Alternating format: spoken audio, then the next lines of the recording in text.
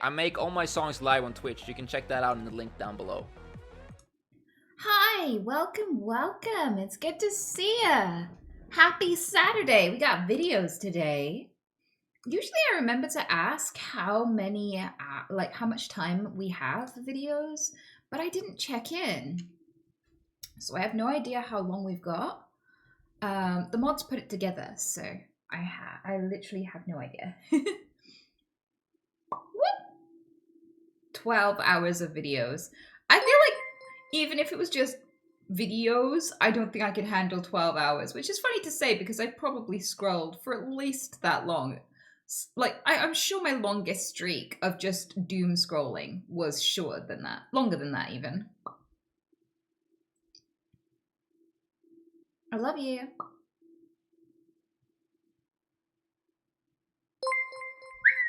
Wow, that's impressive. I don't know if impressive is the right word, though. Cody, thank you so much. And Ant-Man, thanks for the bit, sweetheart. Thank you both. Filter, oh, thanks for the tier 2. Holy shit. Thank you all so much for this love and support. I appreciate it. You doom scroll too? Of course, in this day and age, who doesn't? The way I see it is like you have like this magic little stone in your hand that literally teleports a view of anywhere in the world, any person in the world, and feeds you like, I don't know, visions of space, visions of the deepest ocean, visions of hope and rage, like people from all over the world. You learn something new every few seconds. You don't even have to know what to ask it. It will just randomly generate things and you can just take it or leave it, scroll past. Like, it is the most bizarrely cool device humans have ever made.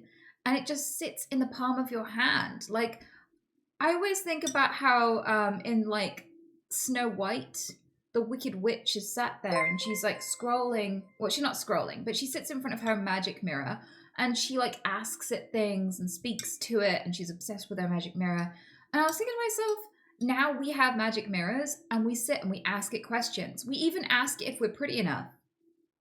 Like, we will literally ask it, like, rate me out of 10 out of 10. Like, what, guys, am I a 2 out of 10? Am I a 10 out of 10? Or, like, not only asking, like, Reddit to rate you, but also there are so many beauty kind of, I don't know what they're called, but it's like, what kind of beauty are you? Are you an angel beauty, a werewolf beauty, an owl beauty, a deer beauty? What kind of beauty are you? Look at these examples. Which one do you match? What is the seasonal color that fits you best? What season are you? These are the color palette that you should wear, and all the other color palettes will make you look bad and undateable and disgusting. So pay attention, sit down. We're gonna put every color next to your face and go, what season are you? Like, are you warm tone? Are you cool tone? What color tone are you? These are the makeups that you should be wearing. These are the makeups you shouldn't be wearing. Like, do you have old face, new face? What kind of beauty are you? A modern beauty, an old beauty? Like, and people literally sit there and go, yes, what am I? And like, it will sit there and go, these are the new things you have to be insecure about. This year, it's your arms. Here's what you can do and buy to make sure that your arms don't disgust us. Like, it's endless. So we have a mirror on the wall telling us who's the fairest of them all, but it's never fucking you. It's never you. It's some AI generated bullshit. Like, it's someone who's had 30 surgeries to look good enough to Photoshop by like some top tier magazine. It's never gonna be you. It's not even the models they base these pictures on. Genuinely. Snow White was like a prediction.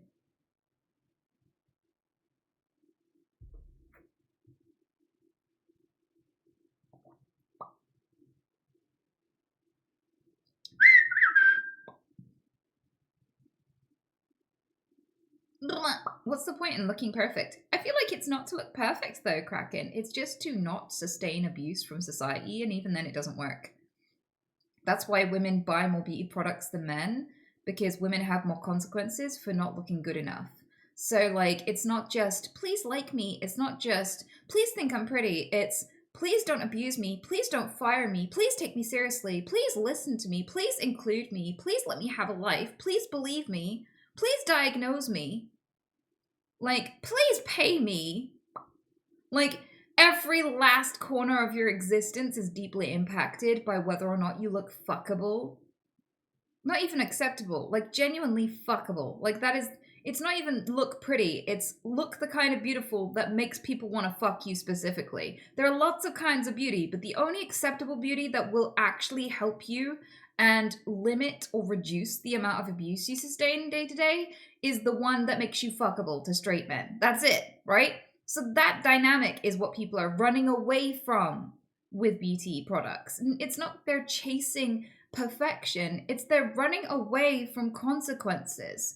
They're glossing over the consequences of having acne, of experiencing weight gain or weight fluctuations. Like, these things will affect your pay. They will affect your access to your children. They will affect everything. Life becomes progressively more dire and unsustainable the further you fall from the grace of the cock. Like, that is it. That's the reason why beauty products are so heavily chased. And people don't get that.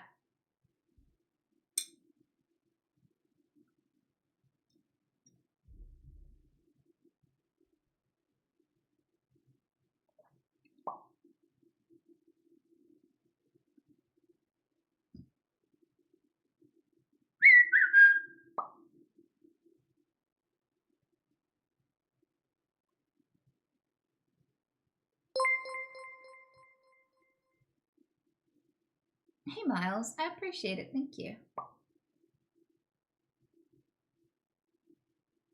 Girls can just be intelligent and fuckable too. Yeah, but that's not going to. People hate intelligent women. Fucking hate them. Like, every time. The Matilda effect exists for a reason. Right?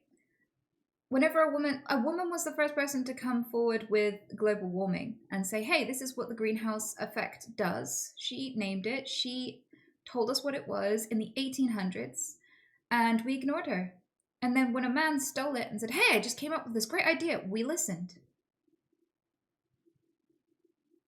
And then we forgot. But like, he got remembered for it for years and years and years. He was the one who got all the credit for it. Like, I feel like striving to be intelligent doesn't save you from what beauty promises to save you from. And what beauty does is it doesn't save you, it gives you a new problem to deal with. Instead of fearing being limited and abused by society, you have to fear being raped and sexually assaulted and blamed for it.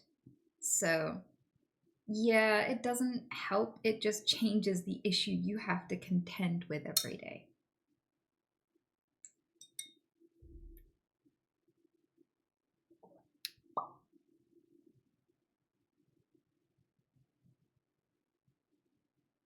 So the whole beauty industry is not about women striving for perfection.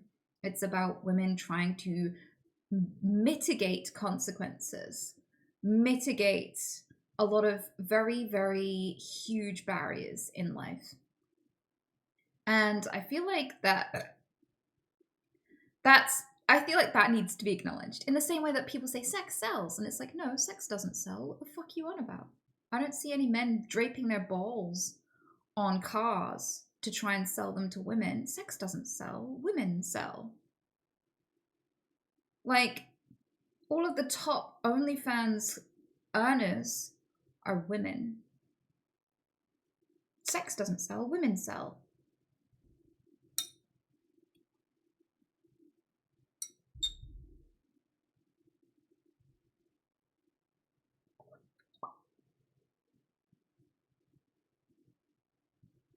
Do you think that male loneliness plays a part in that? No. No, I don't. You can correct me if I'm wrong, but I don't think that male loneliness plays a part in that at all. I don't know if you want to know why, but I definitely have a take on it.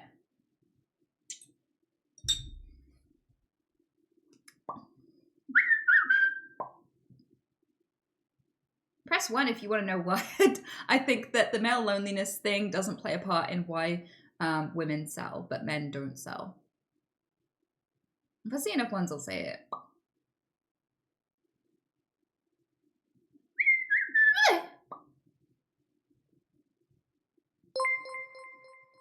Okay, there's some interest. Okay, so for as long as there have been monkeys, essentially, for as long as there have been primates, even before there were men, like even before there were humans, this dynamic existed. And we suspect this because when you teach monkeys how to buy shit, the first thing they buy is sex. Like if you give monkeys bananas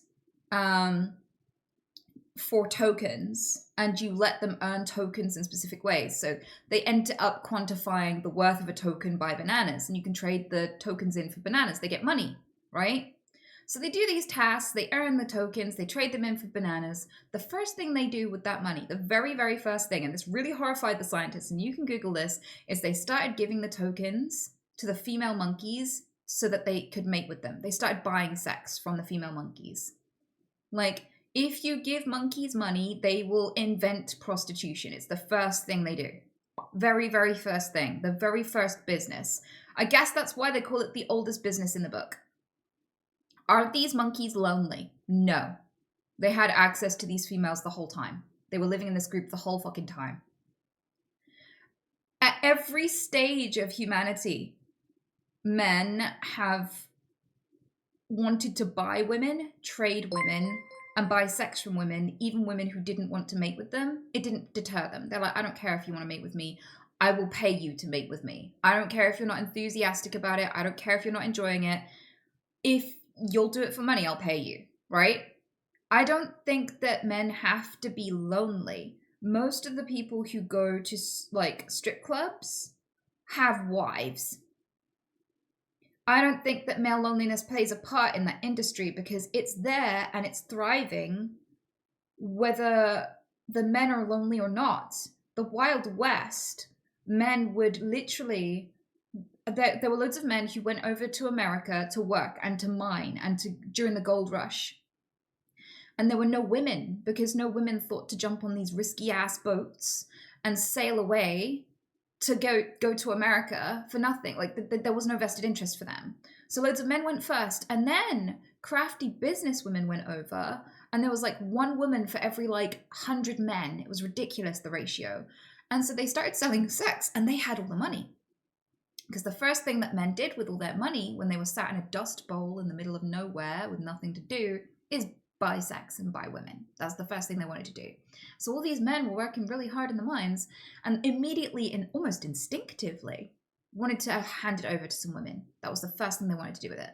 So these women, the first thing that men wanted to do with the money was buy sex. And the first thing that women wanted to do with all their newfound wealth was buy social services. Like they paid into schools, they built the first schools, they paid for libraries and all sorts of important infrastructure. Lots of American infrastructure was founded essentially by sex workers, right? So all of that history and all of that biology of primate studies taught me that male loneliness has nothing to do with it, because you get an isolated man and he's just as likely to throw money at a woman's boobs as a man with 10 wives. Like literally, there is no difference in his likelihood to buy sex and to go and throw money at strip clubs and shit. Like, literally none. What has it got to do with male loneliness when loneliness does not seem to be a factor in this behavior whatsoever? Men who have families and friends and access to people will still buy sex and will still pay for pictures of women, will still pay for dances from women. Like, it has never been an industry based on loneliness, ever. Because if you surrounded these men with family and friends, it would still be a booming business. It would still be flourishing. So I genuinely don't know why you would suggest that it has anything to do with loneliness. I've not seen anything in any of the studies regarding this that would indicate that that was the case.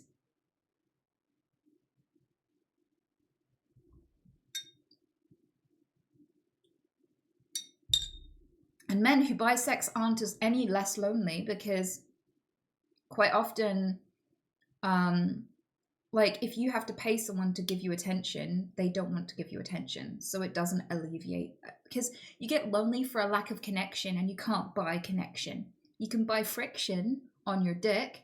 You can buy a blank face to listen if you want. And plenty of men will pay a sex worker before a therapist. Like there are men who literally, there are sex workers who will sit there and go, yeah, there are many times where a guy will just pay me to listen to their problems for an hour, or just hang out with them and play video games for an hour and shit like this. But they don't actually manage to buy any connection doing that. They're still just as lonely. It doesn't take away the loneliness. So I don't think that sex work is correlated to loneliness, really. I don't. There are like guest clubs, I think they're called, in places like Japan, where you can go and hang out with a guy or a girl. There's both male and female guest clubs where they just come and play games with you and drink with you. And you pay by the hour for this person to just hang out with you like a friend. And I think that might be more to do with loneliness. And funnily enough, both men and women can get into debt getting addicted to that kind of service, right? That I feel like it's, if you pay for a friend, I feel like that would be a symptom of loneliness, but I don't think paying for sex or anything sexual is a symptom of loneliness at all. I know that a lot of guys will tell themselves they're doing it because they're lonely, but then they'll get a wife and they'll still go and buy sex. Like, I think it's not connected at all.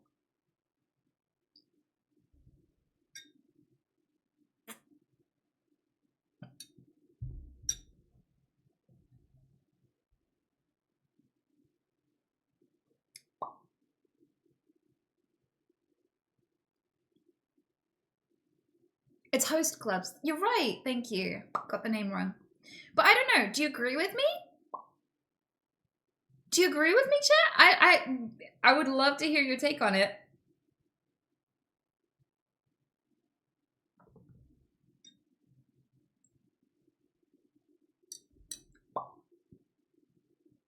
About what statement? That sex work has nothing to do with loneliness. That people don't buy sex because they're lonely. That's not why there are like OnlyFans millionaires making 4 million a month on OnlyFans.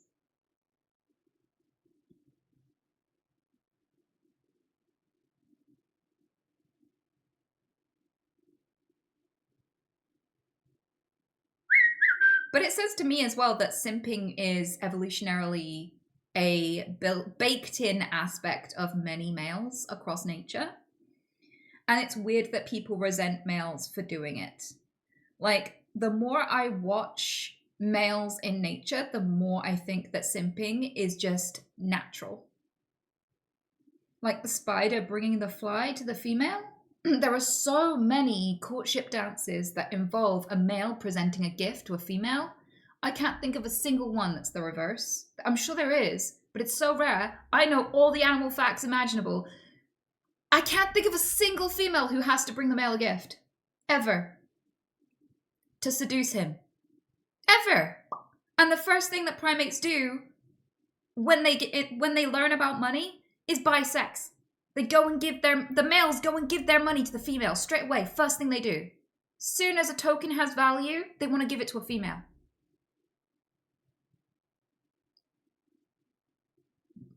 I feel like in the animal world, most males are simps.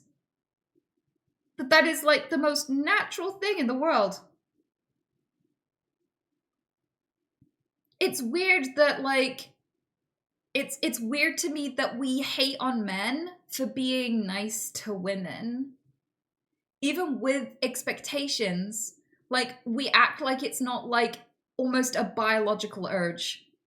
I genuinely, to the point where people tend to act with surprise or like confusion when women are when they are the breadwinner and when they pay for a date and when they defend their man's honor and beat someone up. People are confused. People are like, what the fuck are you doing? But when a man, like, so like we have this implicit understanding that, yeah, men are going to hand over everything to women instinctively. And then we get mad at them for it. And I don't know why. Like, I've seen there's these stats on like the top OnlyFans girls and what they're earning and stuff. And there are so many men in the comments going, we've fallen as a society. These simps are ruining the world. Someone needs to stop them. And it's like, it's making them happy. It's what they want to do. Like most courtships, males are literally simping for females. It's the most common way that males behave in the wild is they gather a bunch of resources and then hand it over to a woman. Immediately. Like to the point where one of the reasons why men are dissatisfied in relationships is if the female is earning more than him. Like, it can be a reason for abuse, it can be a reason for divorce, it can be a reason for things like weaponized incompetence. Like, men get upset and angry when they're not giving everything to her, she's giving everything to him. Like, it makes them question their manhood, it makes them feel inferior. Not all men, obviously, but there is so much written. I've listened to people talk about these things, I've listened to researchers and scientists, and they talk about how one of the things that can make or break a relationship, one of the things that makes a woman less attractive is when she's more educated or earns more. Because the man wants to earn everything and hand it to her.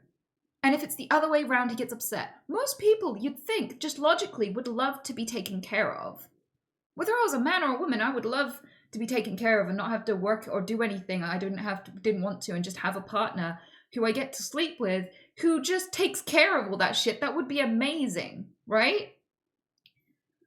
So, like, I don't know. It feels like, to me, the more I learn about nature, the more I kind of feel like simping is baked into masculinity. Like, at its core, I don't think masculinity is about dominance, and I don't think it's about being in control or a leader. I think it's about wanting to give resources to females. Because that seems more consistent in nature about males, if I'm quite honest with you. Even when males fight, they're usually fighting each other over who gets to give their resources to the female.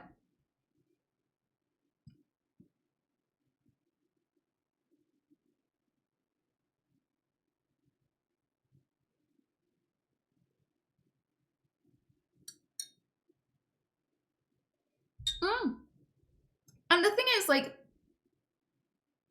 I don't know how to feel about it, because, like, I'm not a big fan of simping behavior. So, like, when people are just giving me things out of expectation that I will fall in love with them, and they think that they can barter for my pussy with a box of chocolates and shit, I don't feel good about that. And it does put a lot of pressure on me, because if I accept the gift, then they think that's me accepting a contract where I now owe them at least 10 blowjobs. But if I don't accept the gift, then I'm a horrific bitch and there's social risk, and everyone's like, why? It's just a gift. Just take the fucking gift. Why are you being such a mean bitch? And everyone around me would get mad at me. So there's social risk to declining it. But there's, like, also, yeah, it's awkward. I'm not a fan of people trying to woo me with gifts. It's not my preferred method of courtship, personally, right? But at the same time, I completely understand why you see it like it, that it's a completely natural behavior. Hey, Merritt, thank you so much. So, I don't know. For me, I think simping is, like, a typical masculine behavior. Like, I don't really fall for the idea that we as a society have created for masculinity, because a lot of that is bullshit. Like, it fluctuates so hard, you just know it's made up, that people made it up as they go along, and they forget the rules, so they make up new ones all the time.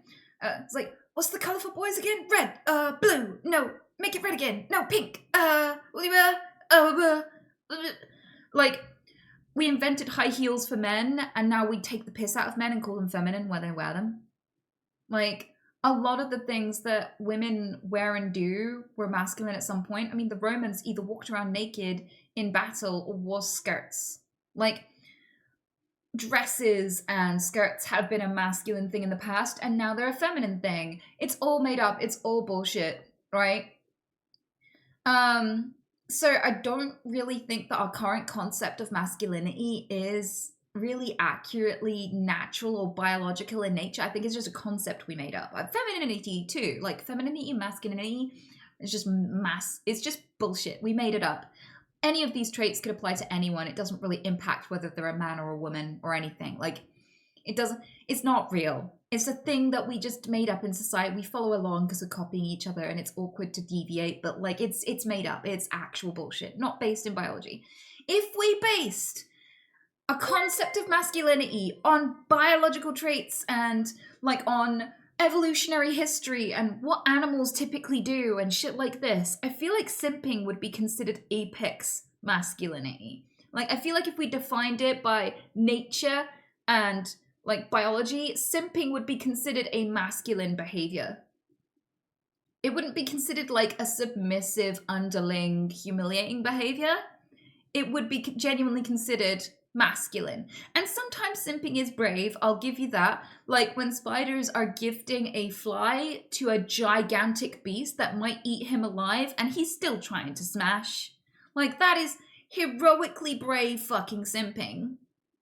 Right? There are definitely examples of, like, situations I would never put myself in. Holy shit. Especially not to just smash. That is determination, right? So I don't know. I think our concept of simping is just a form of woman hating. Like, I feel like people get really uncomfortable and angry and jealous when women receive kindness that they didn't have to earn some way. Like, we expect women to have to sacrifice something or be selfless in order to be respected and have anything, right? So the idea of them just getting it for free, even though there's a bunch of expectations behind it, right? It looks like it's for free, right? It's too easy. Don't give her that. She doesn't deserve it. She didn't earn it. And I feel like that's the reason we resent simping in humans. But in the rest of nature, it's just the done thing. Like, even penguins are like, here's my little pebble. Is it shiny enough?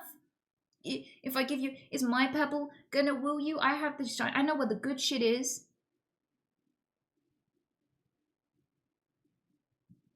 Like, for some birds, it's like, I bought you a house. I built you this. I decorated it. Look how good at interior decorating. I built us a nest. You want to make some babies on it? You know? Like, simping is so ubiquitous in nature.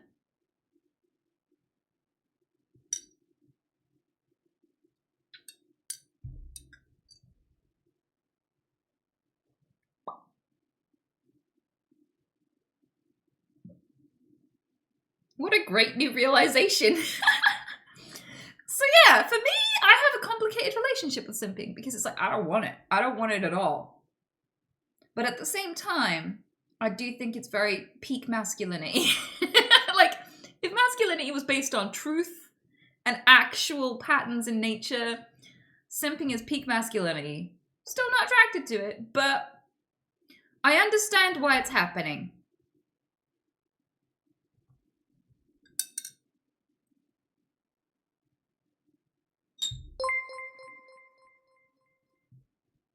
For Anya, buy her all the good treats. Thank you, Mer. I appreciate it.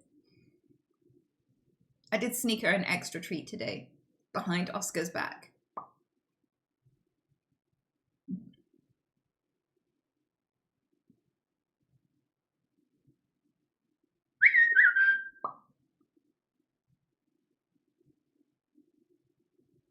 Do you simp when you cook meals? I don't know, it depends, because I feel like if you're cooking a meal for a family member or a friend, you're not expecting sex from it, right? And equally, you can invite someone to your house to get to know them better and play computer games and stuff, and just happen to cook together or cook for them because you're gonna eat, you know? If you're hanging out with someone for a few hours, there's food in the house, you're gonna eat. I feel like simping is when you are giving gifts and doing acts of generosity with the expectation that this will change how the woman feels about you or the man feels about you. I'm sure women simp too. It's to make someone feel more warmly towards you with the expectation that that will make them your partner, right? Yeah, so with that in mind, cooking can be a form of simping, I guess. Like, I feel like part of the form of ridicule that comes with it is when people are doing it for women that are in relationships or not interested at all. And the guy is still gifting and gifting to their own detriment. Like, here's my life savings. Here's my house. Here's my everything. I love you. One day you'll realize you love me too. Ah! Like, that's kind of like a stereotype of like simping, but people will throw it at someone who's just like, wow, you made a really good YouTube video, Anita. And like, someone will be like, stop simping! You men are so lonely, it's disgusting. So like, it's turned from like ridiculing people with unrealistic expectations about negotiating for sex into just rage at anyone who appreciates a woman of any kind or what a woman has done. Like, it's morphed into that. Yeah, so like, people get judged for it.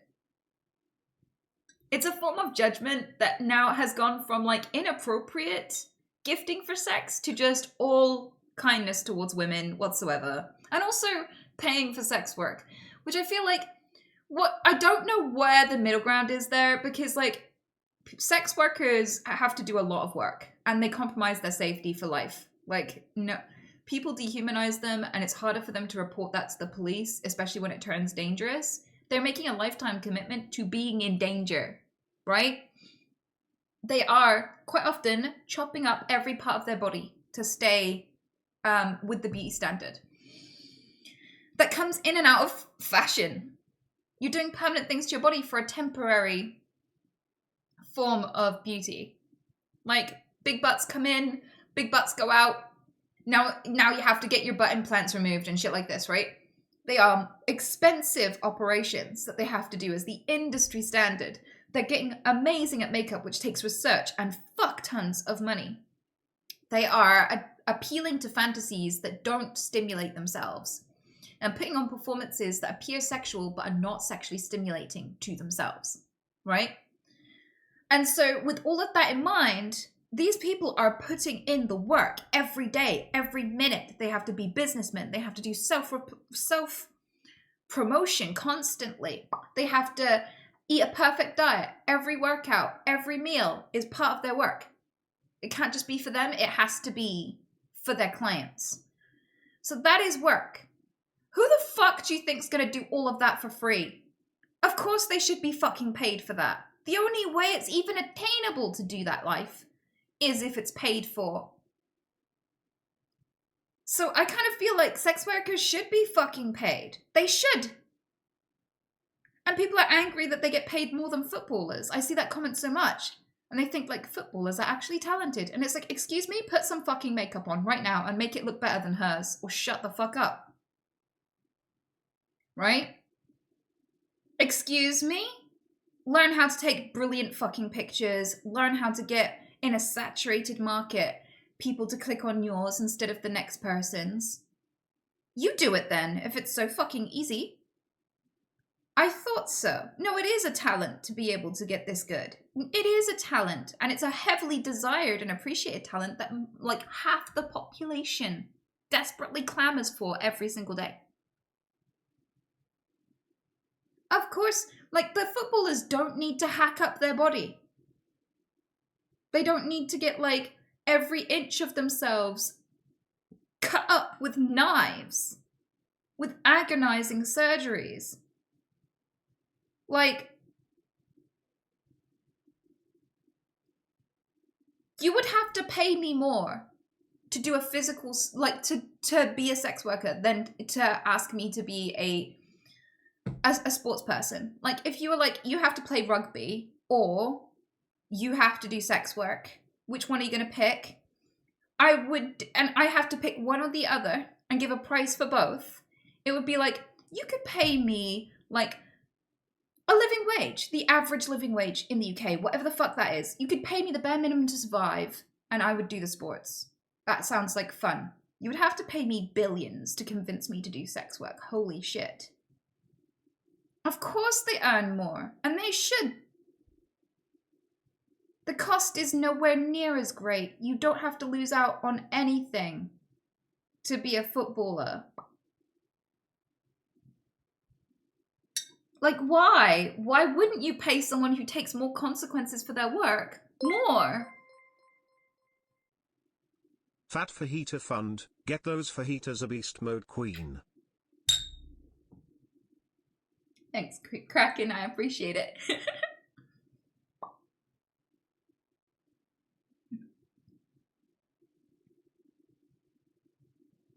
I'm not really a sports guy anymore, but they do put in a lot of work. I'm not denying that they put in a lot of work, but they don't have to hack themselves up. Women, both sex workers have to put in a lot of work, and then they have to sustain personal injuries, PTSD. They have to do loads of surgeries to keep up. Like, there's so much.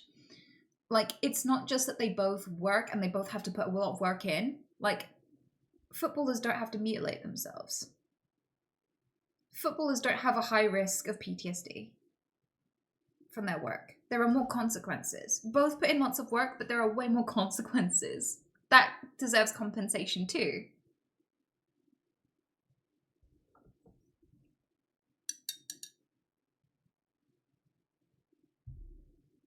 You pay for the skill, not what you sacrifice. Oh, you pay for what you sacrifice too. Like, for example, if you have to compromise your safety to work in other fields, you get paid higher. There are deep sea divers that work in oil rigs. And they, like, there are these big distant oil out in the ocean, oil rigs. And they have equipment and things that operate right on the seafloor.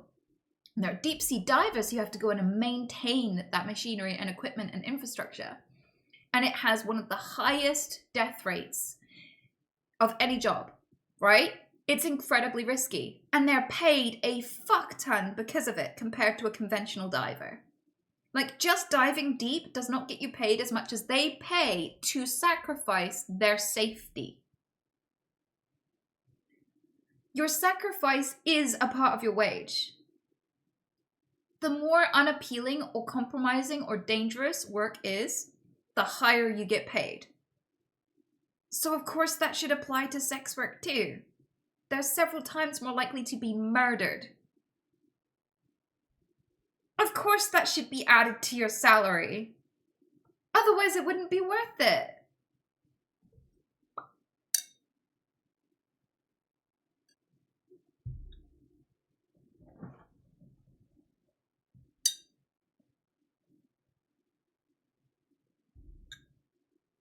Random women have a higher chance of being murdered. No, sex workers do. Sex workers have a higher chance of being murdered. Way, way higher. Many sex workers get murdered, even if they're not working on street corners, which you know, a serial killer could pick you up, and obviously that's dangerous. But also, consumers of sex work and porn think that they're entitled to women who give themselves away easily. So even though these things are contracts and people are heavily selected and tested and all this stuff, to the average viewer, it's a fantasy where a woman just fucks everyone and is easy. And someone just happens to be stood around with a camera and captures it. Like, that's how it works in the consumer's head. And this means that a lot of them go up to their favorite sex worker when they find them, or they stalk them, or find their house, or they bump into them in the street and go, "Hey, you fuck everyone. Fuck me." And they go, "No." And they go, "How dare you? You give yourself to everyone. I will kill you. You've insulted me." And that happens so common that it's a genuine, like, it's a genuine risk. Like, that is like a huge proportion of sex worker deaths.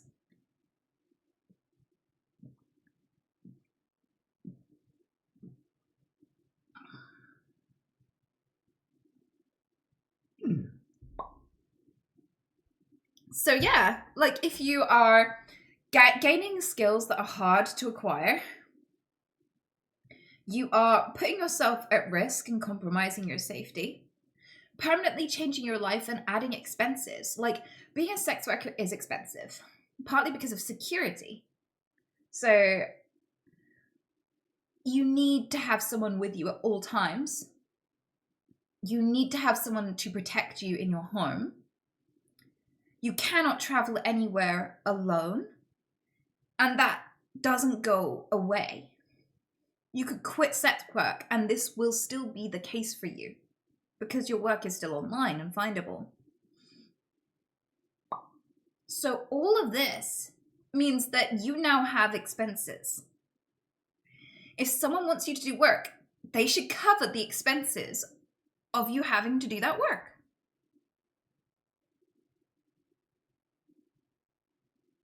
Otherwise, it's not doable to provide that work. It's just not.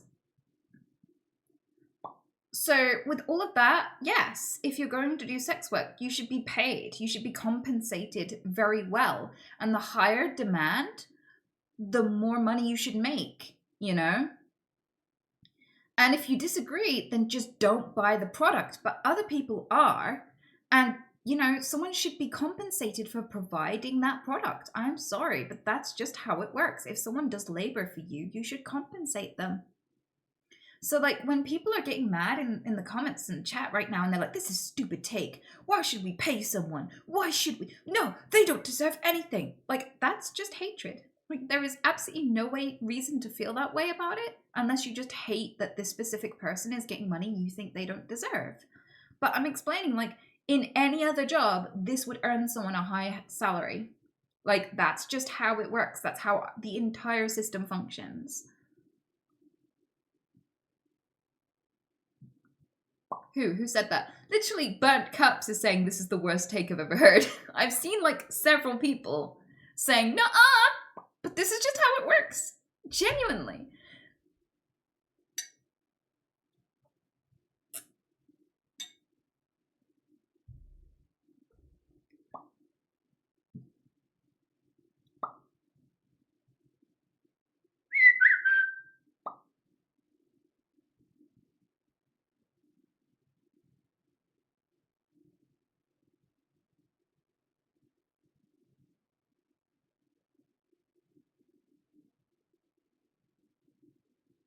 Would you expect people to do? Just go, okay, I'll bag you for free. Like, hell. Like, yep. I feel like there's this odd duality of man is simultaneously going, come on, get your titties out, let me have a look, and wanking to loads of porn, and then simultaneously being really angry that there are sluts and whores, and how dare they, and why are so many simps giving them so much money they don't deserve. Like, and the dissonance there is that most people seem to hold both beliefs at the same time. At the same time as consuming sex work, like porn, they also complain about women having sex, whether it's for free or not. Like, women who have sex in any context just angers society. Like, if women have a lot of sex just for themselves, just for the orgasm, just for the pleasure of it, people are angry and saying, how dare you, you shouldn't do that. And if women do it for money, they're like, how dare you, you shouldn't do that. And the thing is, like, I don't do sex work, but I kind of think it's smart in some degrees. Like, I have existed long enough to know that I'm going to get sexualized no matter what I do and whether I want it or not. And I know that other women who are absolutely fucking gorgeous are experiencing that on the fucking daily.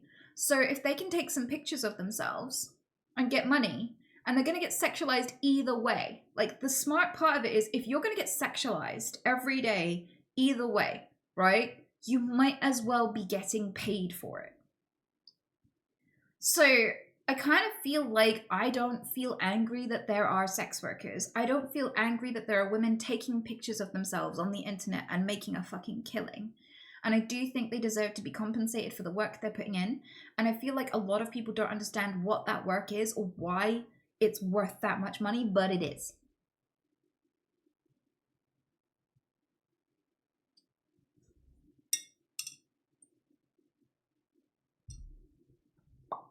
Like, if I have any social media, if I walk out in public along the street, like, I've had a guy just wank at me because I was walking down the street. Like, if I sneeze on stream, there'll be someone who adds it to a sneeze compilation for sneeze fetishes on fucking Reddit. I have been put on the fucking Wiki Feet page hundreds of times. Hundreds. I thought I had like a handful of pictures on there. No. Every time any part, even just a slip of my ankle, has existed on screen, it's been documented for people who are going to masturbate. If I chose, I could be making $5,000 a pop from feet pics. And I know this because I get offered that much money in DMs. And I know that all of the men who are mad at women for selling pictures of their feet or boobs or any part of their body, if someone offered those men who complain $10 for a picture of their asshole, they would probably say yes. It's so fucking weird.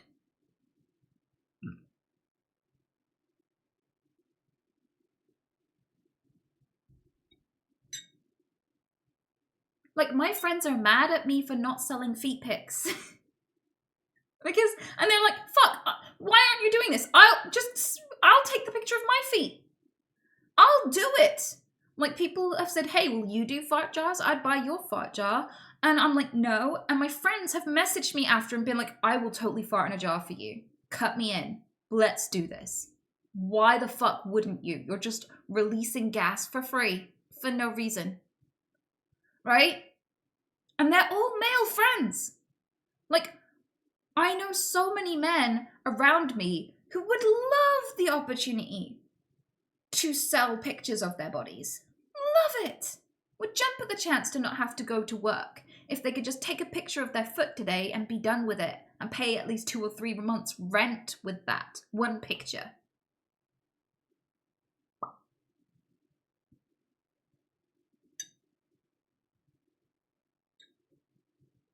They don't understand the risks it comes with. Yeah, because the risks don't apply to them. Even if they did take a foot pic, it wouldn't have any consequences for them like that. There wouldn't be any women coming up to their doorstep and asking to fuck them and killing them if they don't. So they're not going to understand. They don't even see that aspect of it.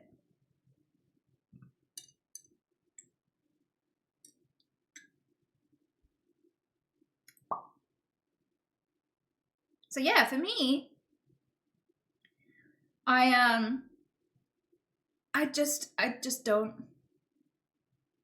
don't have a problem Like, okay, I get annoyed with porn bots on Twitter. Like, I do not. If I post a picture of my food, I do not want to be scrolling through the comments and presented with like flaps spread akimbo, like pussy in bio. Like, I don't want to see it. I'm not ready for it. Like, I'm not even fussed by bodies, but it's exhausting, and I just don't want it there, right? At the same time, though, does that mean that I think that I'm like? Does that make me angry that there is OnlyFans? No, I don't give it two shits.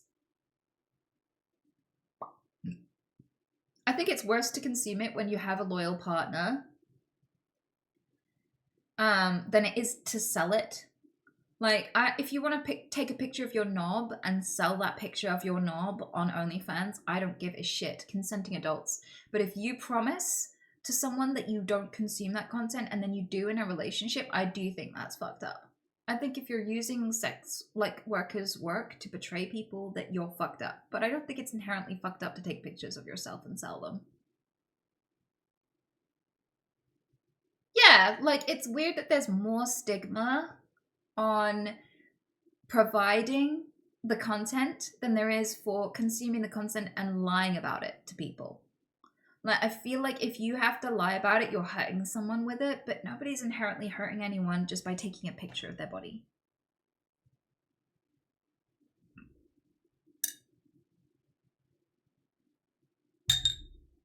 Like, if your partner consumes porn too, and you both consume it, or like you've spoken to each other and you like have made a mutual agreement that that's allowed within the relationship, who cares? You're not hurting anyone. But if you have to lie and hide and delete your porn history, then yeah, I think that's actually more fucked up than making the content. 100%.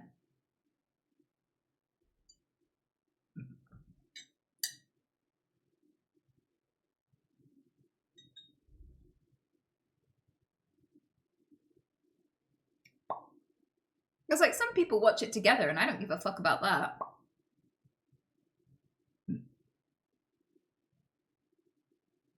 Porn is horrible to watch. It's not even real. Yeah, I get that. And it does kind of, like, there are plenty of people who, I feel like BDSM towards women, like, really hardcore BDSM has become vanilla sex now to the average porn addict. Like, and that to be a porn addict is kind of average because most people don't realize it, but they couldn't go 2 weeks without porn. Like, a lot of people don't know that they're a porn addict until they try to go 2 weeks without it and don't actually succeed. But the thing is, like, I can't take the it's horrible because it's not real angle, really, personally, because I watch a bunch of shit that's not real. I'm an animator. When I studied animation, like, I wanted to dedicate my whole life to making stories that aren't fucking real. I understand that it's fun, like Arcane, really beautiful series, top tier. It's not fucking real. It's not fucking real. I can't say porn is bad because it's not real. I feel like a lot of people don't understand it's a performance, which is funny because all you have to do is listen to the women and you should really be able to tell. I'm not... I don't know how people think it's real. There are like videos of people cutting like women's orgasms, totally real orgasms, to like Formula One and shit like this, because there are people who are so lonely and untouched that they think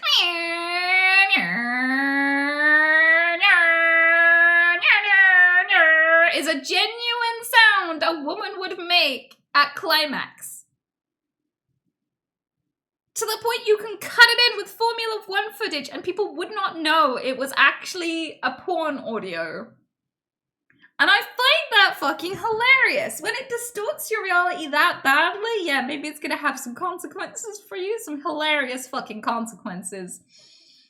But to be honest with you, like, this whole porn is so bad and sex workers are so bad because people get addicted to porn and then it makes them lose contact with reality and then they behave all cringe, and it's like, I can't have empathy with something you did to yourself.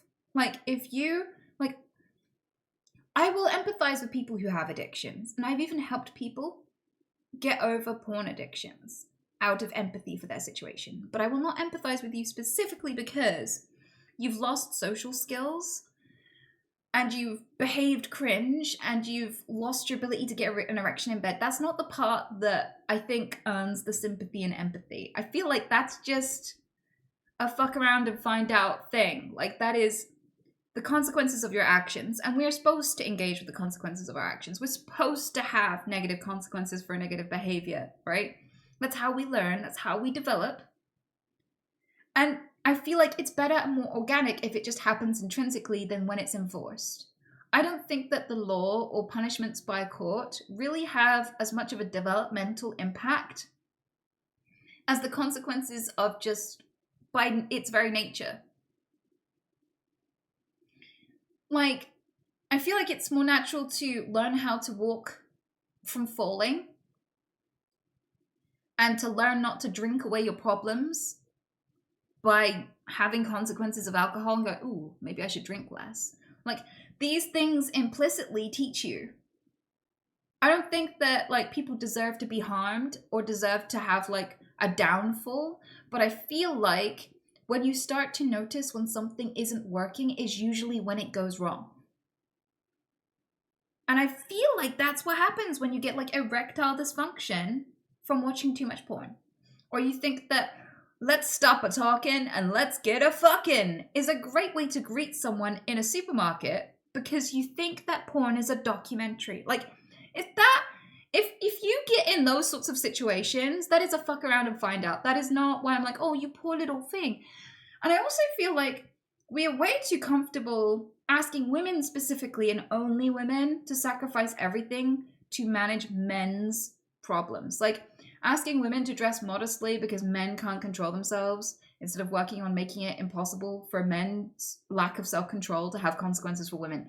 I feel like women shouldn't hide away and sacrifice their identity and their right to choose and their freedom to walk outside so that men don't have to control themselves. And women don't have to, like, erase their career so that men don't simp for them. I feel like if I was addicted to throwing money at men, I would have to go to therapy. The man would not have to stop being visible. Like, it wouldn't be that man's duty to hide away from society and cover his face and quit his job so that I didn't do anything inappropriate or weird. So, like, I feel like with that all said, I still empathize with people who get addicted to porn, and I still think they deserve help, and I think it should be understood and researched, and we should find ways to help people get out of that situation, because it's fucking rough. But I feel like the angles we go for are kind of the wrong angles to go for. The top 3 reasons you are addicted to something are when you can't stop when you try, it's having negative consequences for you, and it's having negative consequences for the people around you. Like, these are typically the 3 stages of, like, realization you have a problem. And everything about that is to do with you. Like, the existence of alcohol is not why there are alcoholics.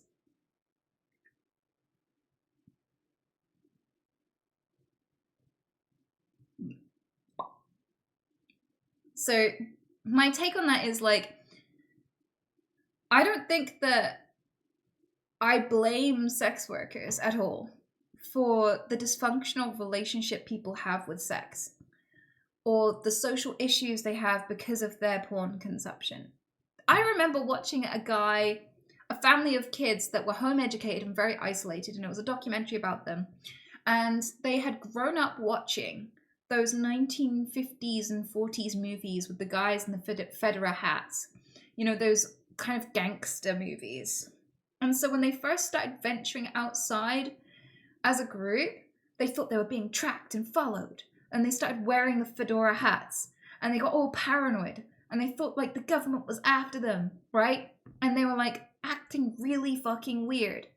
And all of that socially dysfunctional behavior that they experienced and all those fears that were irrational in the beginning, right, were not because they watched gangster movies.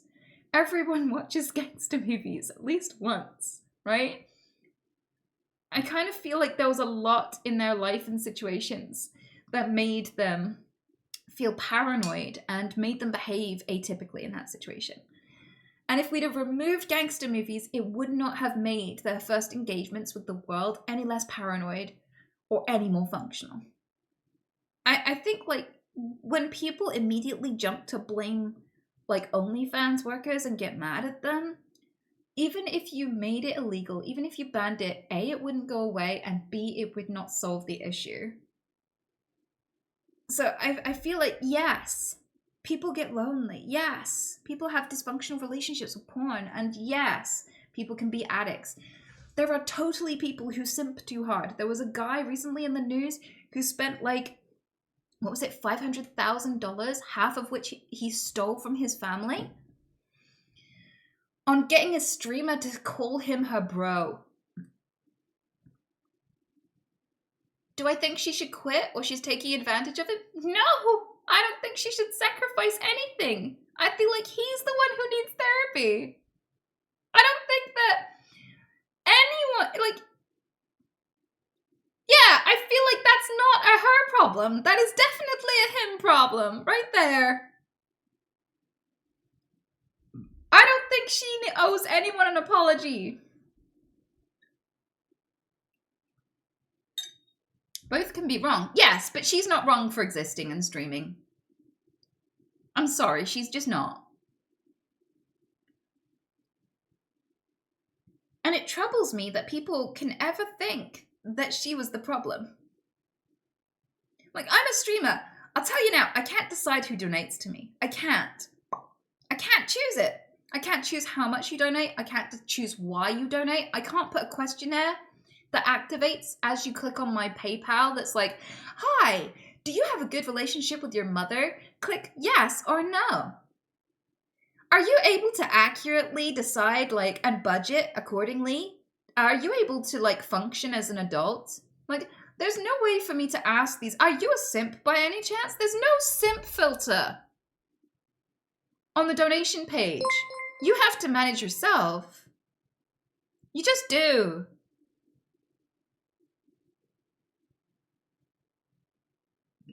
So, like, I can't manage or decide for you if you decide to tip. Thanks, Wheezy. Gifted a sub to bruh.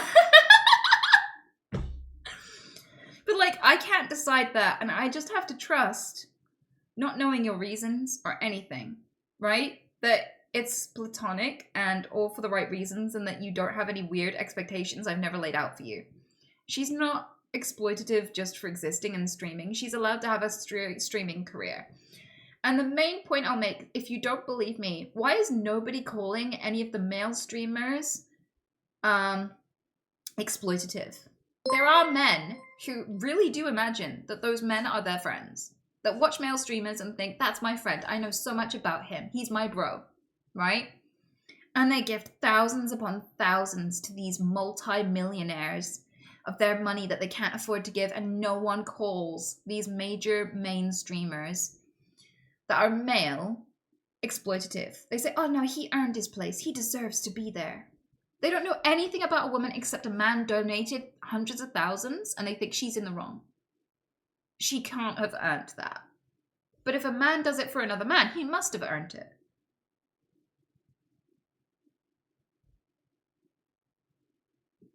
It's definitely still parasocial to donate to a male because you think he's your friend when he doesn't even know your name. Parasocial behavior is entirely your fault. Like, it's never a streamer's fault that you're being parasocial. Like, there is literally no streamer, male or female, who's like, I will be your best friend and I will come through the screen like a ring girl and give you a blowjob if you donate $5,000 right now. Like, never. Never. Never.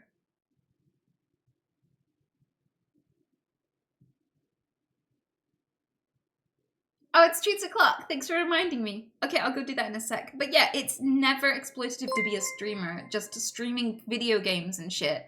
Even if you sit there and you have your cleavage out, even if you sit there and you're in a bikini, oiled up, even if you're sat, like, doing the most sexual things you can get away with on the stream, people still have to voluntarily contribute, and you can't force them to. You can't rob them at boob point. If people over-donate with weird expectations, that is entirely their fault. It is never the streamer's fault. You don't even have to donate. You don't have to pay a single cent to watch a stream. Any money that you decide to give, any quantity you decide to give, is your responsibility and entirely your decision. It is never the streamer's fault when you decide to give more than you can afford, ever.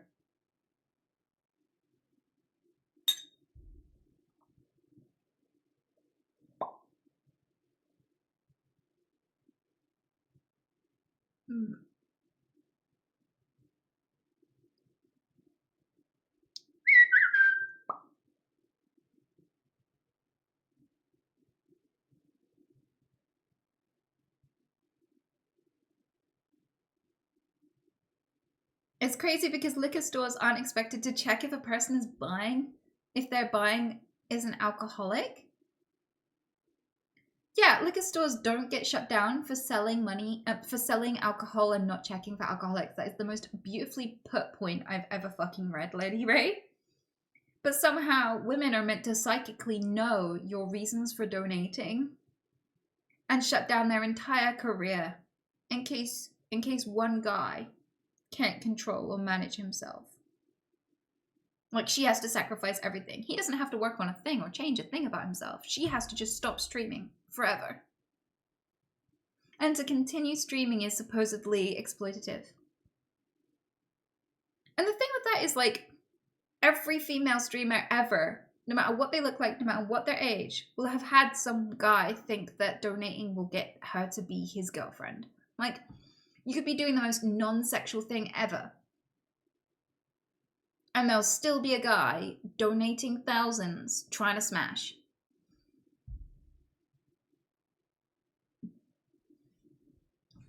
And I don't think they should pack up and stop playing Call of Duty or whatever they do just to manage that person and his feelings and to save him from himself.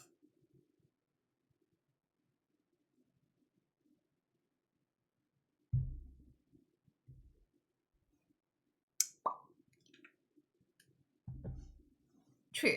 I'm glad you agree.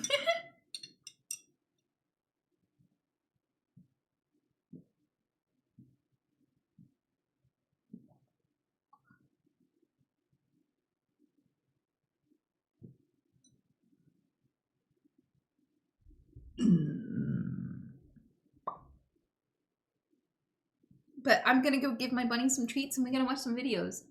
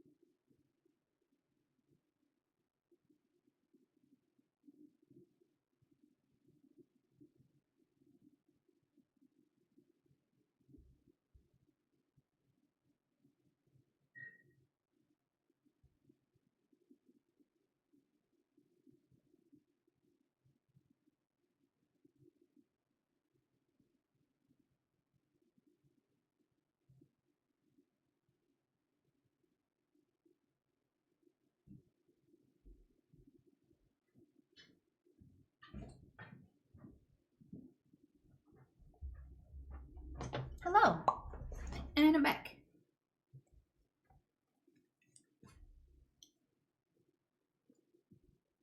They're so much different from cats or dogs, that's for sure. Yeah, they really are. There's genuinely no comparison there, I don't think.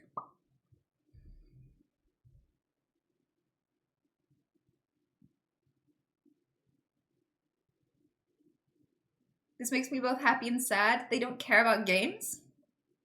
What do you mean?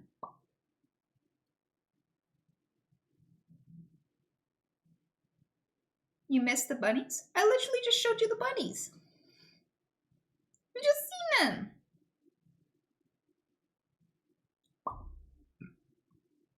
Where'd you get them from? They're all rescues. They're all rescues. They just needed me.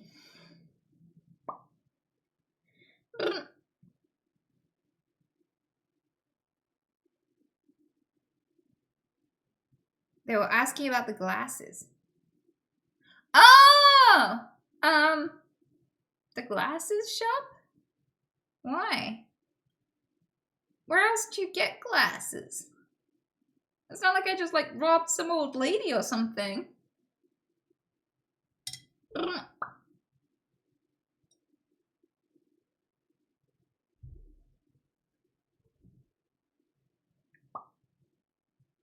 Should have gone to Specsavers. That gives me flashbacks, that saying, because like in the UK, we have like Specsavers, which is our like glasses wear store that's like really, really big. And there used to be a lot of adverts where people would mistakenly do something, like eat the wrong thing or go into the wrong bathroom or something, and it would go, should have gone to Specsavers, as if to say, you can't see very well. And if you'd have gone to Specsavers and gotten glasses, this situation wouldn't happen, right?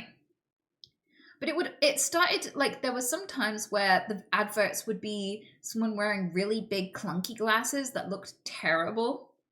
And it would be like, should have gone to Specsavers because they have all the good glasses. You know what I mean? Like, they had the glasses that would make you look like a Giga Chad, right? So we had a substitute teacher at my old school. And he was there for like an hour and they broke him. Like, every time he turned his back, people would say, should have gone to Specsavers because he had these big clunky glasses that were like big and square, right? And very cartoonish looking. And so every time he turned away, a different person would say it. And like people kept pulling pranks on him, people kept turning the light out, and then everyone would go crazy and throw things around and jump on the tables and throw paper airplanes, and it'd be like a party. And as soon as he ran over to turn the lights back on, he wouldn't be able to tell who did it because everyone would sit back in their chair. And like he was crying under the desk. Like literally he quit for life. Like just all the shit people were up to, they just would not let him teach.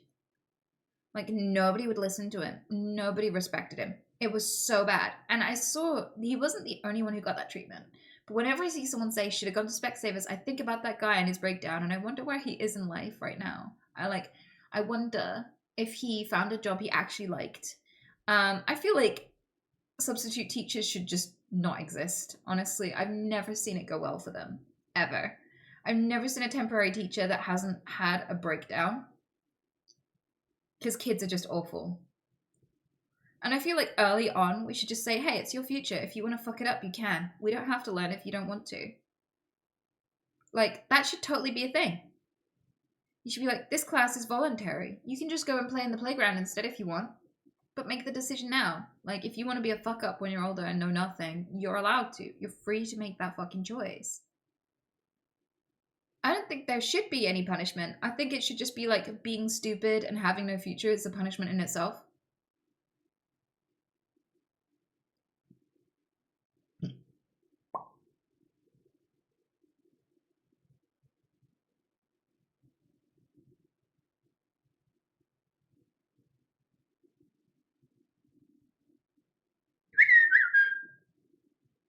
I'm sure the kids would make a right choice.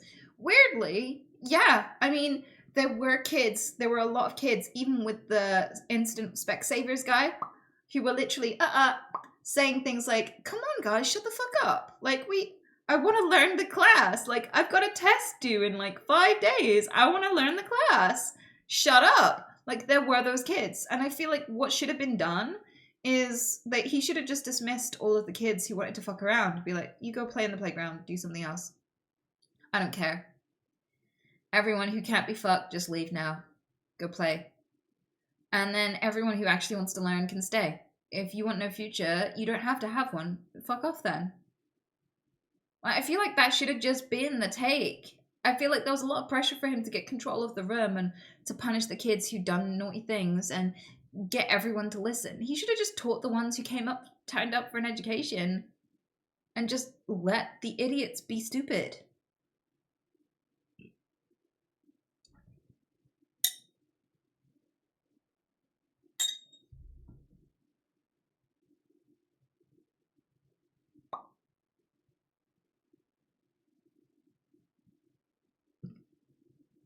Why are kids so cruel? I feel like when I met home educated kids, they were just like not this cruel at all. I feel like if you put a load of socially dysfunctional people who are still learning how to function socially and make them all learn from each other, they learn terrible rules and terrible habits that make no fucking sense. Whereas if they're raised by adults and they hang out with adults a lot more and that they're at home a lot more and a lot of their conversations are very adult and like they have their parents' supervision right there and then when they're playing and things like this, so the parent can interject and be like, hey, that wasn't very fair, you need to apologize. Like when I was at school, if I told a teacher what was going on, they'd be like, nobody likes a snitch. Like, and they would do jack shit and I'd have to deal with it myself, right?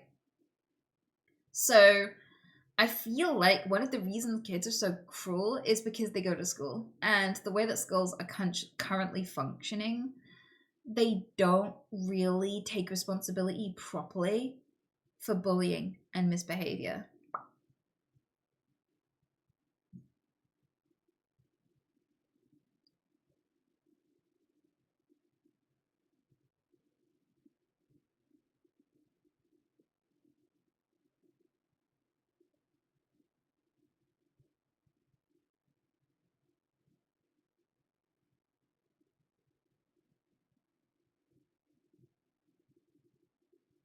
Make them work early. No, I don't think that putting children in work is a good idea or like justifiable. I don't think like putting them in the mines or some shit is the solution to this. What the fuck?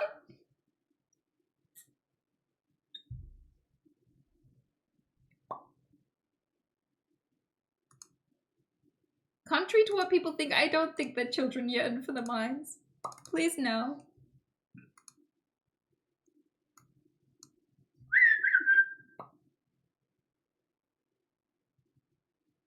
I'm just getting the videos up now. There we go.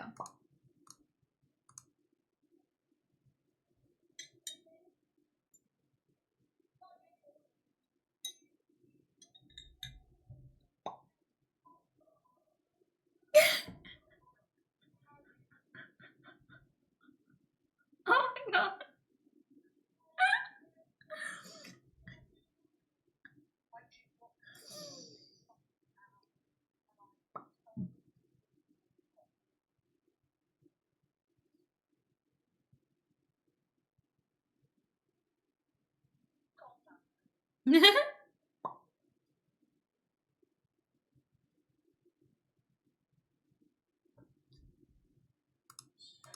Oh my god.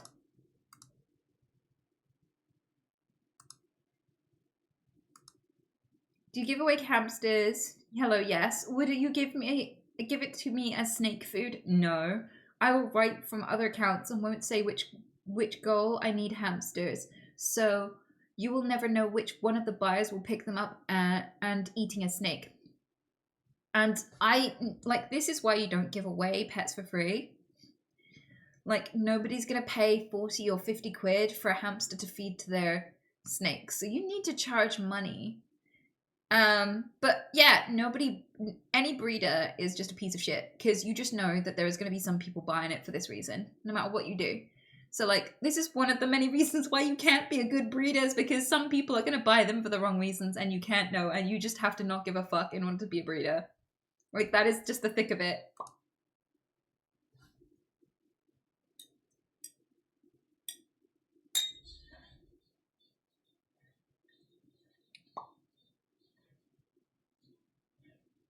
Wow. This looks so cool. Wait. Why has he got bongos on his ass?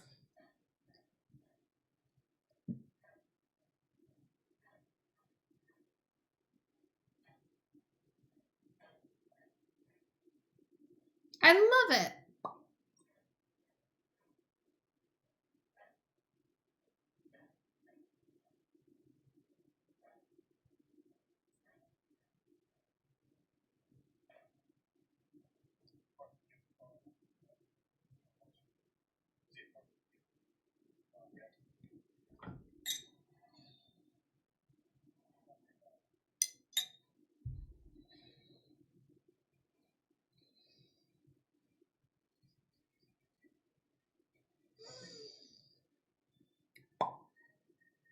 That's amazing. That is so cute, though.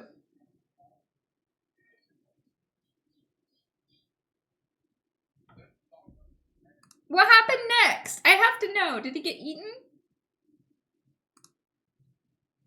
What a good boy. Yeah, crocodiles are basically just puppies. They're just water puppies.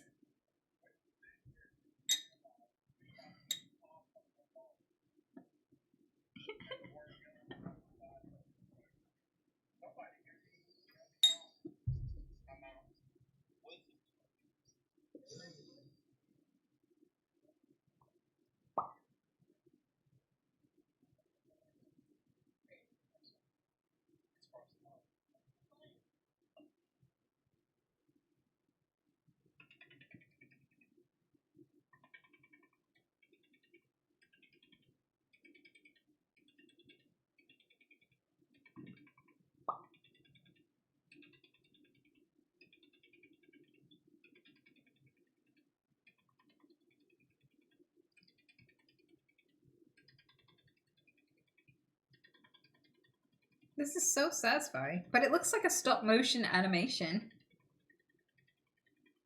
It doesn't look like a normal video.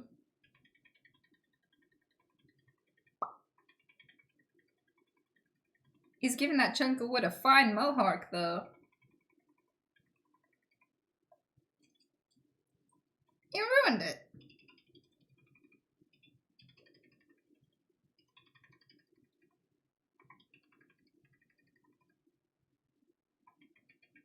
Ah!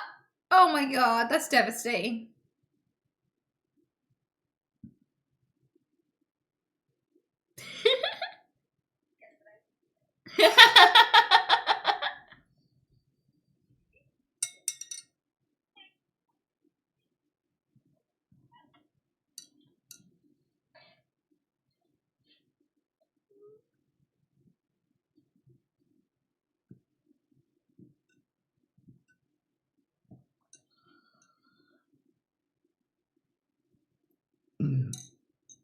He's getting stolen by nature.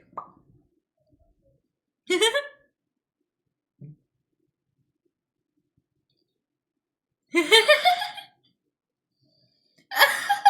love that he returned safely back home after the winter.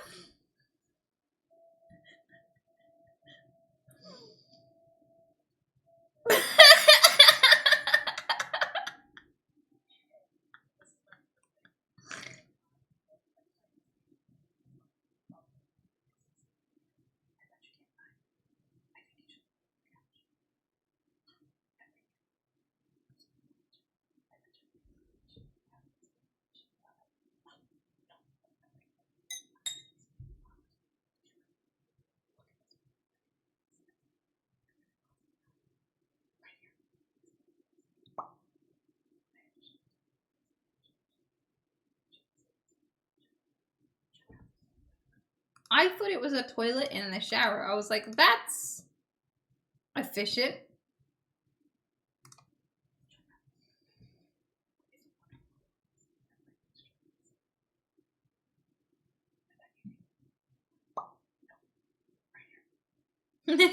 I love that. Sold.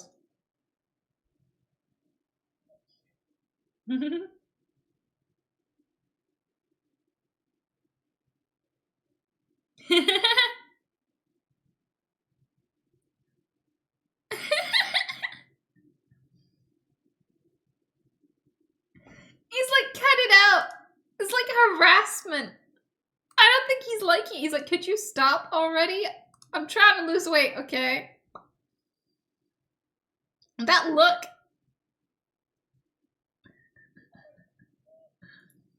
Oh, but.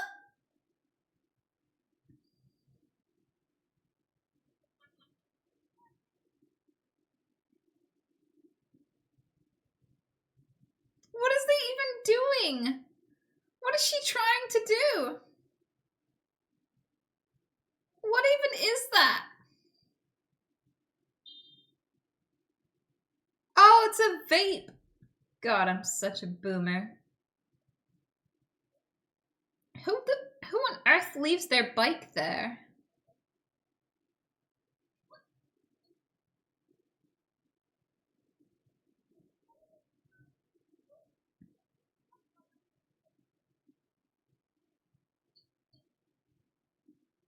Why is he driving by so slowly?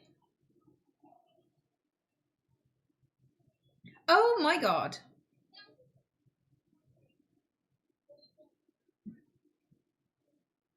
He should have left his bike there.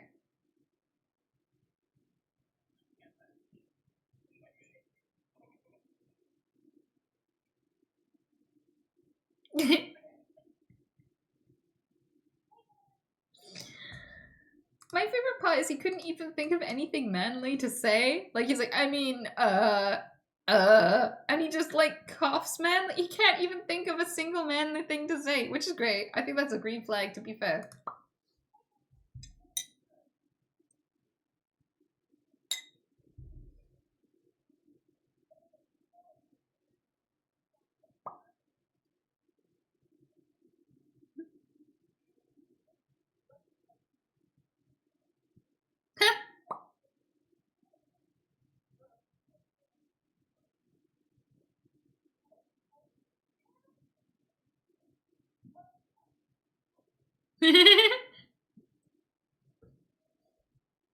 Hang on. What does this say? The image shows a text that appears to be a captcha designed to distinguish human users from bots. The text is distorted to make it challenging for automated systems to read. However, to a human, it would read E3T J6J DP! Oh my god.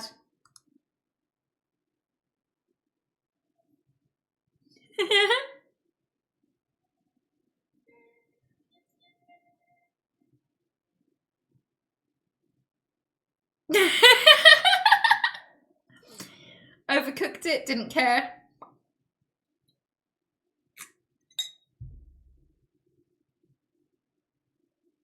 Oh, fuck.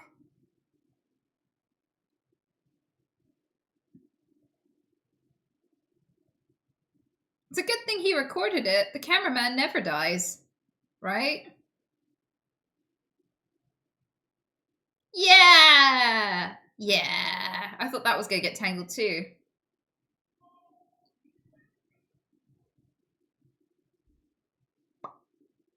Wait, that's entirely made of pure silver? Did I read that right?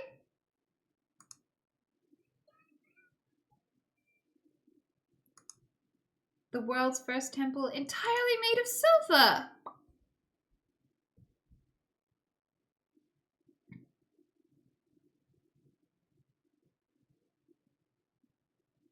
What?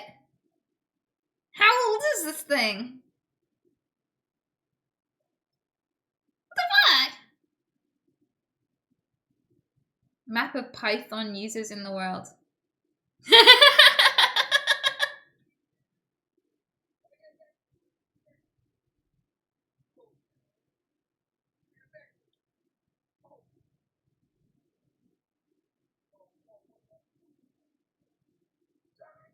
Hey!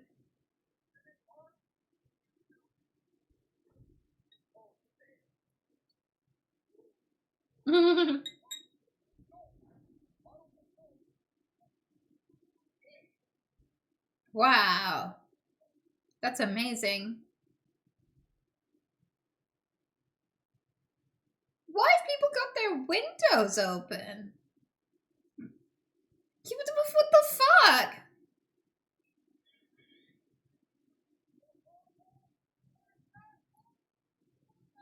Oh! Oh shit! Holy fuck! Oh my god!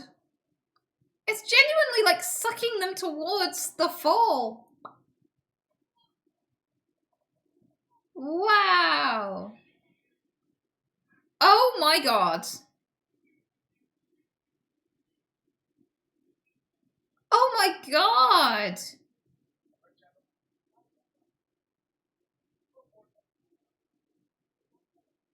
Everything's just gone. Everyone at the top must be like, my stuff, it's gone. And everyone at the bottom, like, just a random fridge bursts in and lands in your living room. Like, ah, free fridge.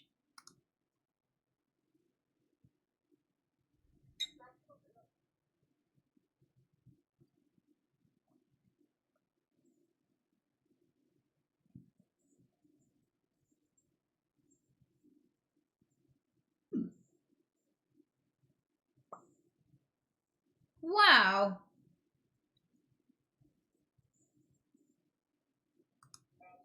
But that's incredible. When did they learn that? He's angry as well. He just stressed the fuck out of those birds. I mean, they're not impressed. If I was an animal and I was like, and I saw like a random other animal create fire, I'd be like, oh, holy shit, how the fuck did you do that? But they're not. They're just on the case immediately. Like, no, you stupid fuck.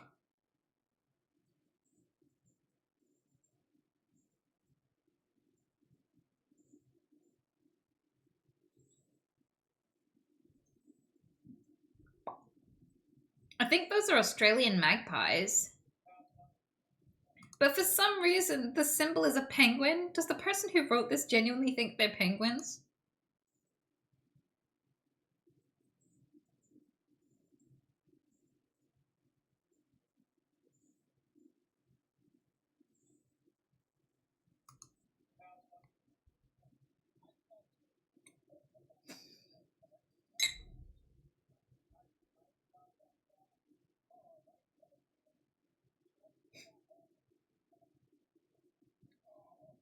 Oh my god.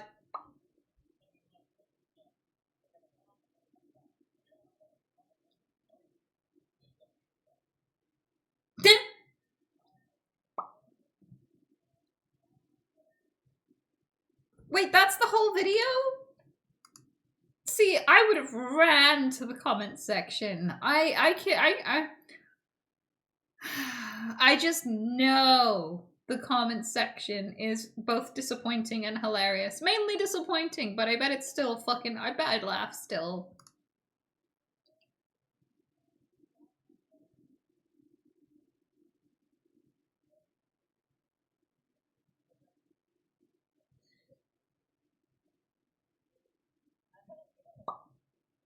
Oh, I had this video come up on my feed and I skipped it because I didn't want to watch a poor little fucking innocent little cockroach just die horribly for the crime of existing. I was like, you know what? Fuck this. I don't need to be mad at you today, whoever you are, random lady with the Grinch pants.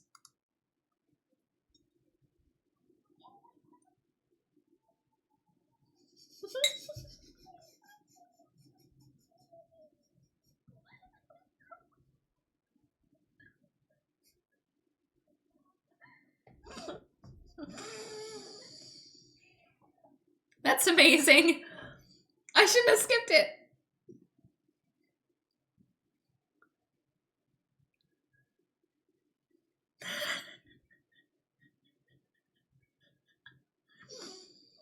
That was amazing.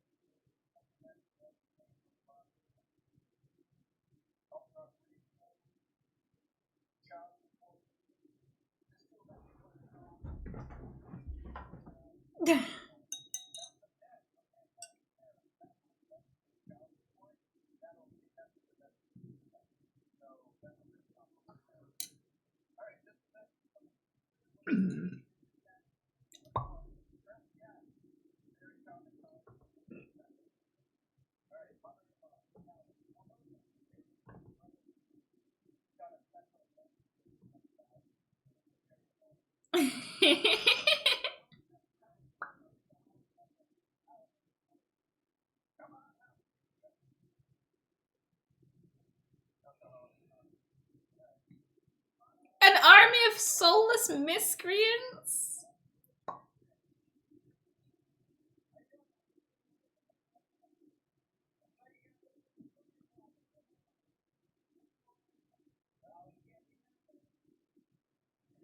Oh! Did they live? Oh my god.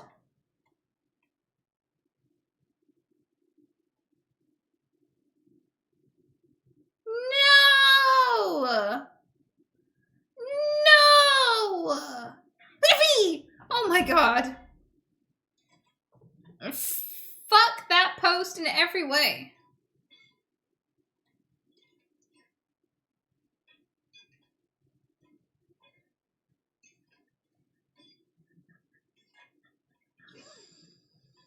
This is low-key evil but hilarious. Oh, how are they so effective at guarding this?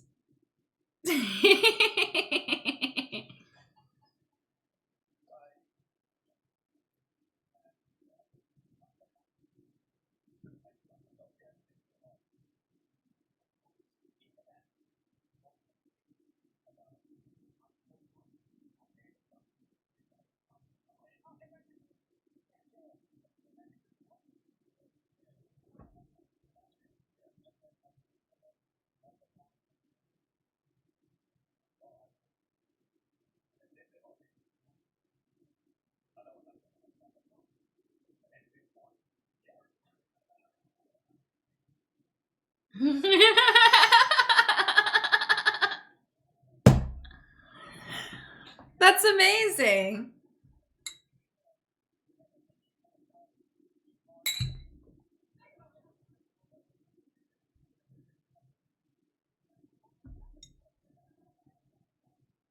Mm-hmm.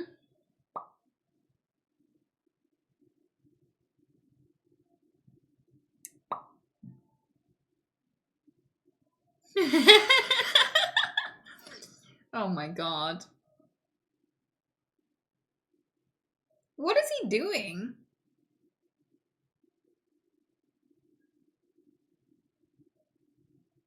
This is so sus.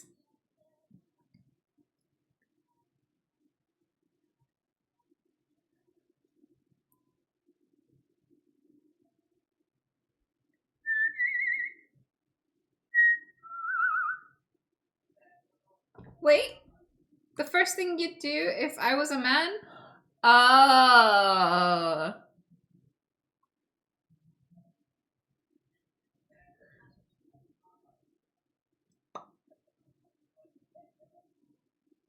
Oh my god.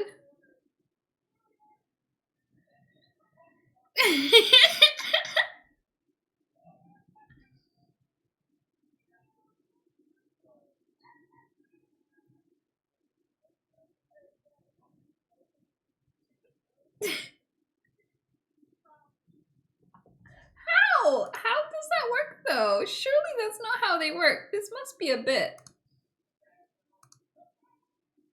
There's no way that there are screens that just like are all they do is just show that. Like how? Like surely those screens are just like TV screens?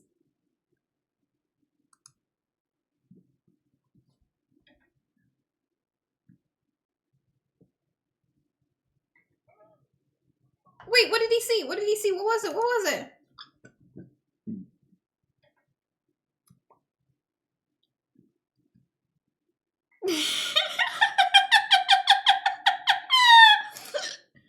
You know what? That's a reasonable reaction to children.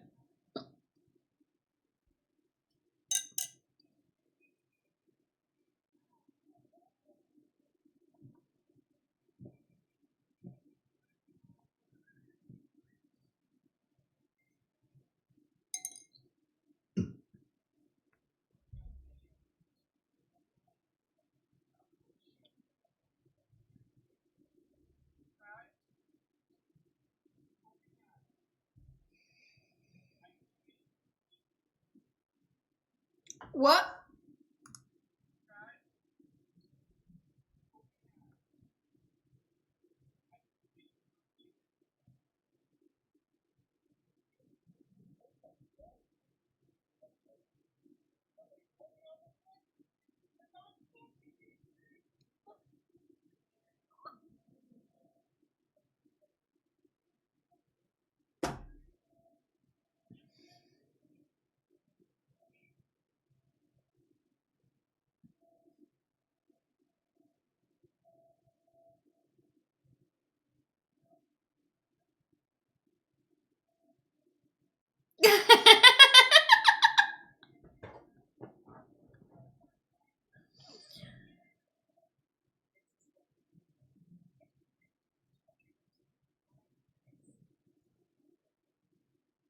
What the fuck?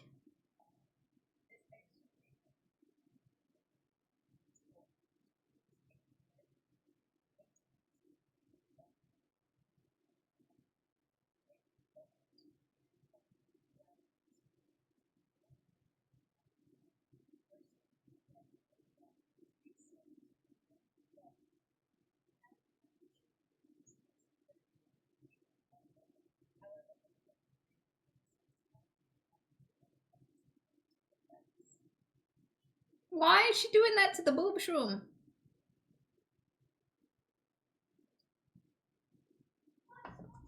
Wait, what?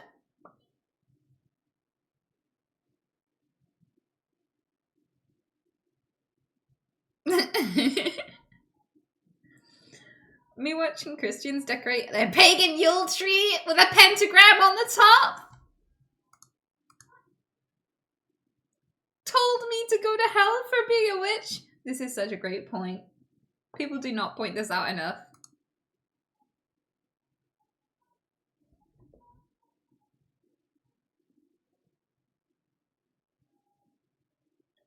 Oh, it's this again.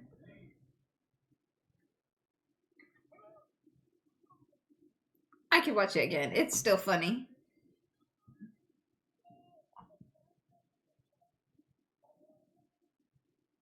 Oh my god. How big is that dog? How big is that dog?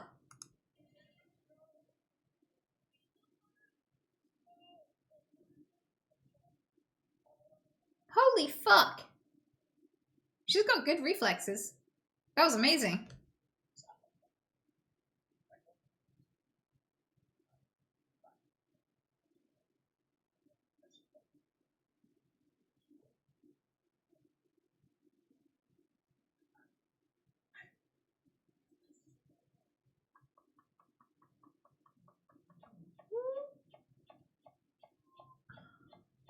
What?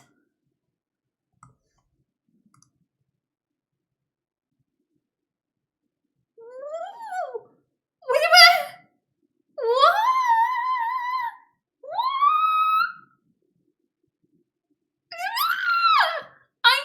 Every single sentence, I had no idea where he was going with that. At all. At all.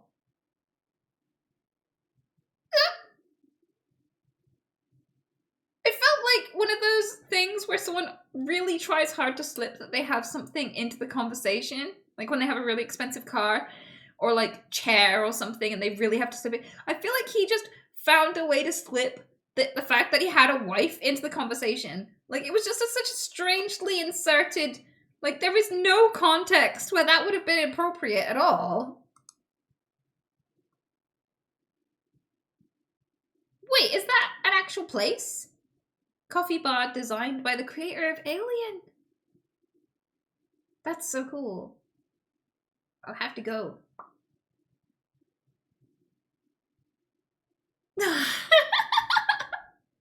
You know, Pete has done that before. He's accidentally rolled. He flopped too hard. He overcooked it. And he did exactly that run in the air motion too. It was so graceful.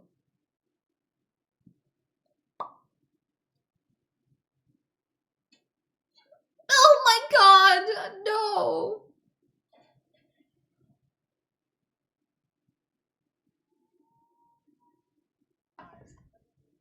I've been using the wrong? Is that a feature? Is that an actual feature? Because I feel like that could solve a lot of problems. I feel like I need one of these.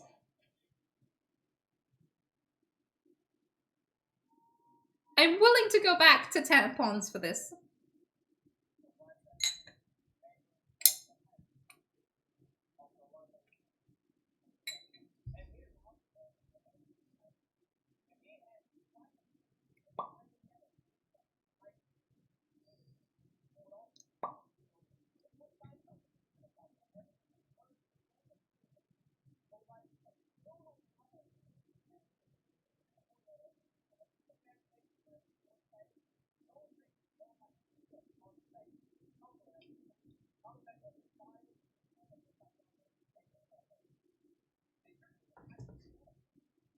It's true, you should never bite the hand that fingers you.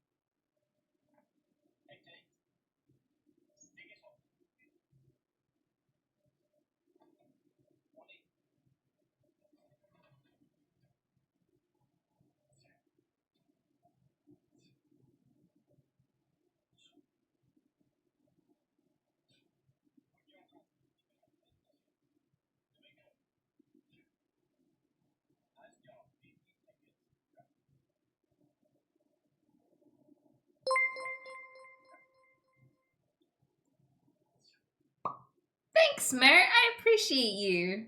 Thank you so much.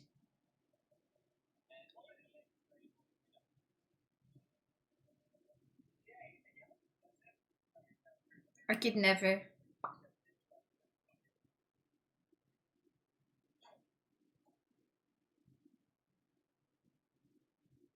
That is the exact sound. How did they know the exact sound? How did he make the sound so accurate, though?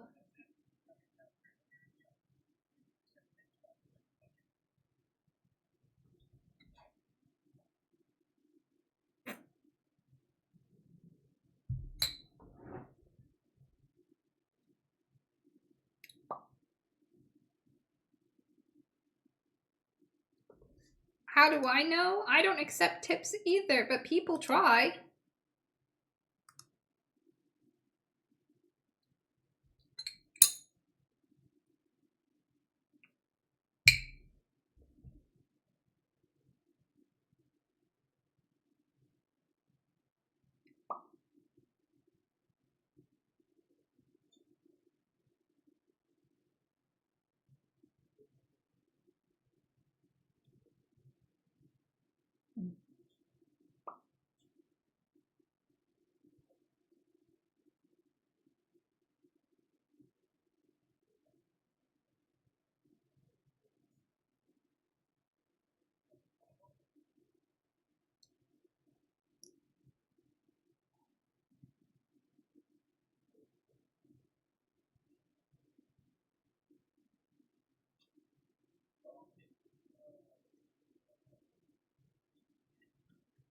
Oh my god. That's amazing. 4:30?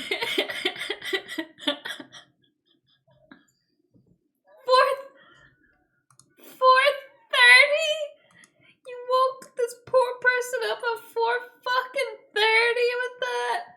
That is fucking evil. Where did they get such a lifelike? It looks like a dead child. That is terrifying. This person went out of their way to buy a dead child replica just to fuck with their partner at 4:15 a.m.? That's diabolical.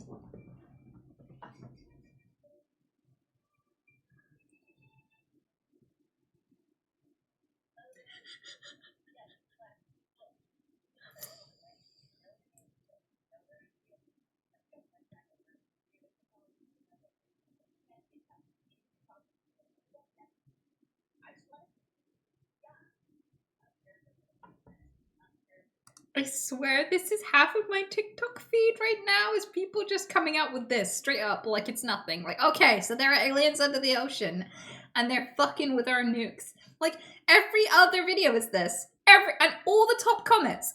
Top comment on all of these videos is consistently okay, but will they pay my bills? No, I don't care. Like that's it. That's all. Nobody gives a fuck.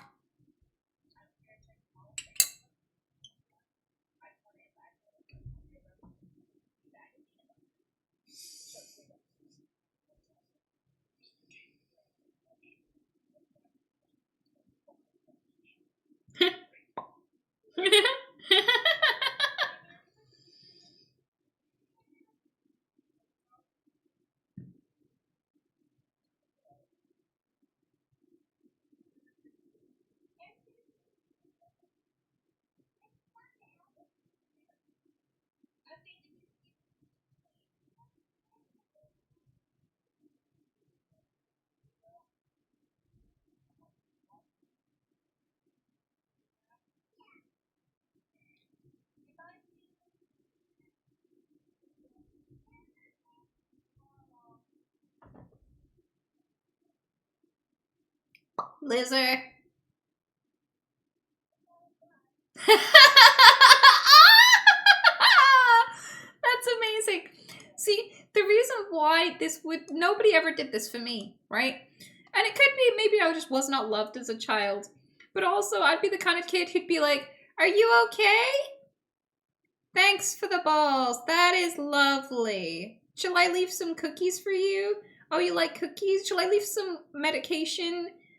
Some like I don't know, doctor prescribed medication for you, you crazy fuck? Cause we can do that. I'm sure my mommy or daddy has one or two. Like, and then I'd be like, yeah, we need a restraining order. Like, I would genuinely be like, I wouldn't talk to them like a normal adult confronted with this situation would do. Like, I was not a safe child for this type of interaction.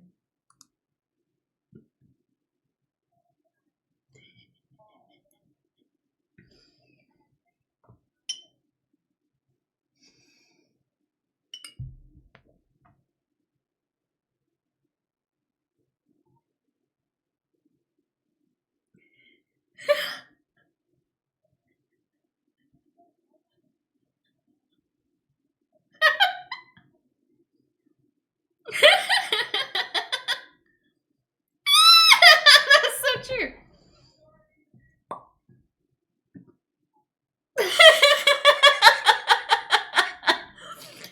Scarily accurate.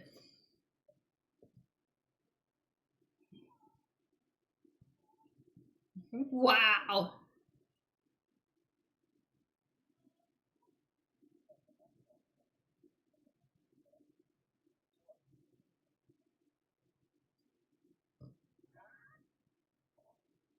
Good to know.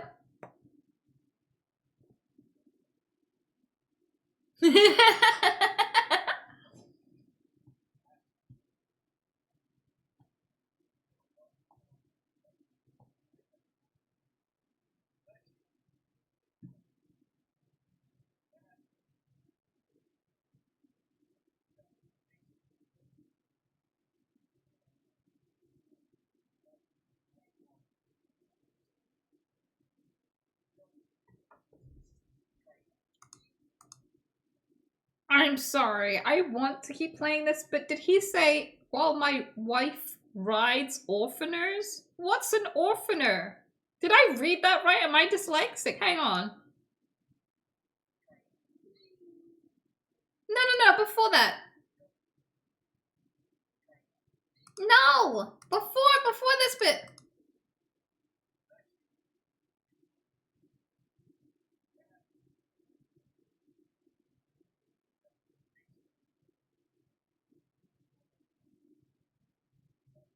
My wife rides orphaners.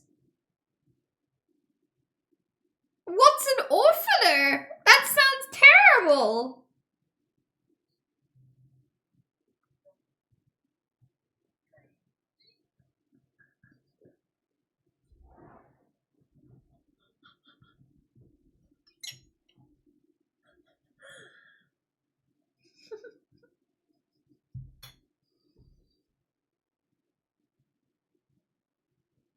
Mm-hmm.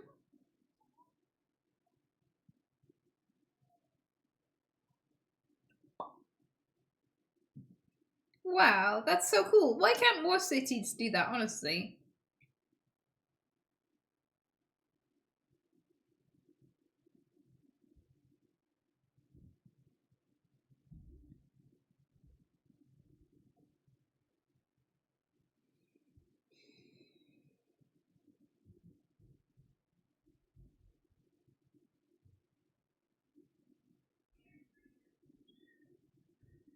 Oh no. That was somebody's child. You fucked up. That is definitely a child. Yep. They'll remember you, bitch. Cursed forever.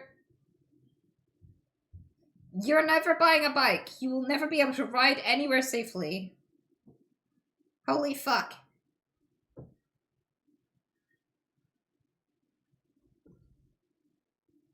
You just know that was a child as well because he's so unfussed and doesn't know to run away from humans yet. And when they're fledglings, they just like sit on the ground for a while their parents feed and guard them.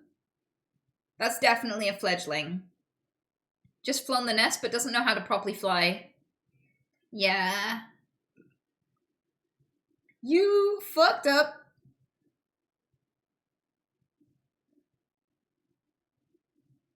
Yeah. Get booshed.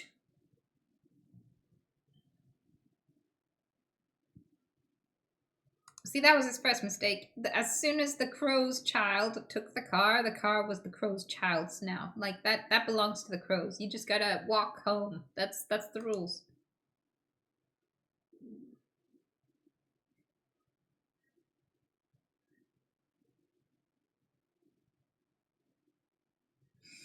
He's so confused.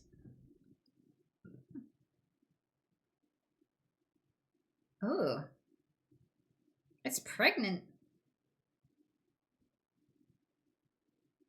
Wow, what are you? What a beaut! He's fucking huge! Wow!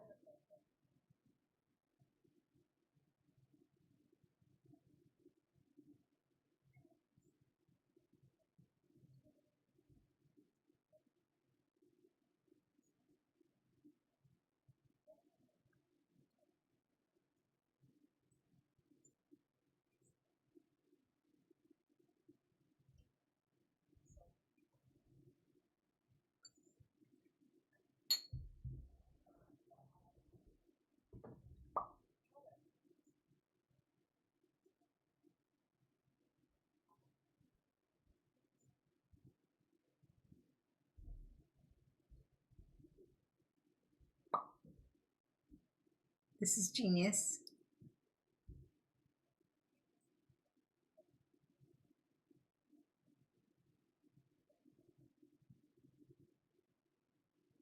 My inferior designer? That's so cool.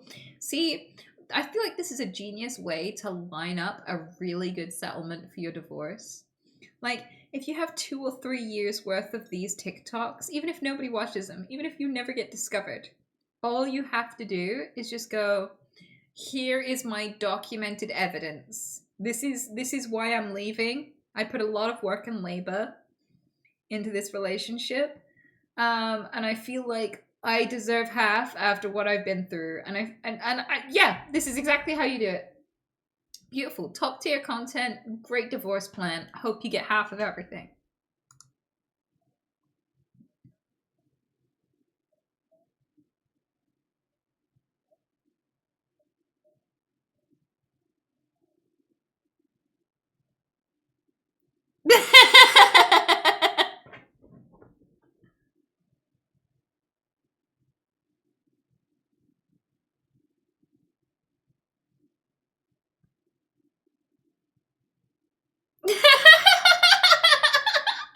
I hope they realized before they got to the hospital. What is that? What?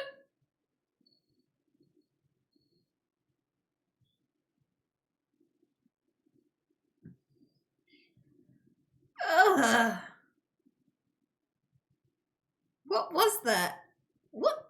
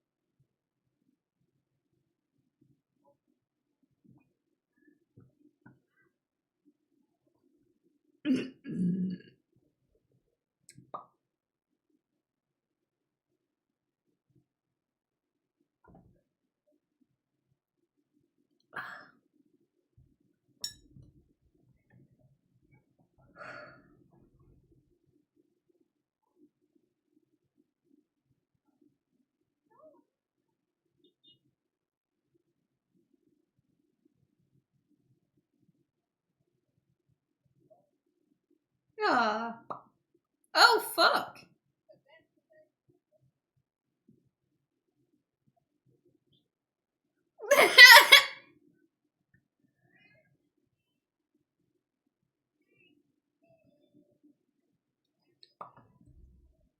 She says potato like a hobbit. Potato. I've never heard anyone in real life say it like that before. That was amazing.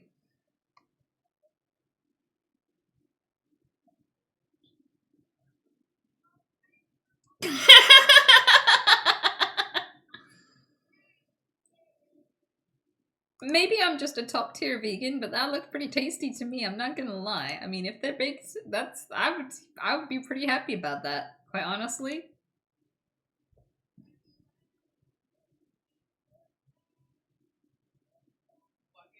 What?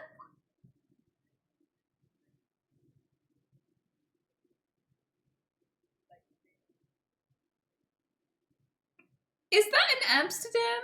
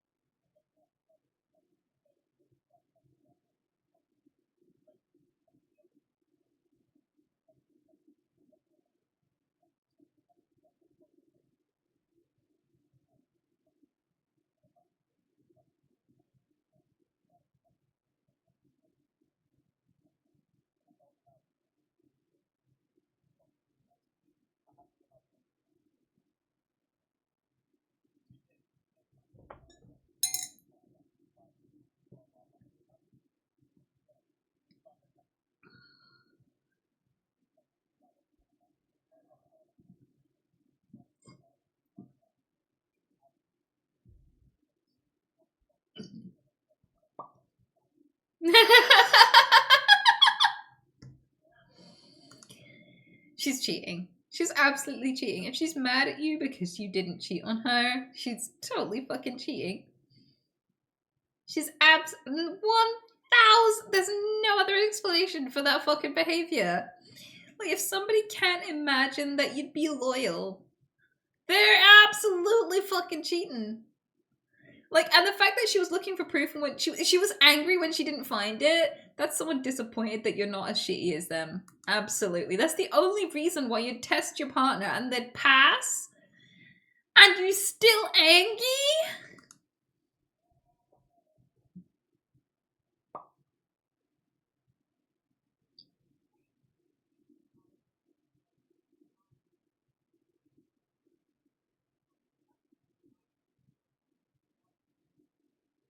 Mm-hmm. We're all convinced.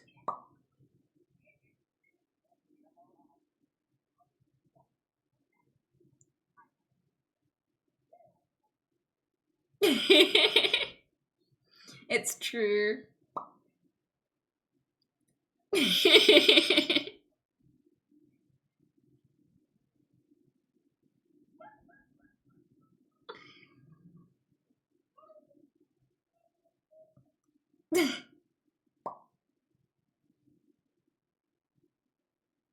Oh my god.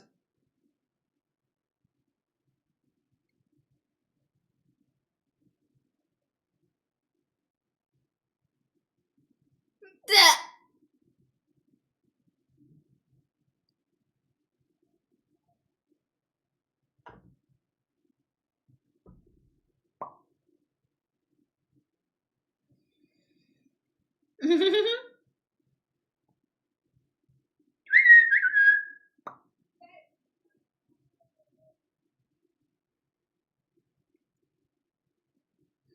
is this? How do they know them so well? What is the undulating lump of fur over here? At first I thought it was like his leg fidgeting. It's not his leg. What the fuck is it?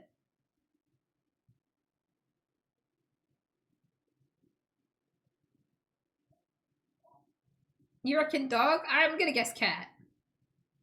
Yeah, I reckon cat. Yeah, look at those ears. That's definitely a cat. Wow.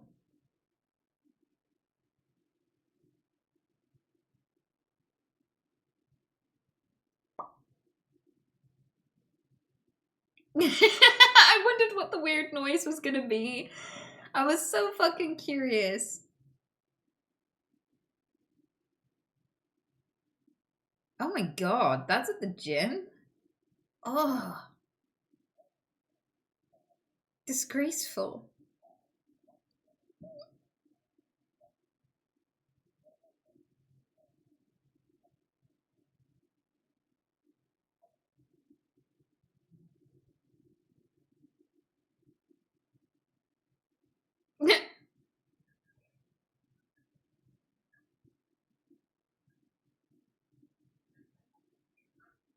Oh my god.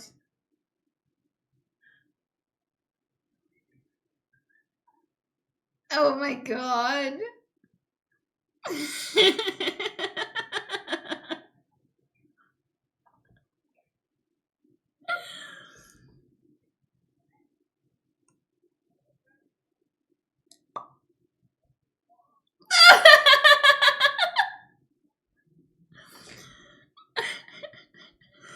I too would be very surprised they were from Canada.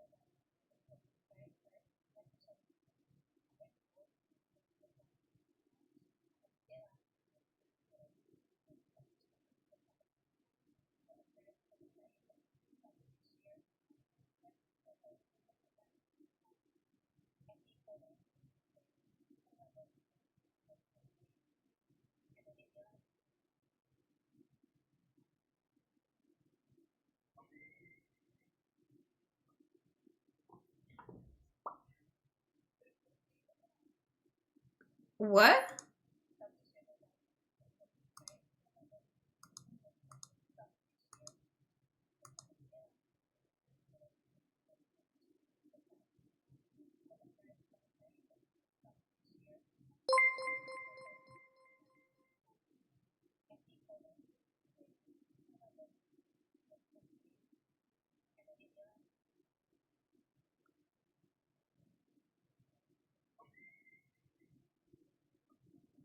Oh my god.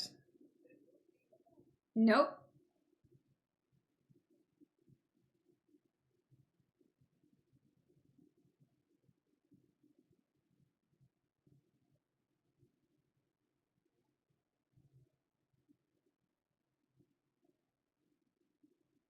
Wait, are we about to watch someone die? Oh my god. If I'm ever in a horrible disaster, I'm definitely filming it because the cameraman never dies. Like, it's like an immortal shield.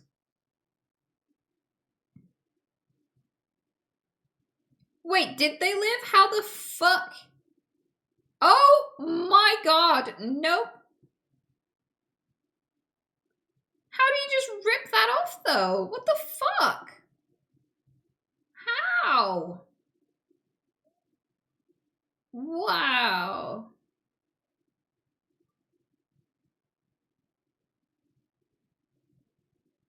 Holy fuck.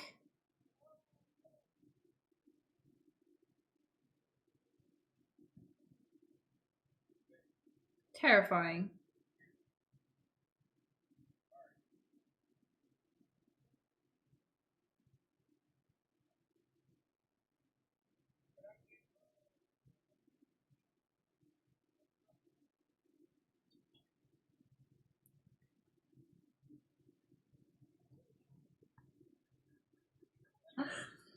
Amazing.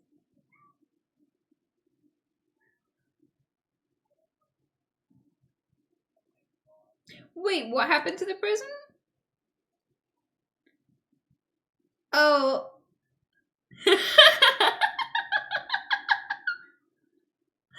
That's amazing. That's the best Christmas memory ever.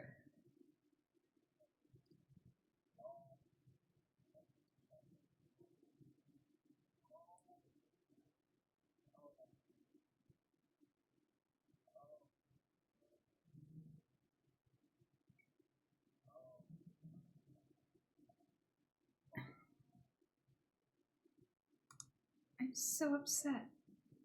It's like ruined my day. I need, incidentally, for completely unrelated reasons, I do need a break. Can we have the bunny cam real quick? Can you guys just enjoy the bunny? Yeah, now. Like, I need a bio break. Okay, I've just drank 2 full, whatever these are, gallons of fluid. So I swear it's unrelated. Okay, I will be right back. Right back. Okay, enjoy the music. Enjoy the bunnies. 2 minutes. 2 minutes is all it takes, and I'll be right back for the video.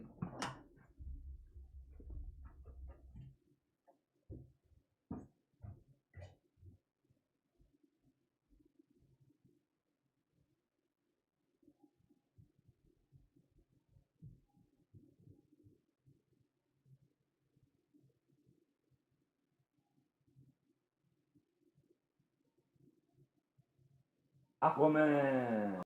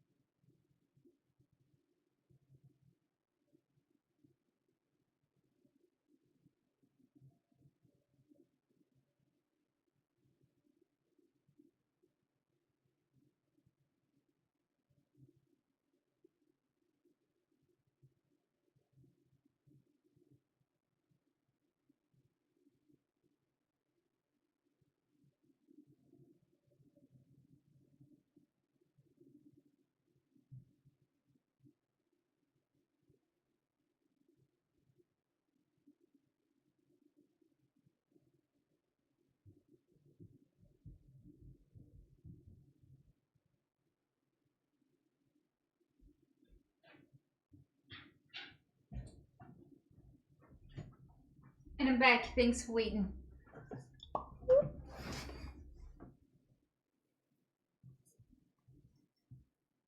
Aw, she's sleeping. That's so cute. Nobody told me I'd have giant dents in my nose from the glasses. That was not an expected outcome.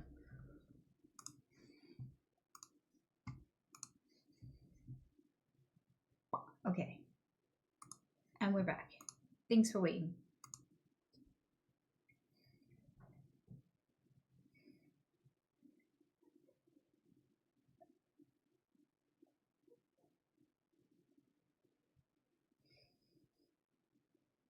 I wonder why they thought they had to jump over it. Oh my god! You can tell there's no airflow because it's just settling so slowly. The air is so still in that place. Why does that guy sound so excited about it too?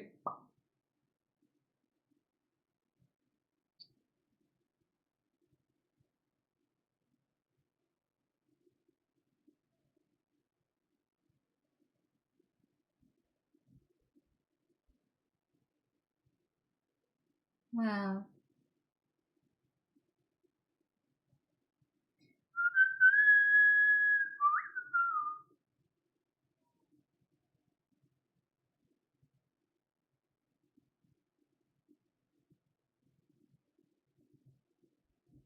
Wow. What are the blueprints for?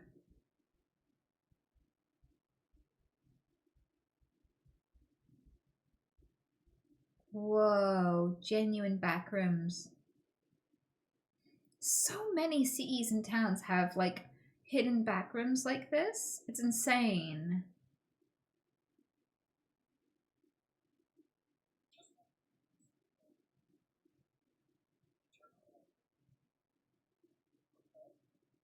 What?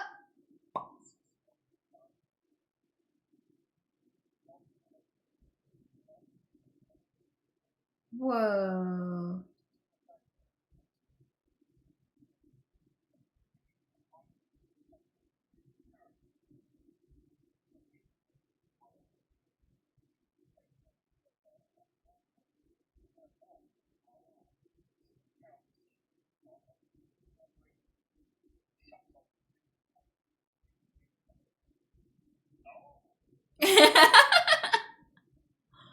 Huh.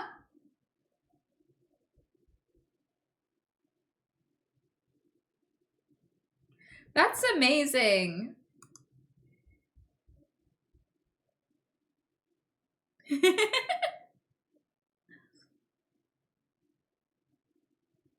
That's so cute.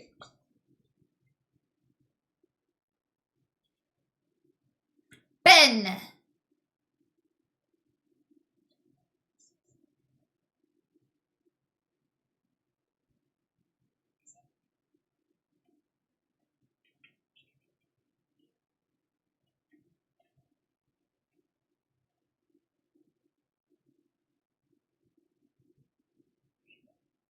Yes.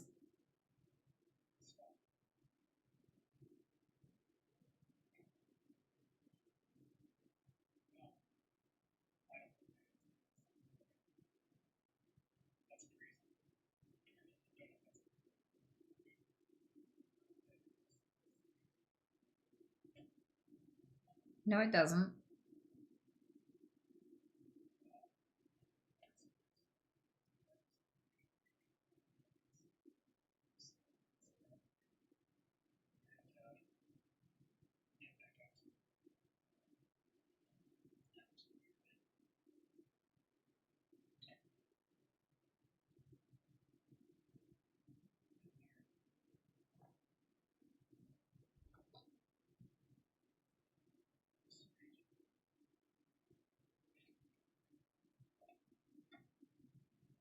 Yeah, no.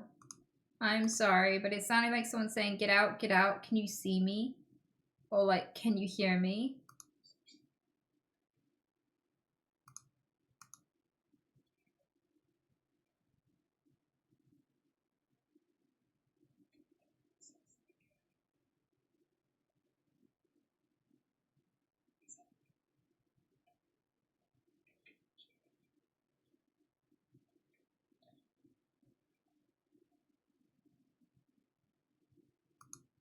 I think that has to be fake because like it sounds like someone saying get out, get out. And there's a few other voices, but the get out is like really repetitive and exactly the same every single time without any variance. Listen again.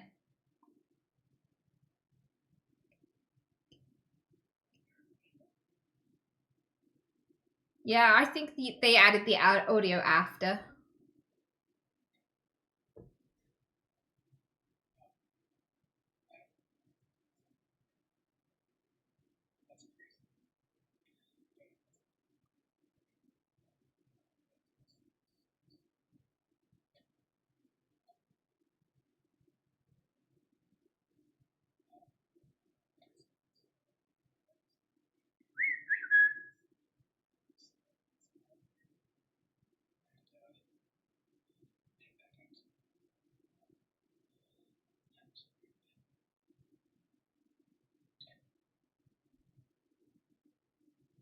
Ah.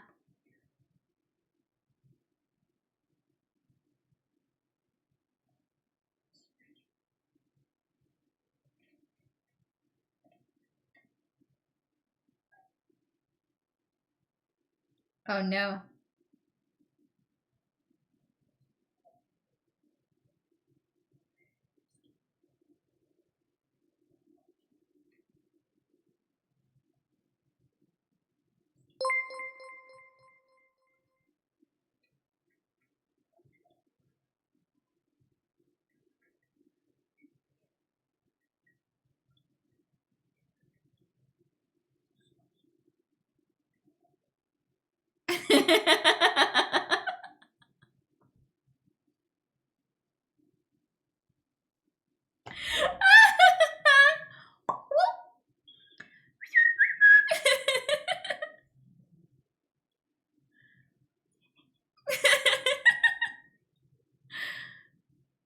I've never tried a bidet. That's amazing though.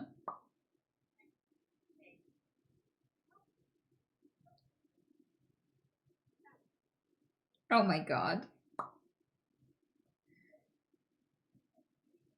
0 damage.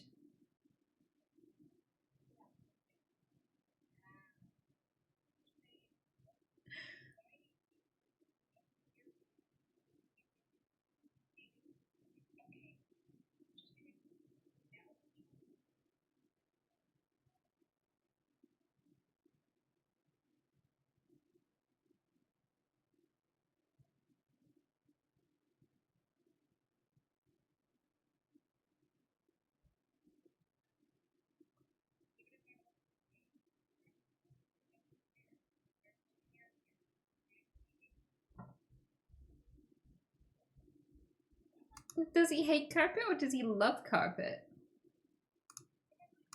Like, is he like, no, don't pick me up. I'm happy here.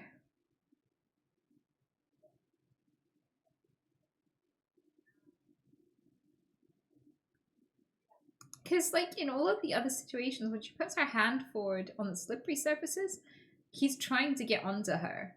So maybe because he's a slippery little noodle, he can't get purchase on any of the other surfaces. But he gets purchase on the carpet and likes it there. But she always picks him straight back up. Maybe. Would be my guess. Because, like, she's got a hand there and he's trying to get on her.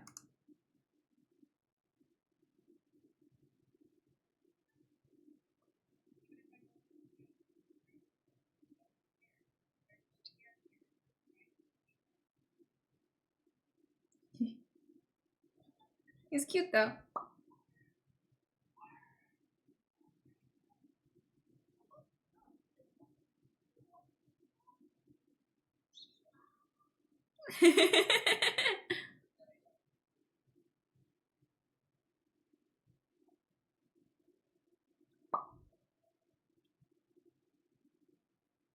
Oh.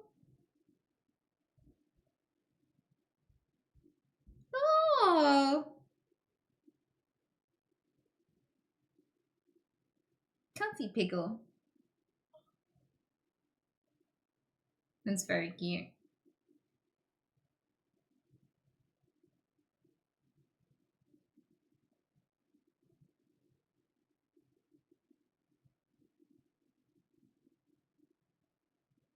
So snuggly.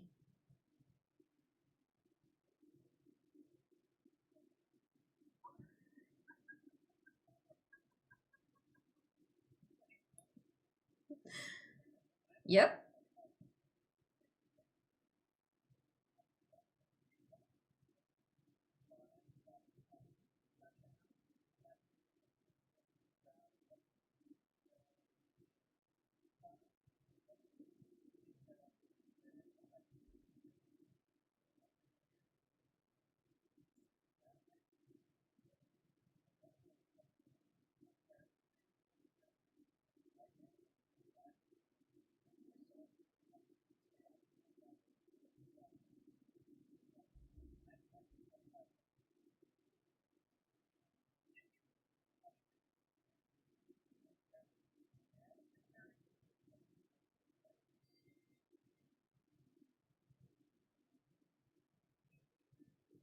Crazy world we live in. Holy fuck.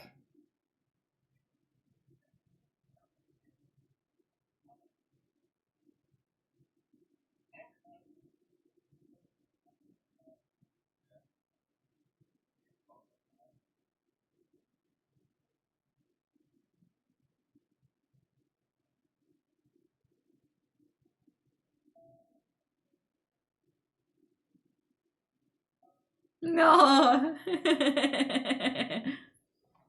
Is this a tutorial on how to get a boyfriend?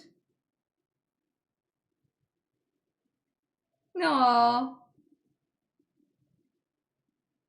It is! It is!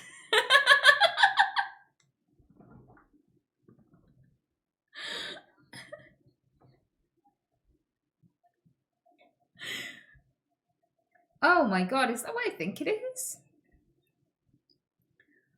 Is that snakeskin? Oh my god. Oh my fucking god.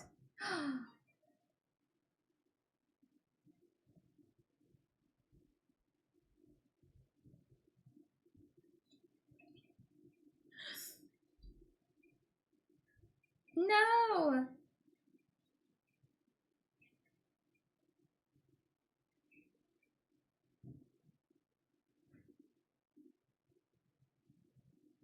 No.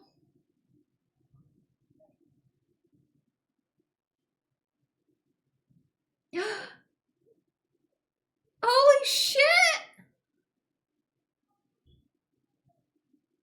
Holy shit!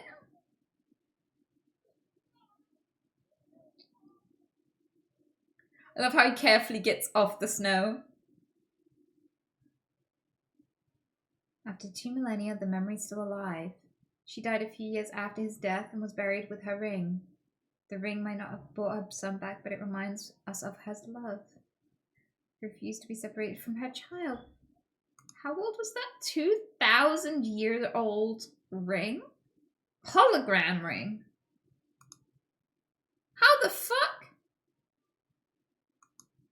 How the fuck? Wow. How the fuck?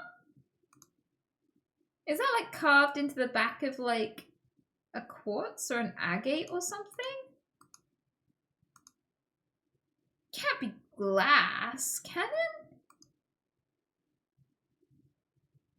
Even if it is just carved into the back of a stone, that's insane.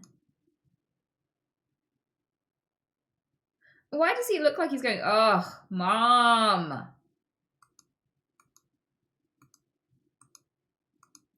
But that's so cute.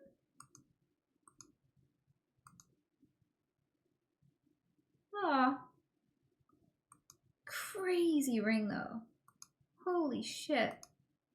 I wonder if that was purchasable, how much money it'd be worth. 2,000-year-old holographic ring. Insane. So cool.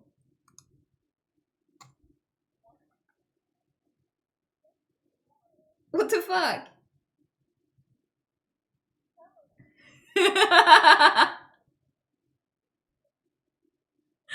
Wow. Terrifying.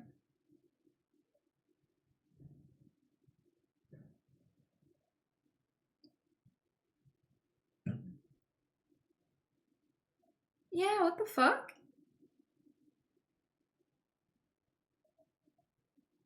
Oh, are those mushrooms? Dude, this is the future. Yeah, get it. You can grow so much food indoors. This is a vegan's dream.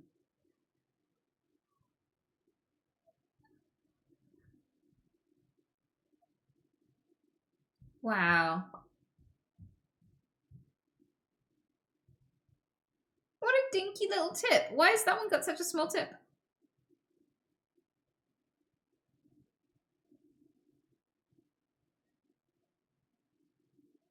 I have no idea what they're saying. Oh, is that like a little baby mushroom on it? Wow. See, fuck traditional farming. That's the way, that's the future, guys.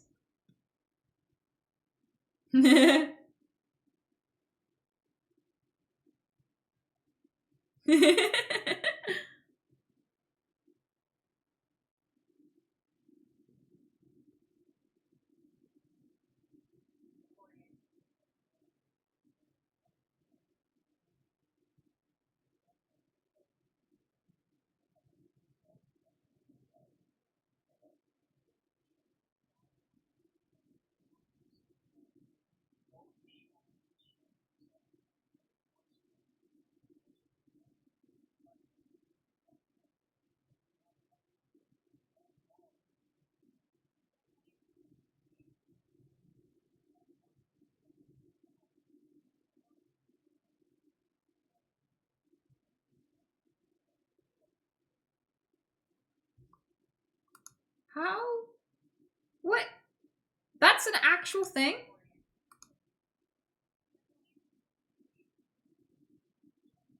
What the fuck is a slingshot marksman? What is that?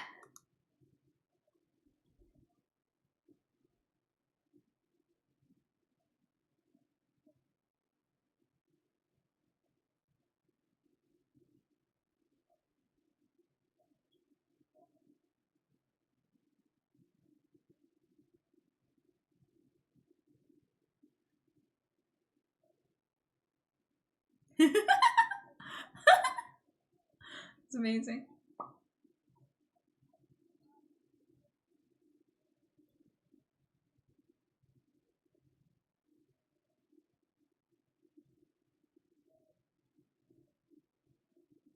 Oh my god.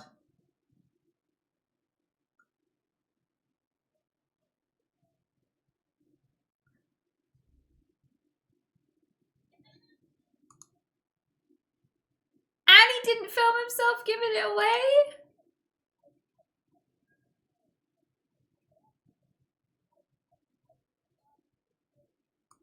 That pie! That pie is ludicrous! That is a work of art! I would cry slicing that thing. Look at it! Holy fuck! Pie that looks like noodles. Noodles are my favorite food. It's like the best of both worlds. This is insane!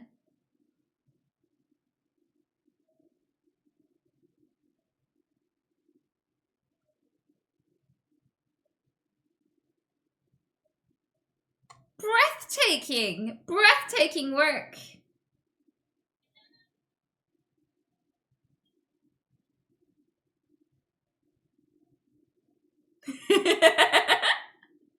It's wobbling too.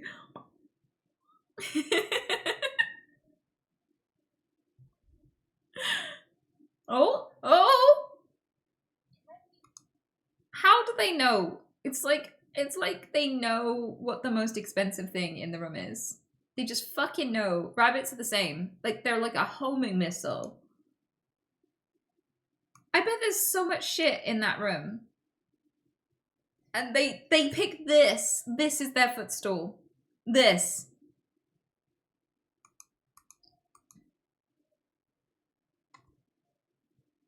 Mm-mm.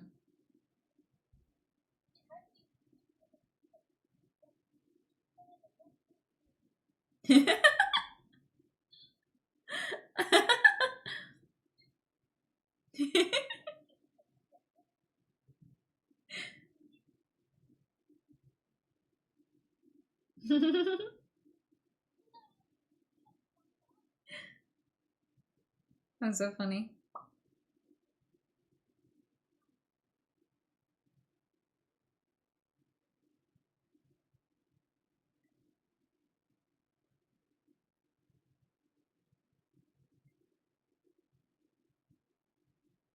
Oh my god. That was so much worse than expected.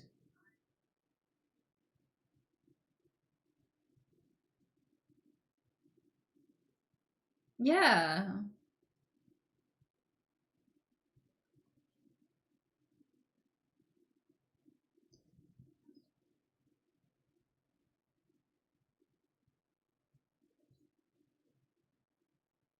And survival instincts.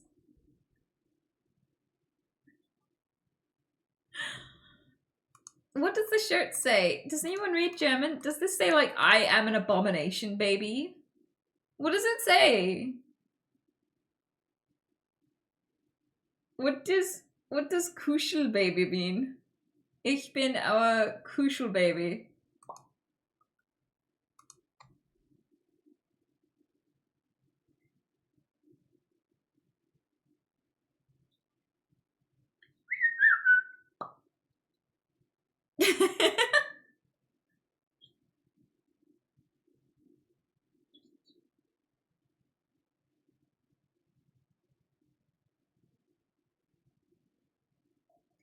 It means cuddle baby? That's somehow more terrifying.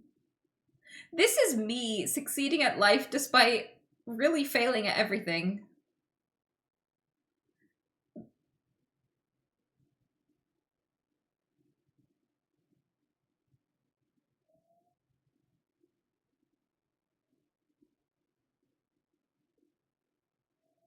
He is checked out. He is not there. His mind is in Disneyland.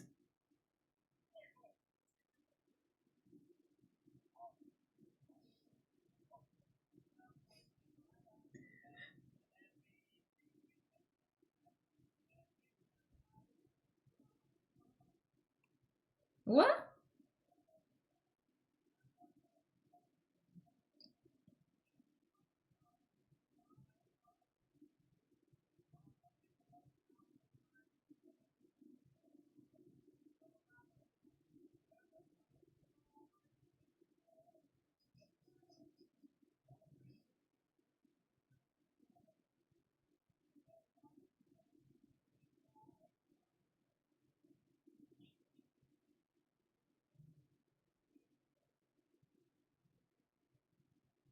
What the fuck?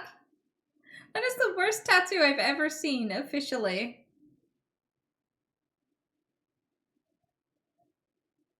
I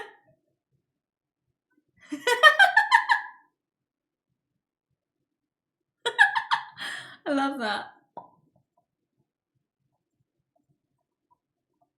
Oh, wow. That thing is huge.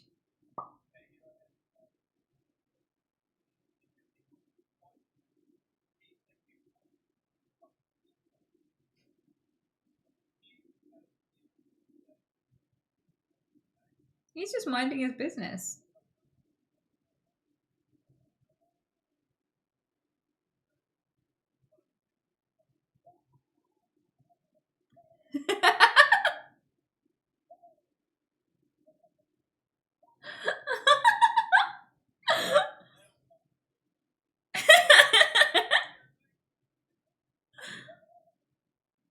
I'll have to remember that one.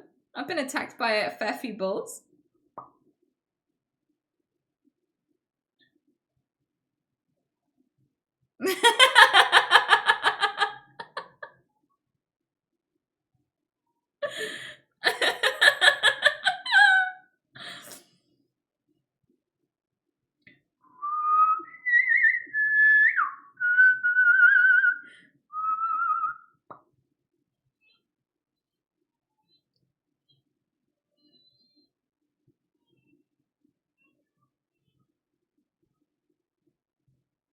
Oh my god.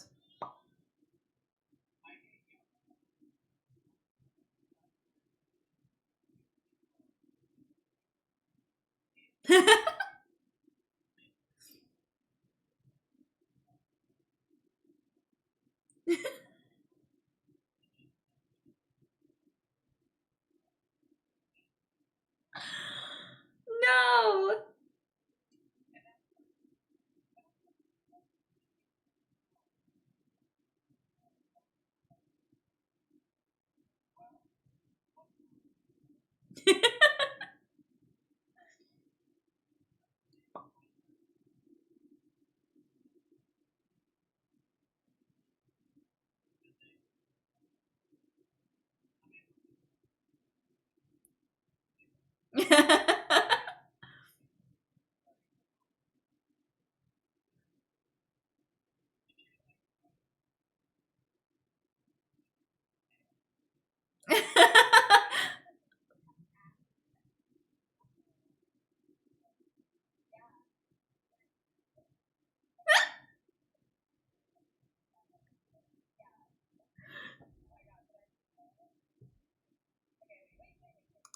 He missed a trick there. He missed a trick. He could have been like, not yet. You didn't blow it yet. But oh my god, that he's being so generous about this. He's relishing it.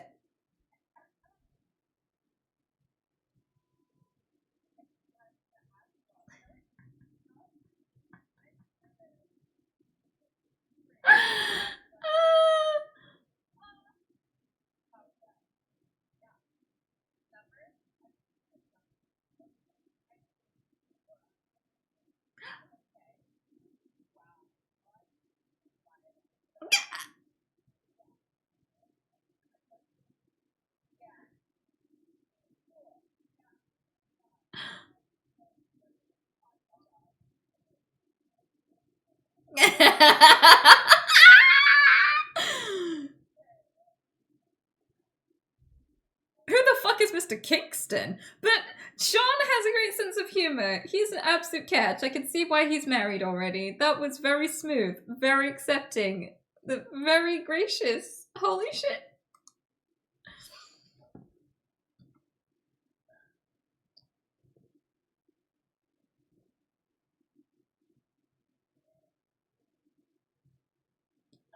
Oh! Fuck off. Oh! Dog went through all the same emotions I just did. Holy shit.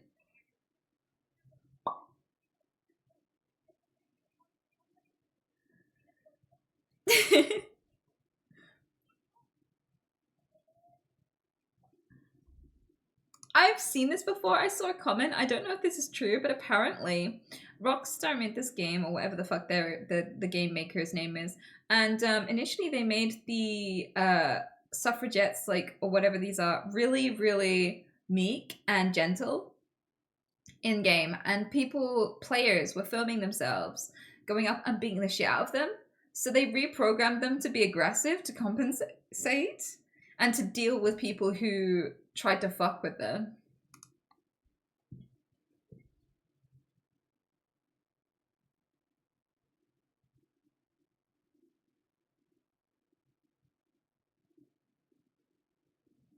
What?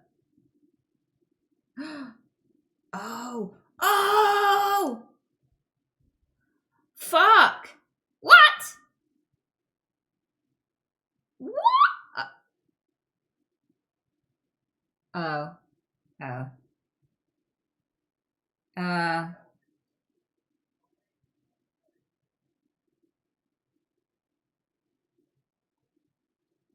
What? You didn't get it? Okay. So, emotional roller coaster, you ride through it. Look at this empty window with clearly no one sat at the windowsill looking at me. Look at this bottle with a clear reflection of somebody sat at the windowsill looking at me. What the actual fuck? It looks like someone is sat there at the windowsill looking at me. But there's no one at the windowsill looking at me. But if I pan across, from the bottle's perspective, there is actually a medicine bottle between there and the windowsill. Like, the windowsill is empty and my house just ran out of battery. So I can't show you the big reveal, but like that was like, whoa, that's freaky for like 5 seconds, and then I realized, go back to the desk. Right there. There's the culprit. That is the man at the windowsill. Because from the perspective of the bottle, that medicine thing would be there in relation to the position. That one right there. That is the tall guy at the windowsill. Do you see it? Like, the head is the bottle cap. I'm pretty sure of it. Pretty sure.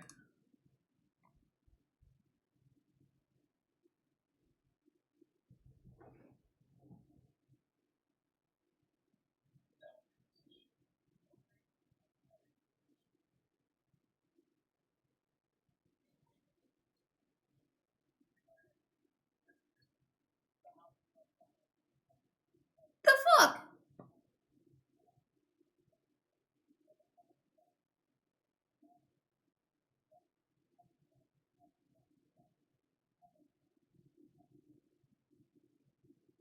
Clearly he thinks he has all the time in the world.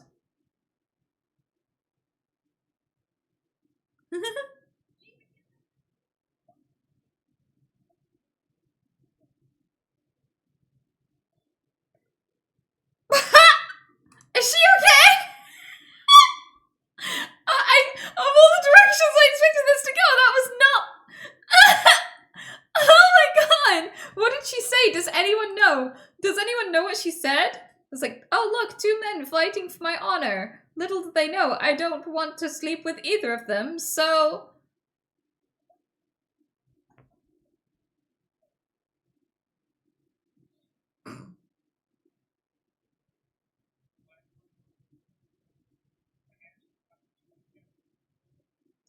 Is that what she said? What do you think of this?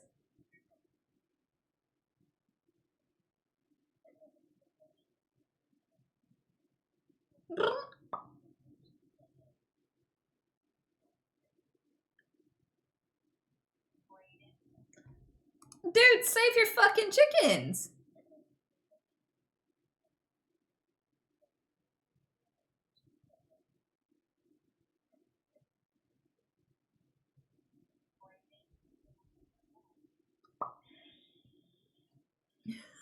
Oh my god.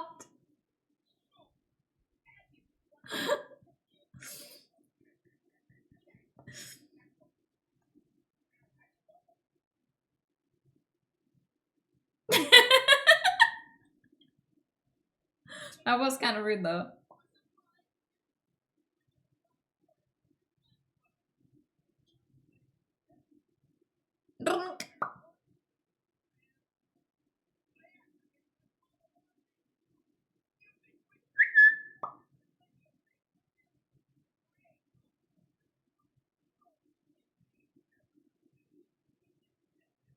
What?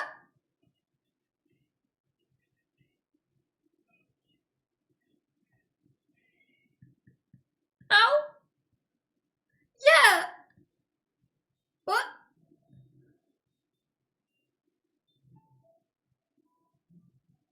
Yeah.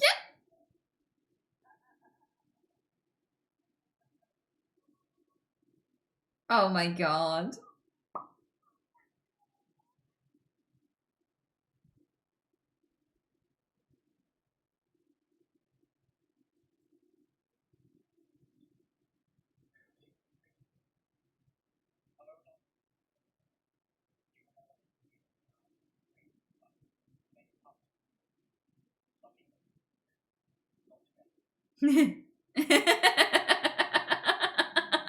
You've been told, chat.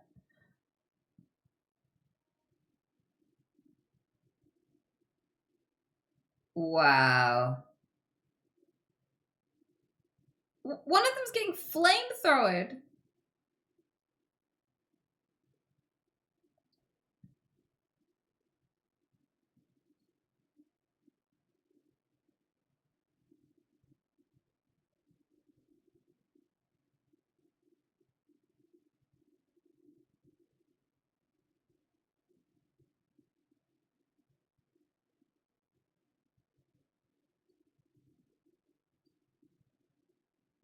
Wait. Please tell me we're not there yet. Please tell me we're not fucking there yet. Surely not. Like, surely not. Like, how have we got the onboard navigation systems and like the weight of the explosives and everything? Like, how have we got that this small? Or I guess I'm saying that as someone who has a fucking smartphone. To be fair.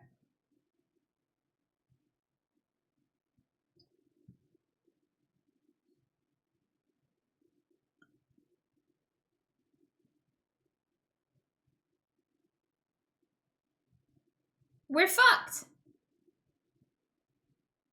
We're actually fucked. This is it.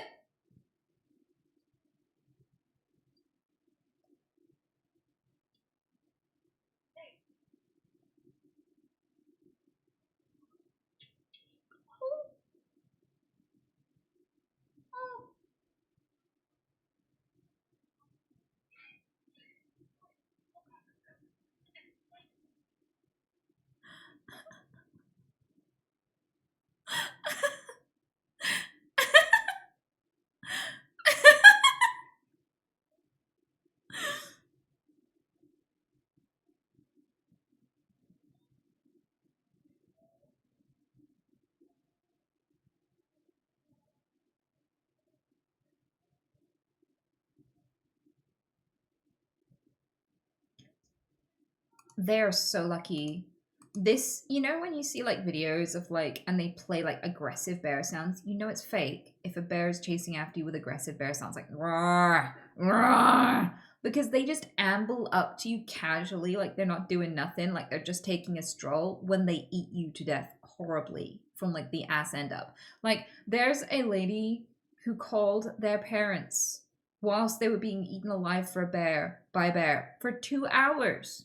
And they kept ringing back. They rang emergency services and then they rang their mom like 2 or 3 times while being eaten. They don't eat you quickly and they just walk up to you so fucking casually. Like just exactly like this. If I saw a bear walk up to me like this, I'd assume I'm dead.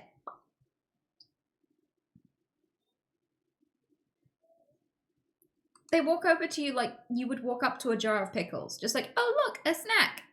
Like completely calm, straight face. They don't say shit. They don't try to scare you, nothing. They just walk up to you and just start eating.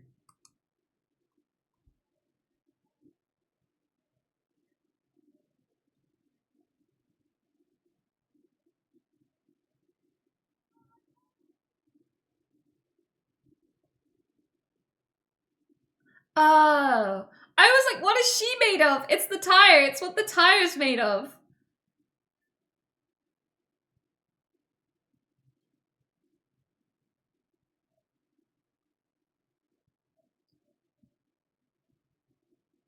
What?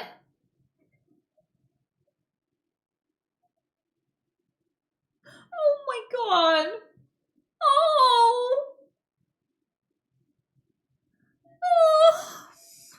That's so fucked up. Wait, what does it say? I can't read that first. Me telling all my male friends I'm going to transition, thinking things will stay the same.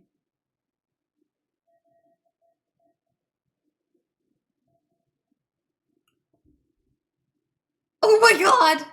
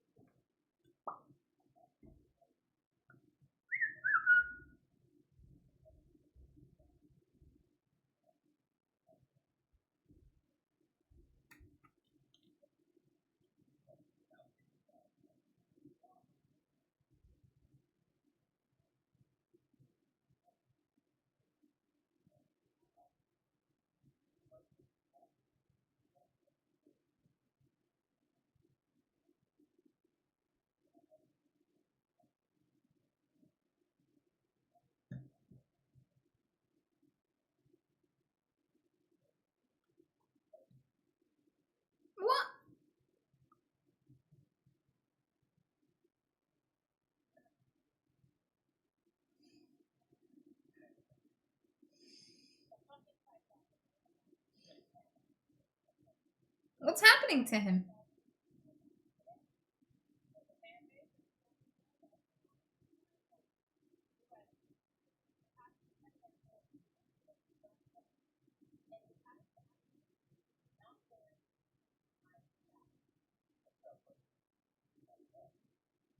What?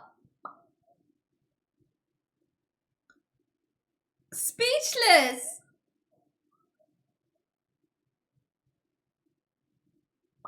Oh my god! What do you even say to that? Holy shit. What? No, you... I was about to say you can't just casually walk away from that, but she did.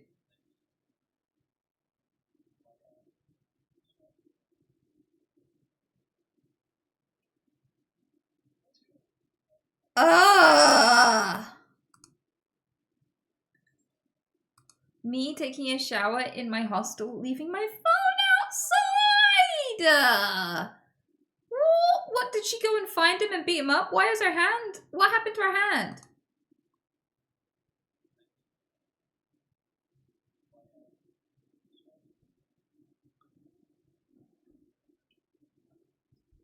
Never! Never, never, never, never, never, never, never, never, never do!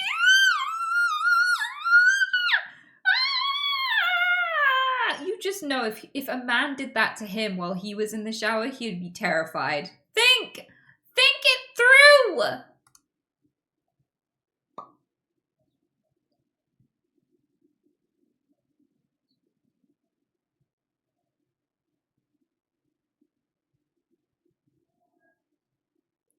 Wow. Wow.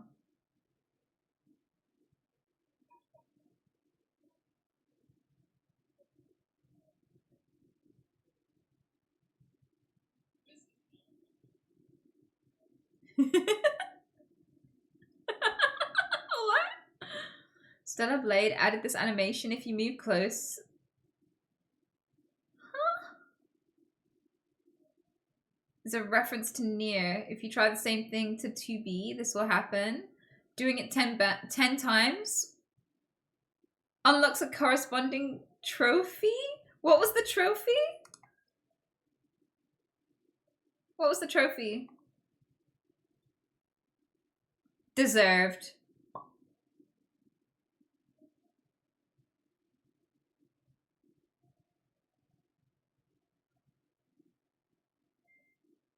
What are you doing? No. No. No, no, no. The trophy should be called Parents Please Hit Control Alt Z. Or it should be put on a watch list. This one right here, sir. Something along those fucking lines. Yeah, the trophy should be called watch list. Let's go with watch list.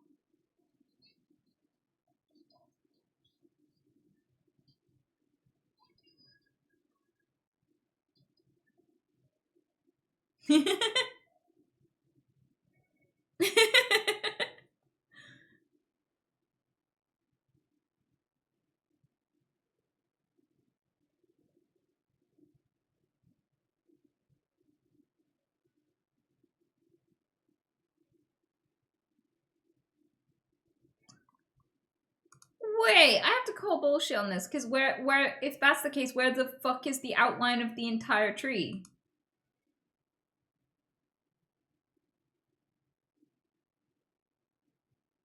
Where is it?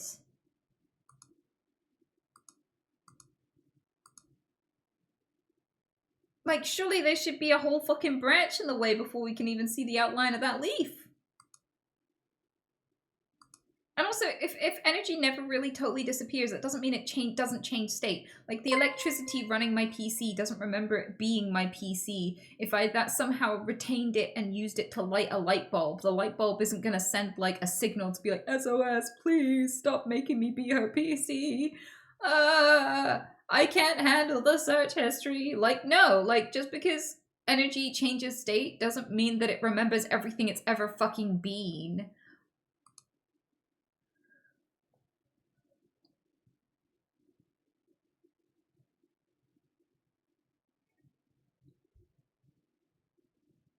What is that?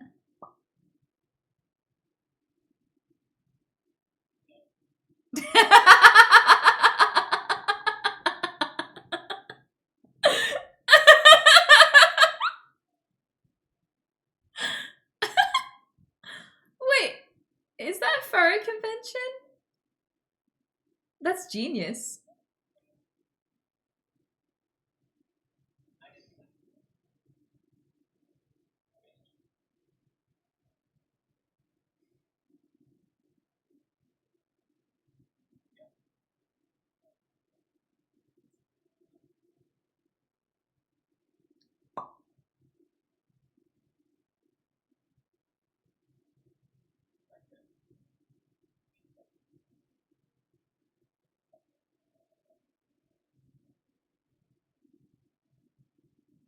What?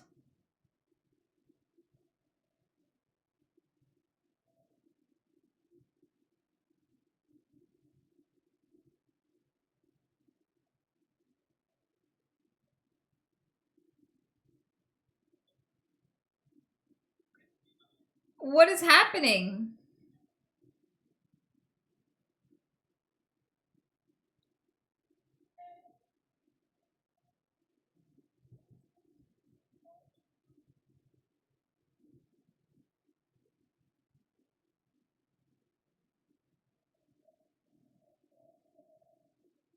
Holy fuck.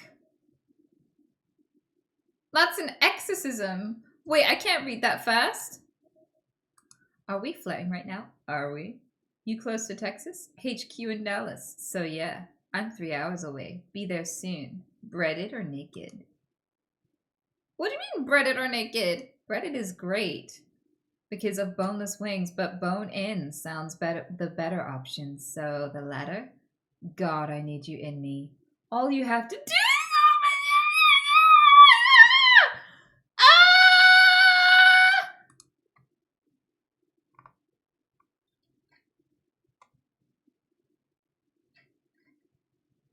I'm a vegan. That's like way too necrophilic, bestial weirdness. But this is all a euphemism for putting a dead body, a dead animal's breast in your mouth. How are you trying to make that sexy?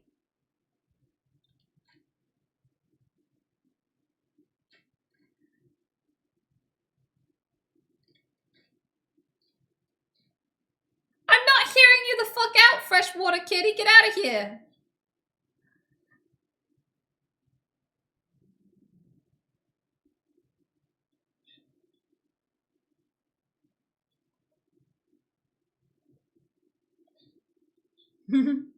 Yeah, that's what happens. That's what weather's like.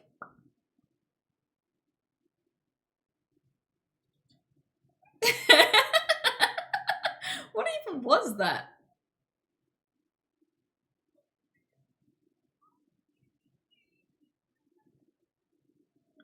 How to stop your colleagues.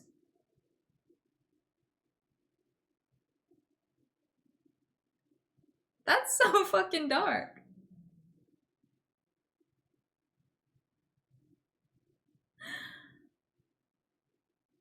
It would kind of work though.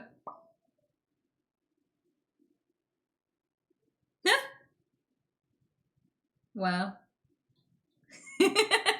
They never expect it to not have a roof.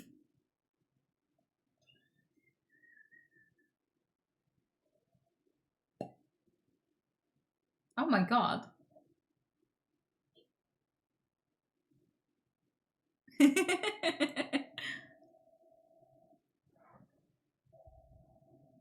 Blink.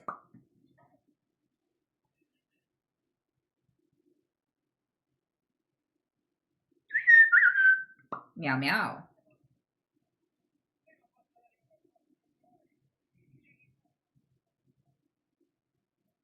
Oh my god.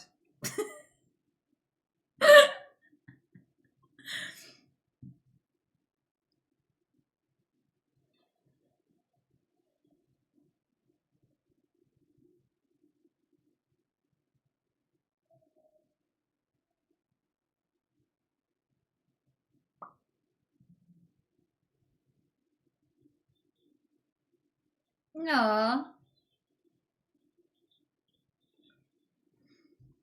I didn't understand how so many little old ladies fell down the stairs so often until I saw how cats greet you on the stairs, and it all started to make fucking sense.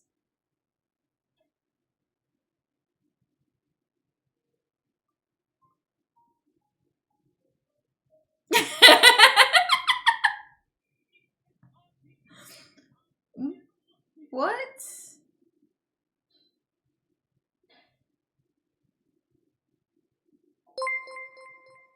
Hey, thanks, Revia Moose.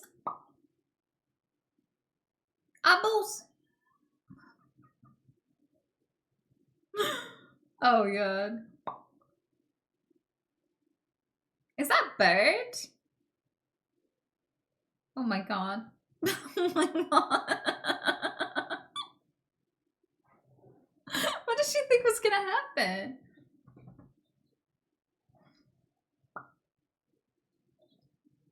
Shush! I love you.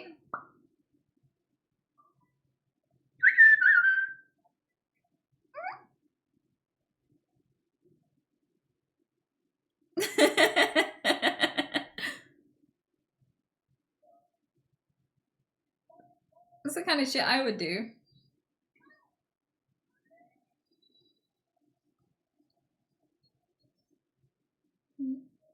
That seems like a reasonable response, honestly.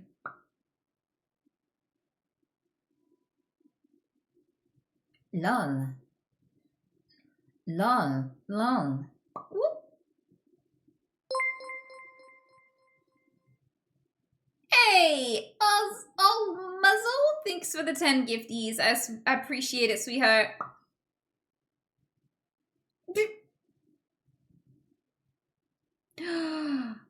Oh my god. How did both of them survive that?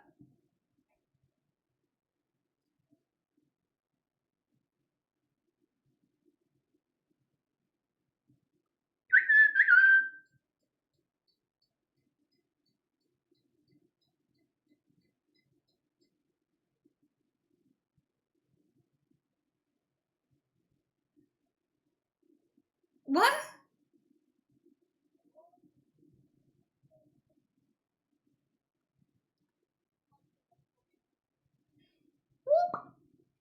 Yep, that was very straight and to the point. No, you don't. Not anymore? Yeah.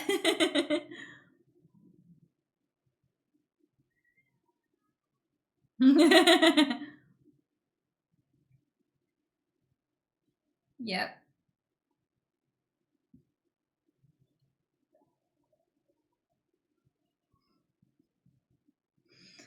No! No!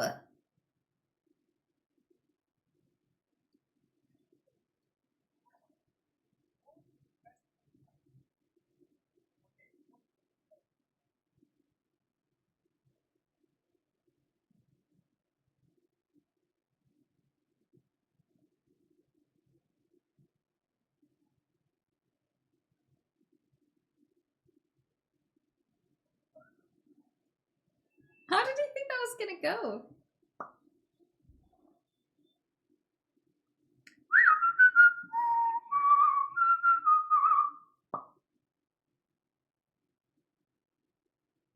Gay.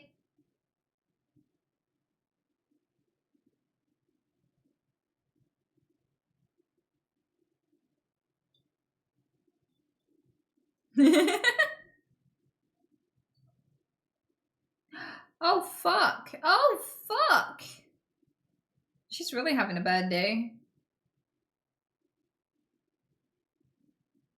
Oh.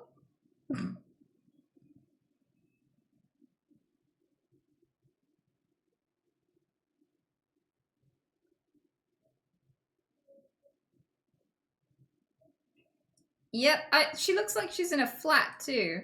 Typical upstairs flat neighbor behavior. Like I bet she's in a tower block or some shit.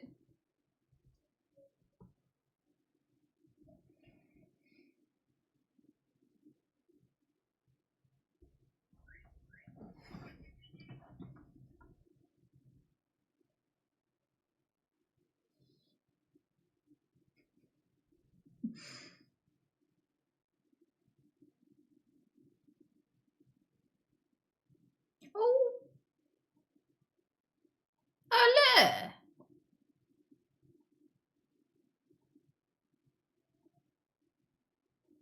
Yeah, you're in danger.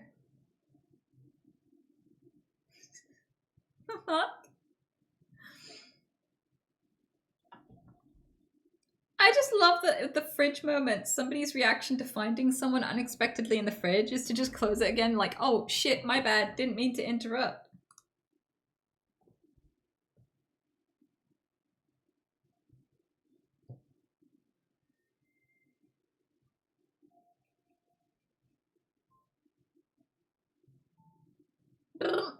I love you. What a gay cat.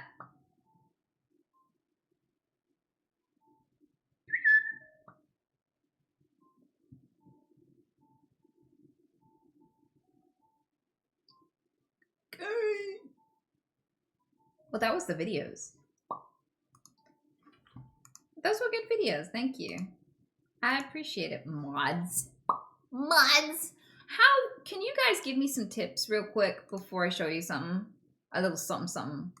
How the fuck, so I have this issue where my glasses feel comfy until I put a headset on, and then they squeeze the fuck out of my head. So I tried to get these little wireless headset things, but they fall out of my head, so they don't work. What the fuck do I do? Because I feel like I've just had my head in a vice. And then, like, can you see the mark on the side of my nose? These things are atrocious. They're, like, pinching me in all the wrong ways. They're just, like, squeezing the shit out of me. Is this just what it's like to have glasses? This is awful. New speakers? But you'd hear it in my mic, so I can't, because I'm a streamer. Do we have any, like, streamer-friendly, like, solutions? Like, solutions? Like, what? Wear the big headset over a hood? No, it still squeezes me, because the problem is, the headset isn't the problem, it's just pressing the spokes of my new wheels into my head. Blink. You love vagina. You love vagina. Glasses too wide? They seem narrow as fuck, though. Huh? You want...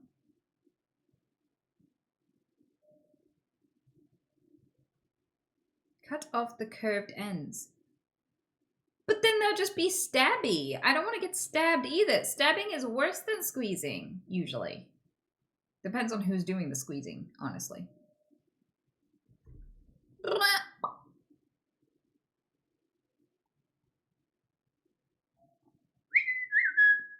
Go to the glasses place and get them refitted. Wait, you can fit them? You can get them like tailor-made? Holy fuck. I need to do that with my clothes. I swear the buttons on my shirts are like gasping. They're working overtime.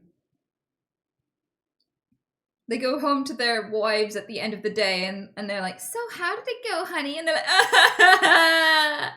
Like my buttons hate me on all of my things. Like I try to zip up my coat and it just goes poof, like cartoonishly so. Like I zip it up and I'm like, la, I get 3 paces in and it literally makes a poof noise as it tears aloft. in twain. So, like, maybe if I was the kind of person who got things finessed and refitted, I would have gotten my clothes seen to by a seamster a long time ago. What? Wow, you're still on. Wait, why are you saying that as if it's like a disappointment? Like, oh, you again. You're still here, huh? Like, I had a friend like that once. A friend. The best thing about frenemies is whenever I've had frenemies, you know, they always try to set up my downfall and I always benefit exponentially. It's giving me main character syndrome. Because the dick, because every time someone tries to inhibit me or get in my way or fuck up my life, it usually ends up in me having like an awesome time somehow. Like the story of me becoming a streamer and being able to play computer games and watch videos for a living was literally, there was an awful person. I used to go work, I used to do rescue work. I used to volunteer and help animals. And there was a lady there who nearly like got me killed a couple of times. And she was like really mean to me all the time. And she was like saying to all of my friends, she's too big for a boot. She needs putting in her place, she does. And I had no idea. I didn't even know her. Like she was just someone who was there in the background. I didn't even know her fucking name, right? And she fucking hated me, right? So she tried to spread rumors about me and she tried to fuck up my life. And she went to all of the rescue organizations that I was a part of. And she was like, that bitch, she needs banning, okay? She needs dealing with. I don't know if you're aware of this, but she needs removing because she did this and that, right? And no, everyone was like, lady, you sound fucking crazy. No one believed her, right? And I didn't want to deal with it. I was like, I'll take a break for a little bit because I figured like people who are that neurotic tend to fuck up their lives all by themselves. If someone who's never done them any harm or never ever even said a bad word about them and they target them, I'm like, yeah, those kind of people destroy their own lives, right? So I was like, time will sort this. I need to do nothing. I'm just going to take a break. So I took a break and I played some computer games drunk and accidentally stumbled into the most awesome career imaginable. And now I've done more for animal charities since I've been here than I ever did in my entire life leading up, right? Because raising money for charity is a cinch on this platform, right? And so she thought she was fucking up my life. It turns out everyone ended up like banning her anyway because she had a meltdown and tried to get multiple people removed because she just found a new enemy when I wasn't around to pick on, and then a new enemy and a new enemy, and she did. The problem resolved itself, right? I didn't need to do anything, yeah? In the meantime, though, her trying to sabotage my life didn't cost me any friends, didn't cost me anything. It just set me up for life. To be like, to go travel the world playing computer games.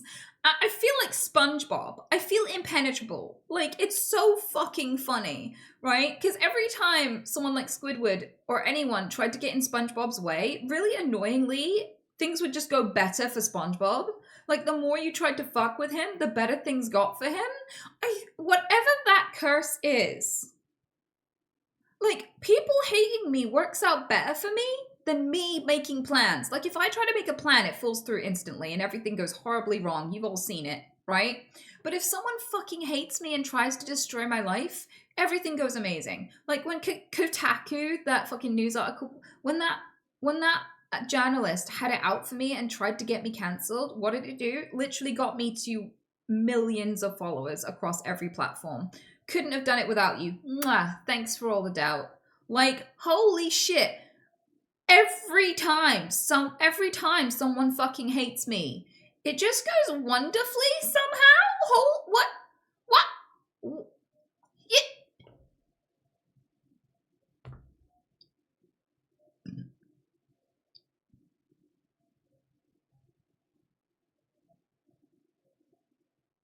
Blunk. Hi.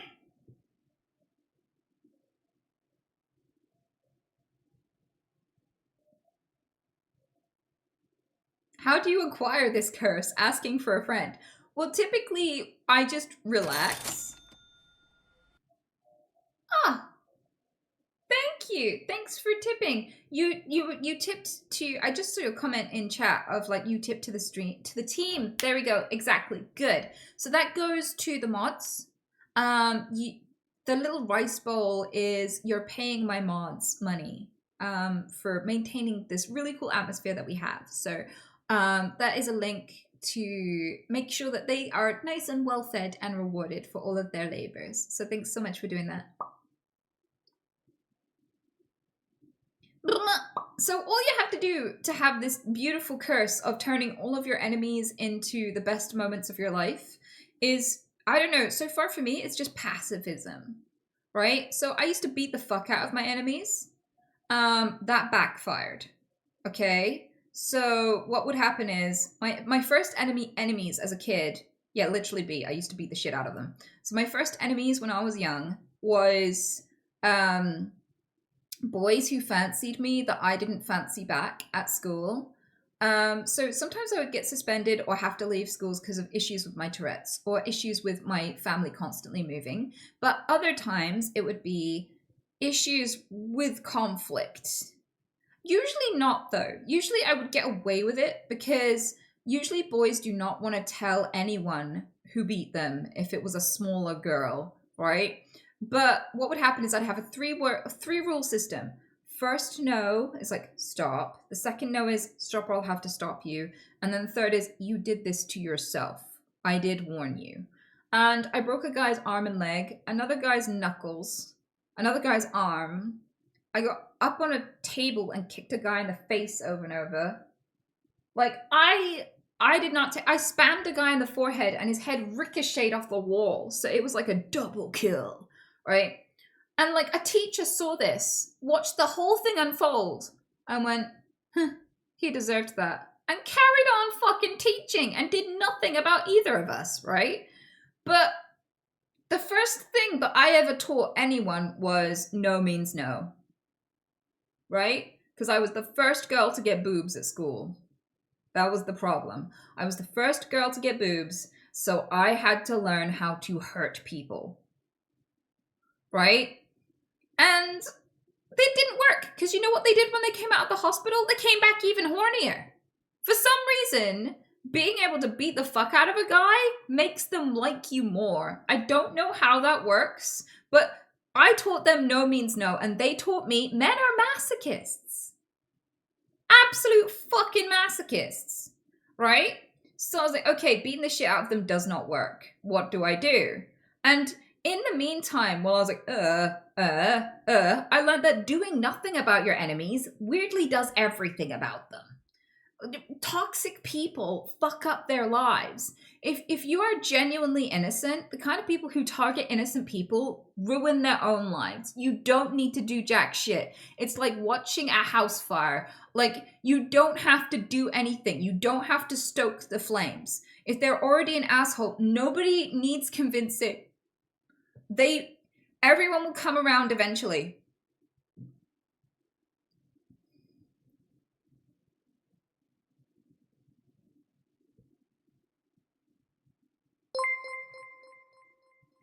So that was what I learned. Absolutely.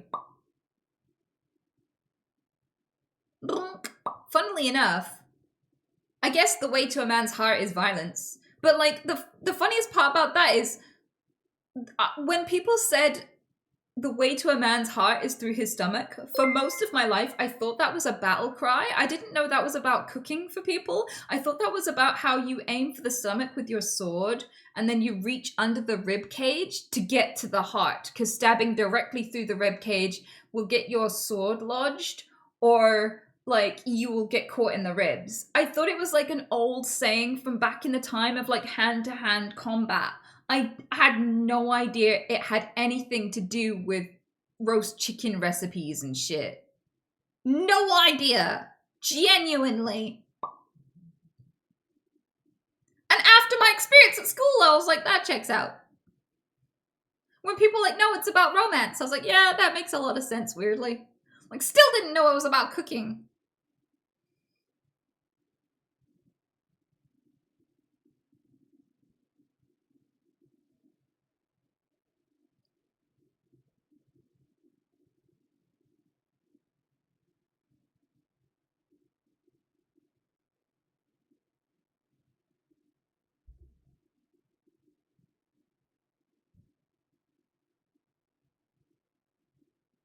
What's the opposite of this when it comes to finding healthy platonic relationships? Wait, so if you're asking me what's the opposite of beating the fuck out of men so that they fancy you, I guess it would be being really nice to women so they hate you.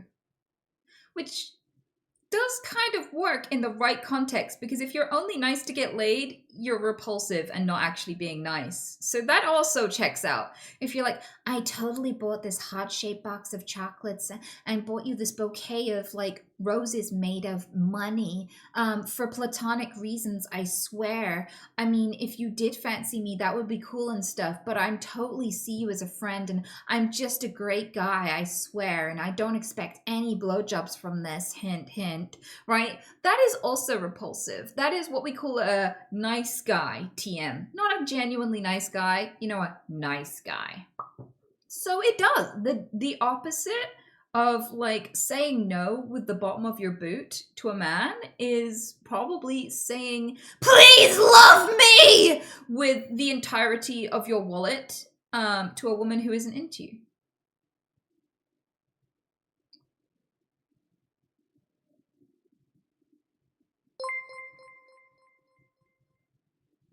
Robbed at Bonnie Point, no.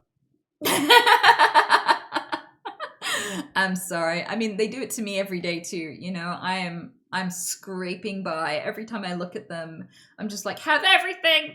I'll buy you anything. What do you need? And it's very expensive. Bunnies will consume your entire bank. Not just your bank account, your entire bank. Like it's like a big black hole. It just sucks up everything, all the money everywhere, all of the time.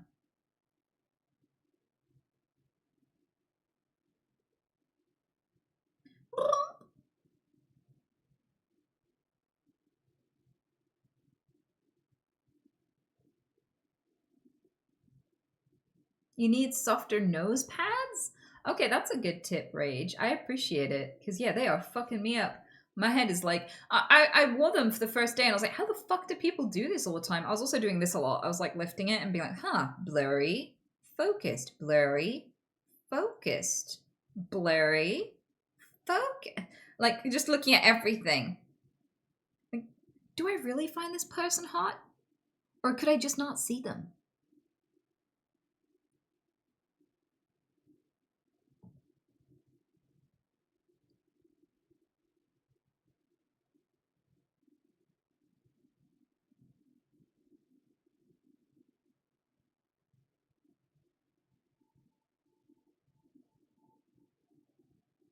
Wait, where do I get those glasses? Oh, that's called beer. Archangel, thanks for the 59 months.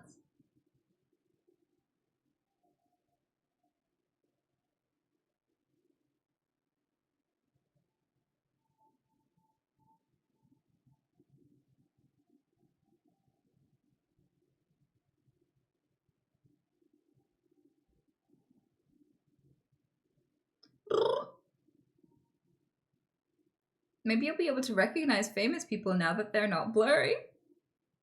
I feel personally attacked, but maybe. You know what? Actually, maybe. I need to watch Lord of the Rings again. Because I know there's a bunch of people in the Lord of the Rings that are also in other things, but I have no idea who they are. For the longest time, I thought it was Harry Potter who was the Hobbit. Like, who was Frodo. I'm really, really bad with that. Like really, really bad. And it doesn't help that sometimes there are celebrities who have doppelgangers. I like there are so many times where people have been like celebrities who look alike and they'll show two people. I'm like, no, they're the same person. And then there'll be two names that appear above them and I'll be like, wait, they are different people? What? And I'll find out that like several movies I thought were acted by the same person are really, really, really not. And the thing is, like, I'm really good at drawing people and I'm really good at recognizing features. I will forget your name, but be able to draw your face for like years after I've met you, right? Like enough of your details for me to draw someone and for your relatives to go, yeah, that's him. That's my son, right? Or whatever, right? But at the same time, my brain does this thing. It's kind of like autocorrect. I don't know if anyone has this, but my brain will assume the rest of a sentence when I'm reading, and sometimes it's wrong. Most of the time, I would just scan and get the sentence right by guessing, by just reading like a few words and guessing the rest, right? And my brain does it with facial details. It's so lazy. It'll just go blue eyes, brown hair, mid-height. Yep, Brad Pitt. That one's Brad Pitt. And it's like, I swear, brain, there can't be that many Brad Pitts. I swear, there at least some of them have got to be someone else. You know?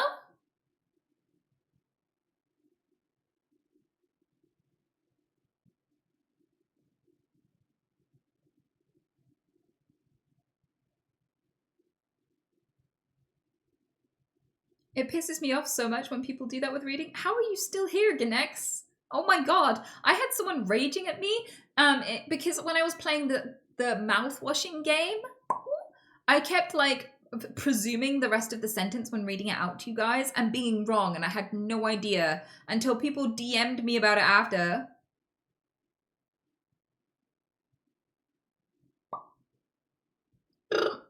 I love you.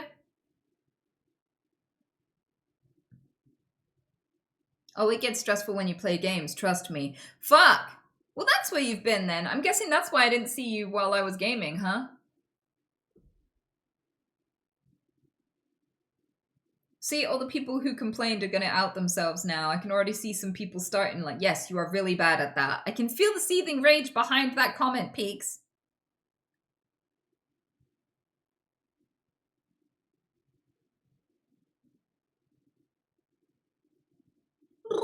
Today's. I just want to complain. Are you sure you're not British, Wheezy? Because, like, that's a very British thing. We bond by complaining. We complain about each other. We complain about our spouses. We complain about our friends. We complain about the weather. We complain about our country. We complain about the food. We complain about other countries. We complain about their food. Like, we bond by complaining. This is a very British thing. Like, you might have some British in you. And if you do, I'm very sorry. My condolences. I, too, suffer from British.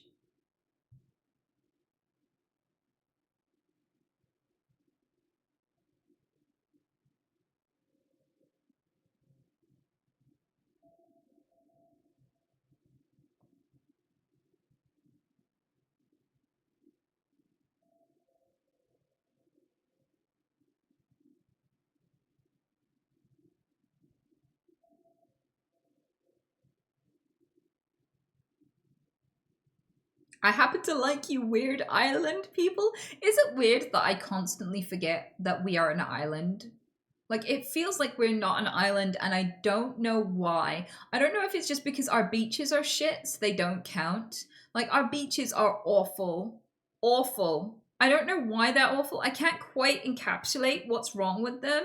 But it's kind of like if I said, hey, let's go to the beach to a small child, and we turned up at like a misty dystopian water's edge that reminds you of that moment in Lord of the Rings where they go to that marsh and there's loads of floating bodies trying to beckon you under. Like, I swear that's every single one of our beaches. It's grey, it's cold, it's wet, there's cat shit, there's condoms, used ones. Like, it's wrong. Usually if you go digging, you will find a body. There will be police. Like, everything about it is depressing. Like, horrifically depressing. I'm pretty sure our beaches are our famous and most popular suicide spots as well. Like, it's not just that it's not that we're complaining. Like, they're genuinely fucking depressing places. It's horrific. So, like, I guess I just blanked them out of my memory. I guess it's just easier to assume we are a mainland than to acknowledge that we are an island, because then I have to remember the beaches.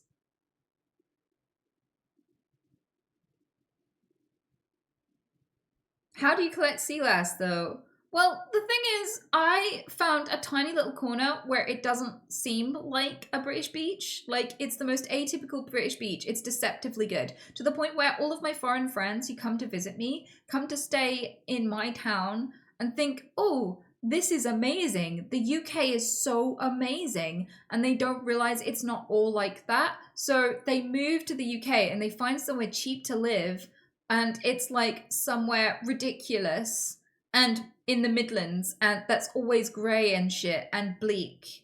Like, it's different here. Like, if I took a picture here, you'd think it was like a tropical island. But anywhere else in the UK, and you're like, oh God.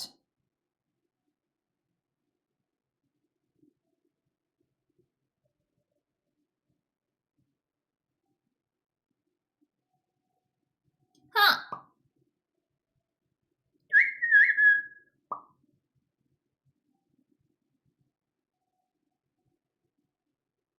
The UK sounds haunted. Many people do believe that the UK is very haunted, and it would, like, if ghosts did exist, it would make sense why the UK has more ghosts than, say, the US.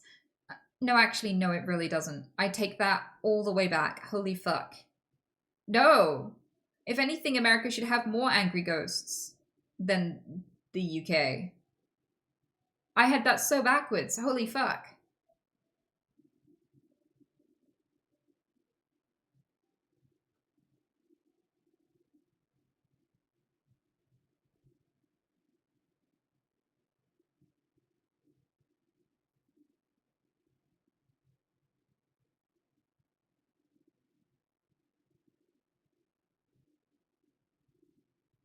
The blood of your past is in your tacos. Is that some sort of euphemism for a period? I don't know. Is that like a menstrual fucking haiku? What is that?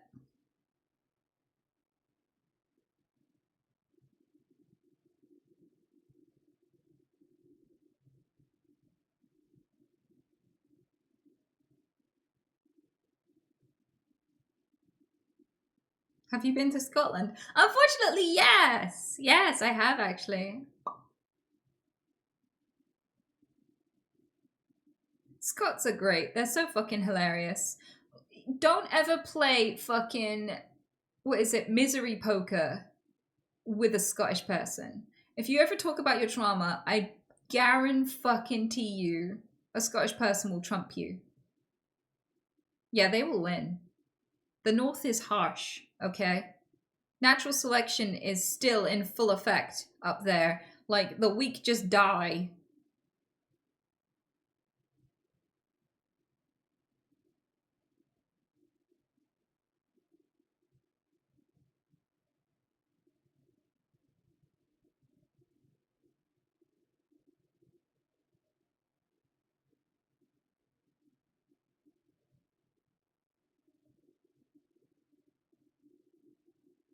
Have you been to the Isle of Man? Which one's the Isle of Man? I've been to the Isle of Wight, but I don't know if I've been to the Isle of Man. Is the Isle of Man the one at the top above Scotland? Because if I have, I think that might be the prettiest place I've ever been. I can't remember what. There's an island. There's an isle of something or other that I went to above Scotland, and it was gorgeous, beautiful. Oh yeah, that's the Isle of Skye. Then I don't think I've been to the Isle of Man.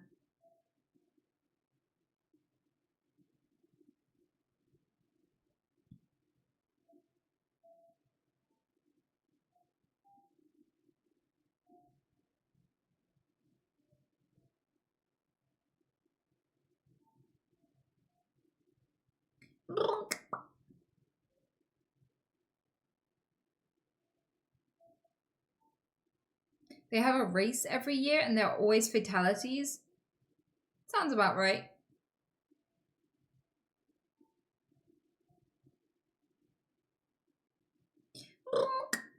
I love you. What did you do for Thanksgiving dinner in your area? It's the UK. We're in the UK. We didn't steal anyone's country. Well, we did, but not here, so we don't celebrate that here.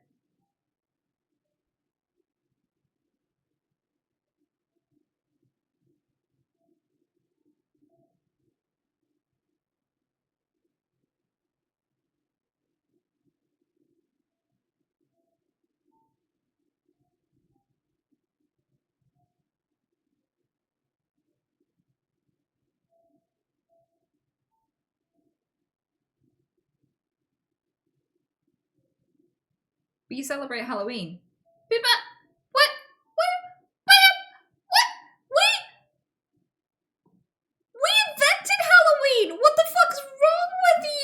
Do you not know where Halloween came from? What?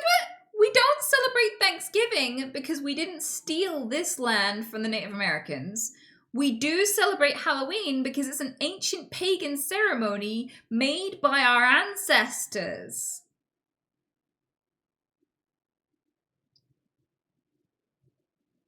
It's more surprising that you guys celebrate Halloween. Do you not? What?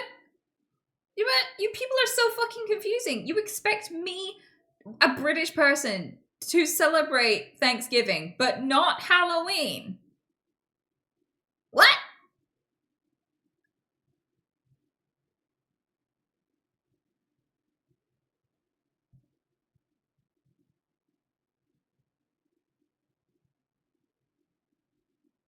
Blunk. Hi.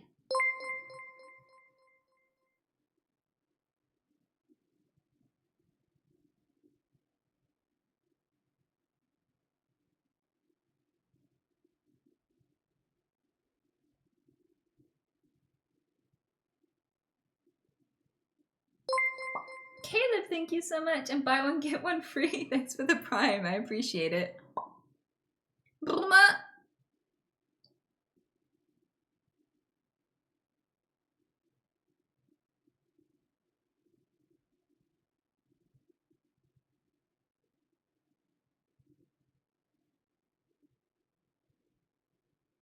Americans invented, commercialized, everyone dress up Halloween. Did they though? I thought we were doing that long before you guys too.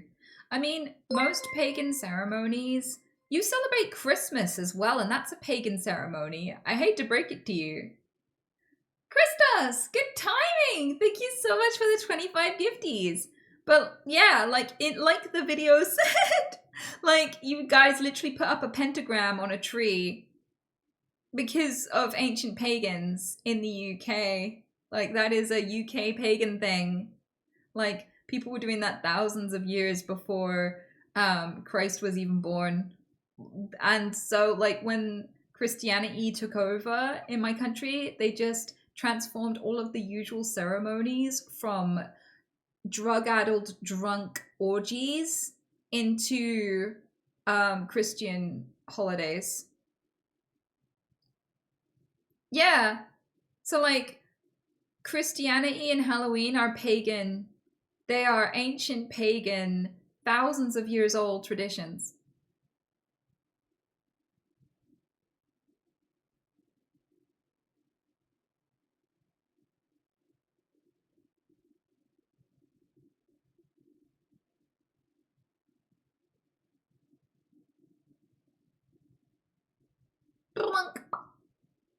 Oh no, you guys were sacrificing chickens and fox hunting. Fox hunting is younger than Halloween though. Like fox hunting with hounds, that's like a slightly more recent. I'm pretty sure like fox hunting is hundreds of years old, not thousands of years old.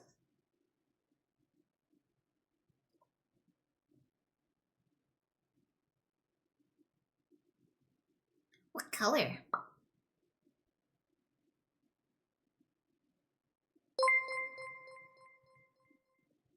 And also, like, most of the country disagrees with fox hunting. It's just a posh countryside evil fucker thing. Like, it's not a commonplace. You can't judge us by fox hunters because they're like deranged people. They're like 5% of the population or something. There have been multiple studies asking the general public, do you agree with fox hunting? And overwhelmingly, most of us don't agree with it. Like, it's one of those rural cousin wife things. But like for posh people. Like it's not a mainstream activity by any stretch. It's not, yeah, like it's one of those like depraved, bloodthirsty rich person things. Like, to put it into context, the kinds of people who like fox hunting are like royalty. Like, kings and queens go fox hunting, but the average person has empathy and like an ounce of humanity and doesn't go and like disembowel foxes with a pack of hounds on the weekend. Like, That's not. Please don't bring fox hunting into it. Way more people celebrate Christmas and Halloween than fox hunting. That's like a niche sadism thing. Nobody likes people who fox hunt. And it's weird because like people who fox hunt are usually like, they're usually caught in pedo scandals, or they like are money launderers, or like they're embroiled in some public scandal. Like if you got 10 people together who go fox hunting, 9 of them will have like a criminal record for like beating their wife, or like, you know, it's, I don't know why that's a thing, but I swear it's a thing. Like they're usually wrong-uns in some way, and you kind of have to be for that to be a pastime, because there isn't actually any reason for fox hunting. They claim it's for like pest control, but they have to actually put artificial fox dens on people's land to hunt them, because once you cleared them out of the area the first hunt, they don't come back. So they reintroduce them artificially just so they have something fun to rip apart. So like they're lying through their fucking teeth. And it's just because they like ripping animals apart for fun. Like that's the whole point. They charge around the countryside in weird fucking, really phallic clothing. They dress up in a bright red coat with like a domed hat. So they basically dress up like a giant dick. And they ride around in horses. They starve a bunch of foxes, like they starve a bunch of hounds for like, what is it, a day or two? So they're starvingly hungry and desperate. And then they wreak havoc across the countryside. And like they usher this big herd of starving dogs. And like dogs will go out of control and rip apart people's pets on the way. Like they'll go sniffing around for a fox and they'll come across someone's cat or someone's pet dog while they're walking them and rip them to shreds. So like it's like a full-on despicable fucking pastime. Like, I don't know how they're not more ashamed. I don't know how people are openly proud of the fact that they go fox hunting. Like, it's genuinely a depraved activity. As somebody who has lived in both the countryside and in towns and cities, I can safely say that the average British person is not that unhinged. Like it's a specifically rural, crazy person thing to do. It's not normal. Like most of us are way more sane than that. I hate to be brutal about it. I'm not gonna sugarcoat it for you guys though. Like nobody likes those people. Like literally no one. It is not our culture. It's just this weird thing. We tried to make it illegal and they just ignore it and keep on doing it because they're in the countryside and there isn't any CCTV. So like most of the people of the country, like our entire country tried to ban this shit and be like, hey, don't do that. That's not our culture. That's kind of fucked up actually. And they're like, no! Like you'll see random cars and shit with fuck the law, keep hunting as like the bumper sticker and shit like this. And they mean fox hunting because they'll put like a picture of a fox hunt or a fox, or they'll put like a picture of those men dressed as bellends with the red coat and the fucking black hat. It's not our culture. It's just a weird fucking deranged thing. Can't tell you enough. Like, do not judge us by those people, please.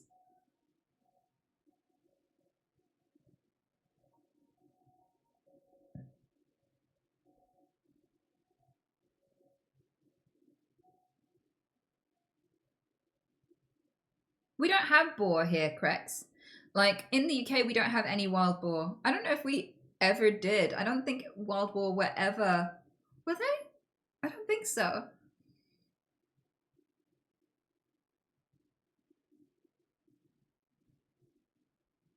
I know we used to have wolves. And I think we might have used to have bears, but I never knew we had boar. They were made extinct 300 years ago? Oh my god. Huh. That's tragic. I think we should reintroduce wolves, honestly. I think we should reintroduce all the animals we made extinct.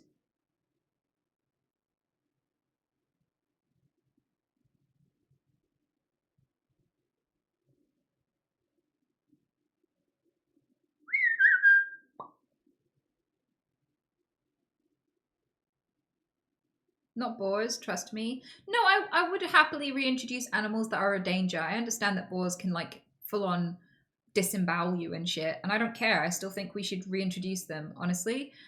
Because I kind of feel like we made them extinct. We had no right to make them extinct. It was artificial. It wasn't natural selection. We just took out their habitat, and we shouldn't have. And that if they're dangerous, we should just be more careful in the woods. I mean, plenty of people still go and enjoy the woods in bear country, in other places. Like, you can coexist with animals that can defend themselves. You just have to treat them with respect so they don't have to defend themselves. And you're fine. Like, I don't think that's an excuse to make them extinct. I feel like they should still exist and we should just be responsible around them. I feel like that's the answer. Right there. That one.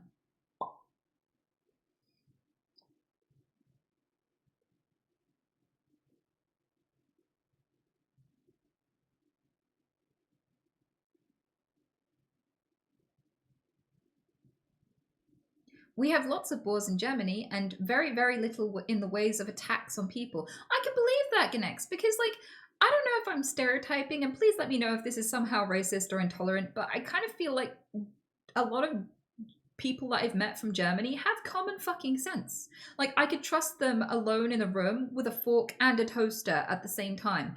I can't say the same about, like, Americans and British people. Like, I have a lot of American and British friends, and dear God, like, the situations that they get themselves in should not even be fucking possible. I once saw a video of, I think they were a British person, they might have been Irish, because they had a very thick accent, but they were from the UK somewhere, and they were trapped on a roof, drunk. And, like, people were like, are you okay? And he was like, and,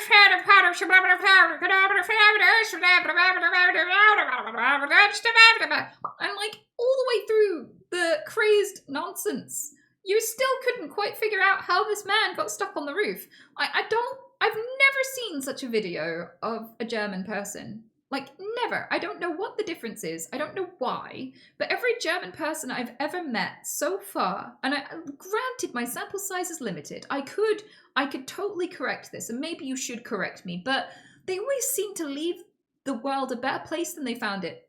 Every German I've ever met, I blink and they've cleaned my entire house and sorted my finances, replied to the tax man for me, taken out my bins, like, cleared out my childhood trauma real quick, like, completed all of my video games for me, and left a nice little neatly packed, very, very, very neatly wrapped present on my fucking kitchen table. Like, I will wake up at 5 a.m. or 6 a.m. and be like, God damn, I rarely ever be up this early. And they're like, I have already hoovered underneath every single one of your sofas, and your oven is clean, and I have spoken to your mother, and she is totally fine with the fact that you forgot her birthday, but I did send her a gift, but I dressed it from you, so you're welcome. Would you like some waffles? Like, that is, I don't know what it is. But I could understand why we would get attacked to fuck by boars and German people wouldn't. After meeting a few of them, I completely understand how that could be the case.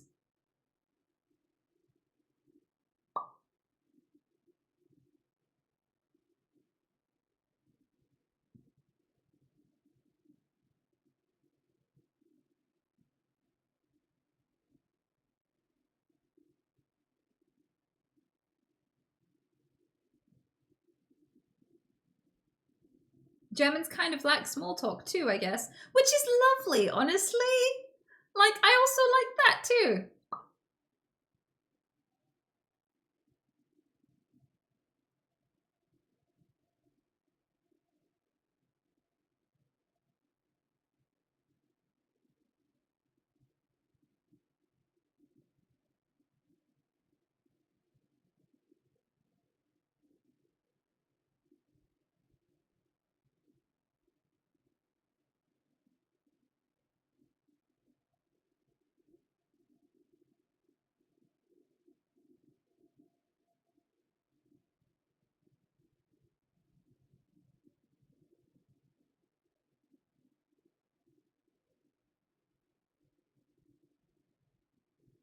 As someone who lives in Poland, I've seen many boars in the park, and sometimes they're walking through the city. That's amazing.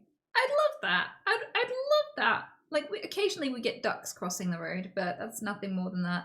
I mean, I love badgers. I wish we could see badgers more, but unfortunately, they're heavily persecuted in the UK. They shouldn't be because they're a protected species, bitch. But people hurt them a lot, so they're kind of timid. I've never seen a badger. I've seen plenty of badgers. They are great. They're so cute and surprisingly fast for their size. Like, you expect them to be like little bimbling idiots that kind of just waddle everywhere, but no, they're zoomy like a squirrel. They're crazy nimble. And their holes are fucking huge. I fell in a badger set once and it went all the way up to my neck. I just disappeared. I just went thump. It was like when you put a pile of Pringles back in a tube. That was me.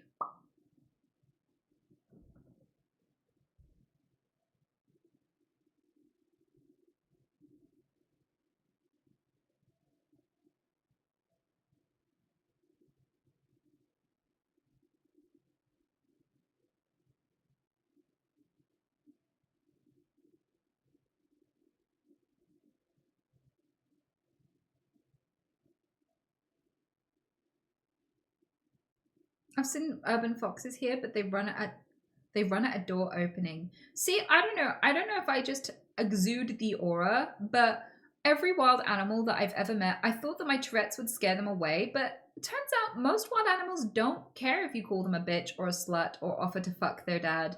They're like, all right.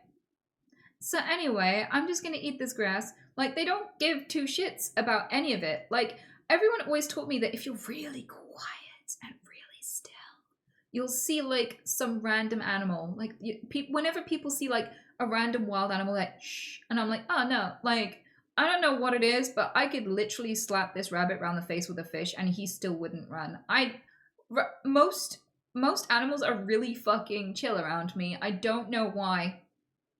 I don't know why. Because they shouldn't be. Humans are way more antsy around me. They're like, what the fuck's wrong with her? Is she on drugs? What's happening? What? What do you want to do to my dad? What the fuck? But animals are just like, hey. Like, I'm an old friend. Like, most wild animals treat me like an old friend. It's crazy.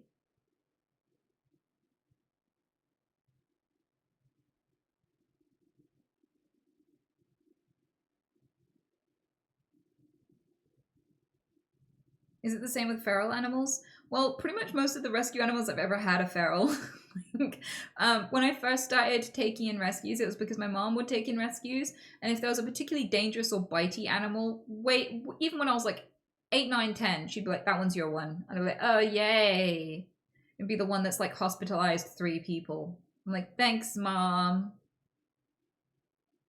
But they never would bite me. I think they can tell when you're a kid, because they were nice to me.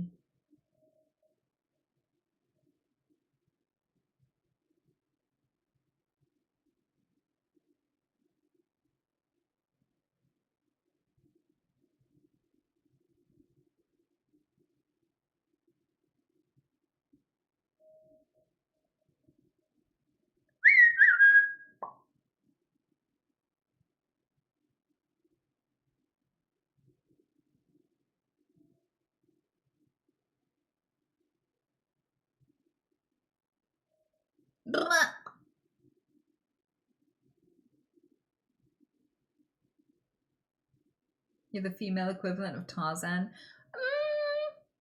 I don't think I'd risk running around in a loincloth. I don't know how anyone, like, how do you not worry about a slip of some kind?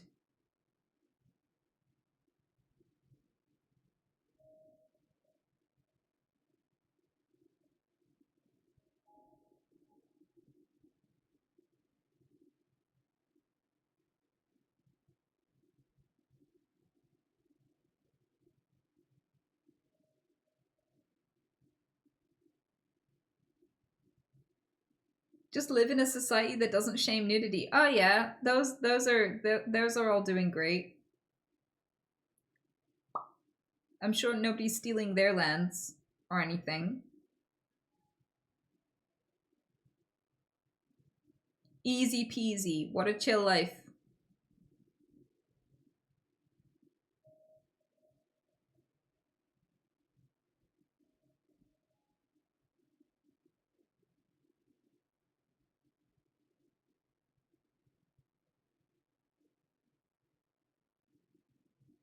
Zero armor. I'm sure they've won many battles. Weirdly, though, it was working for the Spartans. Like, it's weird to me that so many dudes think about the Roman Empire so often, but strangely forget how gay it was. Like, and that I'm fine with it being gay. I think it's fine if they wanted to be gay, but nobody seems to talk enough about how gay the Roman Empire was. Like, they used to battle naked, they used to fuck each other, to the point where they were so unused to heterosexual sex that the women would have to shave their heads when the men came home, because the men to help them adjust to having to sleep with women again, because it was useful in battle. Like, you would fight harder to protect your loved ones, and you would like go into rage mode if like your favorite bestie got taken down in battle.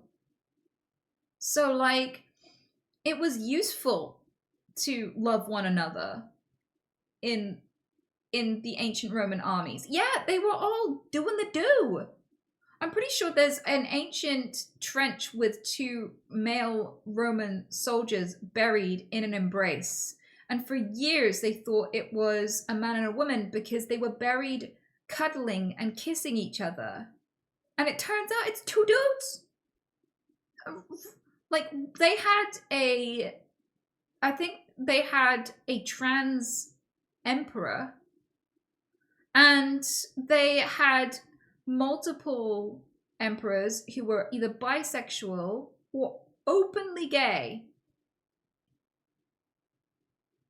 Like, one of their emperors was actually famous for being a bottom. Like, one of the things that we have written about him was that he was a bottom. I think it was like he was fearsome and on top with all of the men in war and under them in the sheets or something was the thing that was written about him. It's the main thing we remember about him is that, oh, that was the emperor that was a bottom.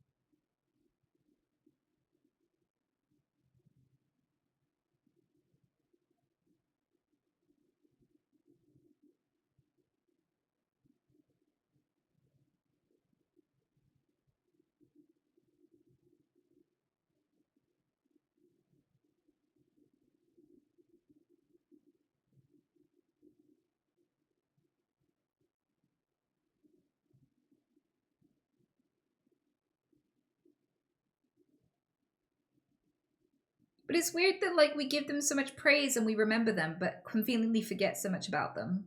That's the part that irks me, personally. Oh shit, it's 1 a.m. I better go, guys. It's been fun chatting. But yeah, like, whenever people talk about it and they go on about the aqueducts and shit, I'm like, not my Roman Empire. That's not what the part that I think about. They were all sharing butt rags and giving each other worms, though. Ugh.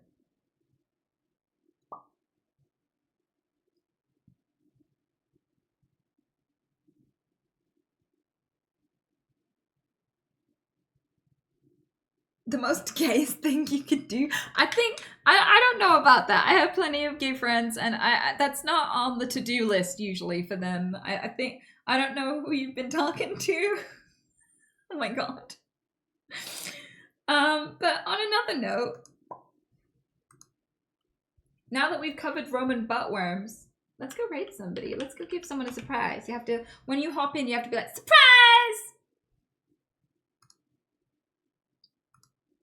And if you can think of something confusing to say, even better.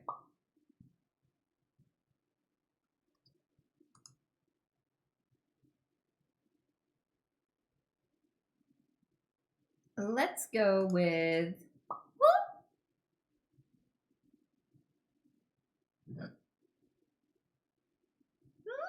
Ah!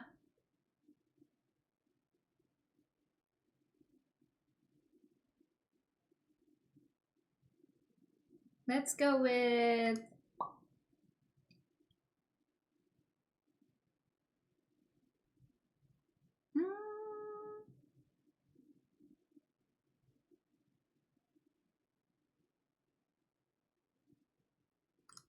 Let's go with this person. Mwah! I love you.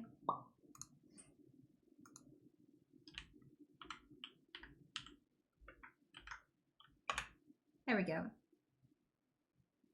Well, it was fun hanging out with you all. I'll see you again on Monday, okay? No, don't make it the buttworm raid. What's wrong with you? I have a reputation. Why would you even suggest that? These people are so impressionable. Don't... Look, we fucking... Oh my god. Ugh. Unmodded.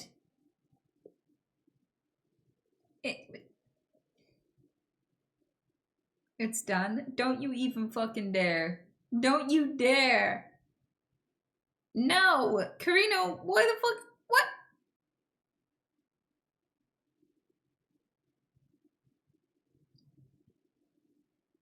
I'm dead ass spamming that.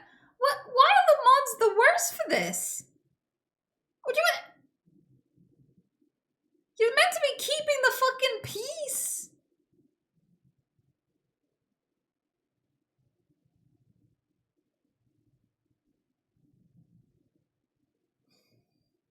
Well, I'm disappointed in you already. I'll see you again on Monday, okay? I'm clicking raid now. I'm so done.